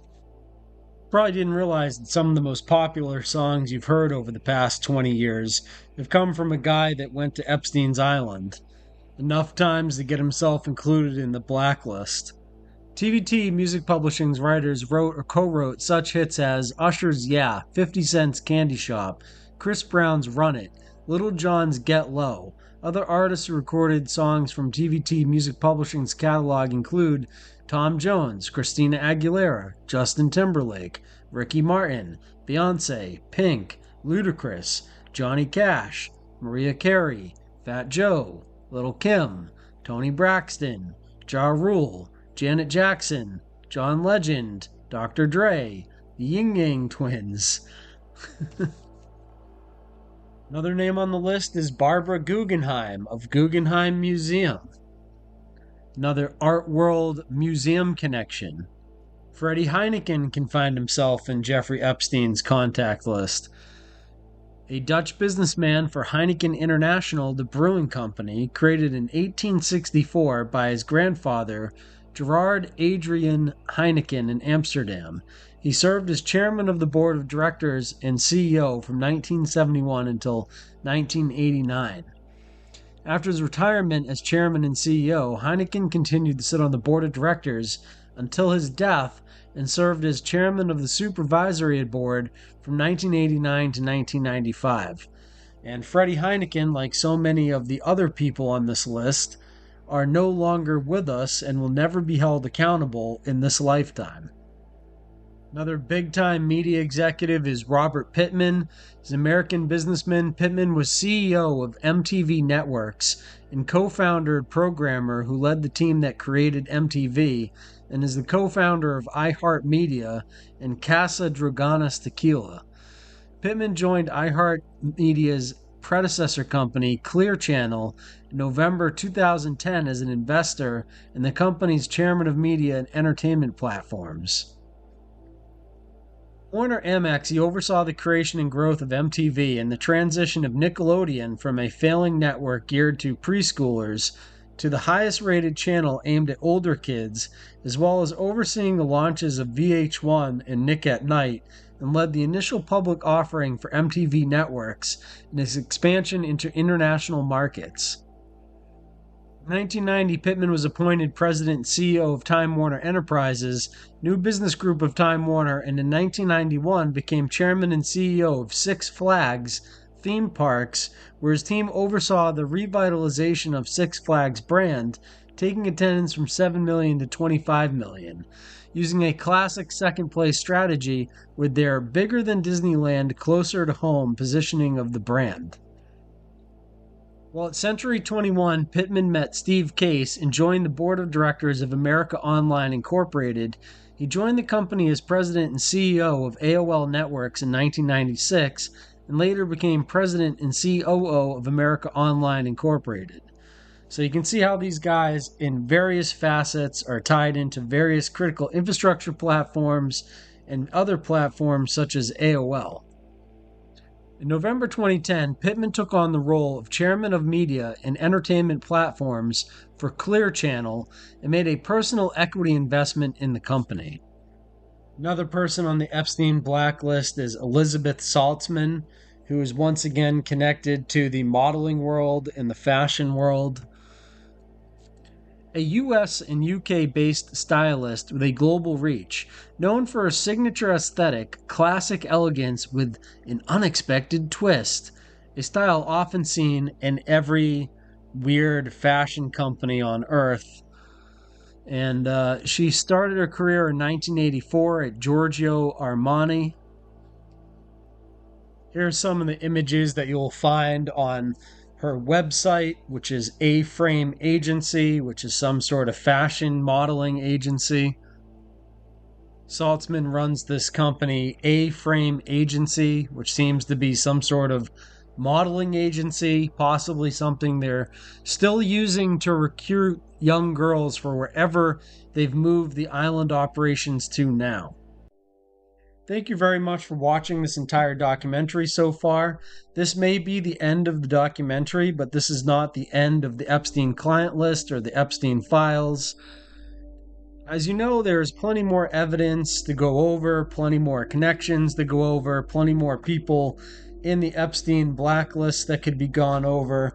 If you're interested in a second part to this documentary, let me know in the comment section down below.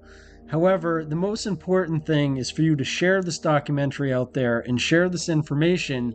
And when people say, oh, there is no Epstein client list, or oh, there are no Epstein files, you can tell them, well, there's this very well done documentary that compiled all of the best evidence and files and connections about the main characters who are in the Epstein client list, and let them see this film as a source of information so that other people can become aware of this, so that if enough people become aware, we can try to make some changes and hold some of these people accountable.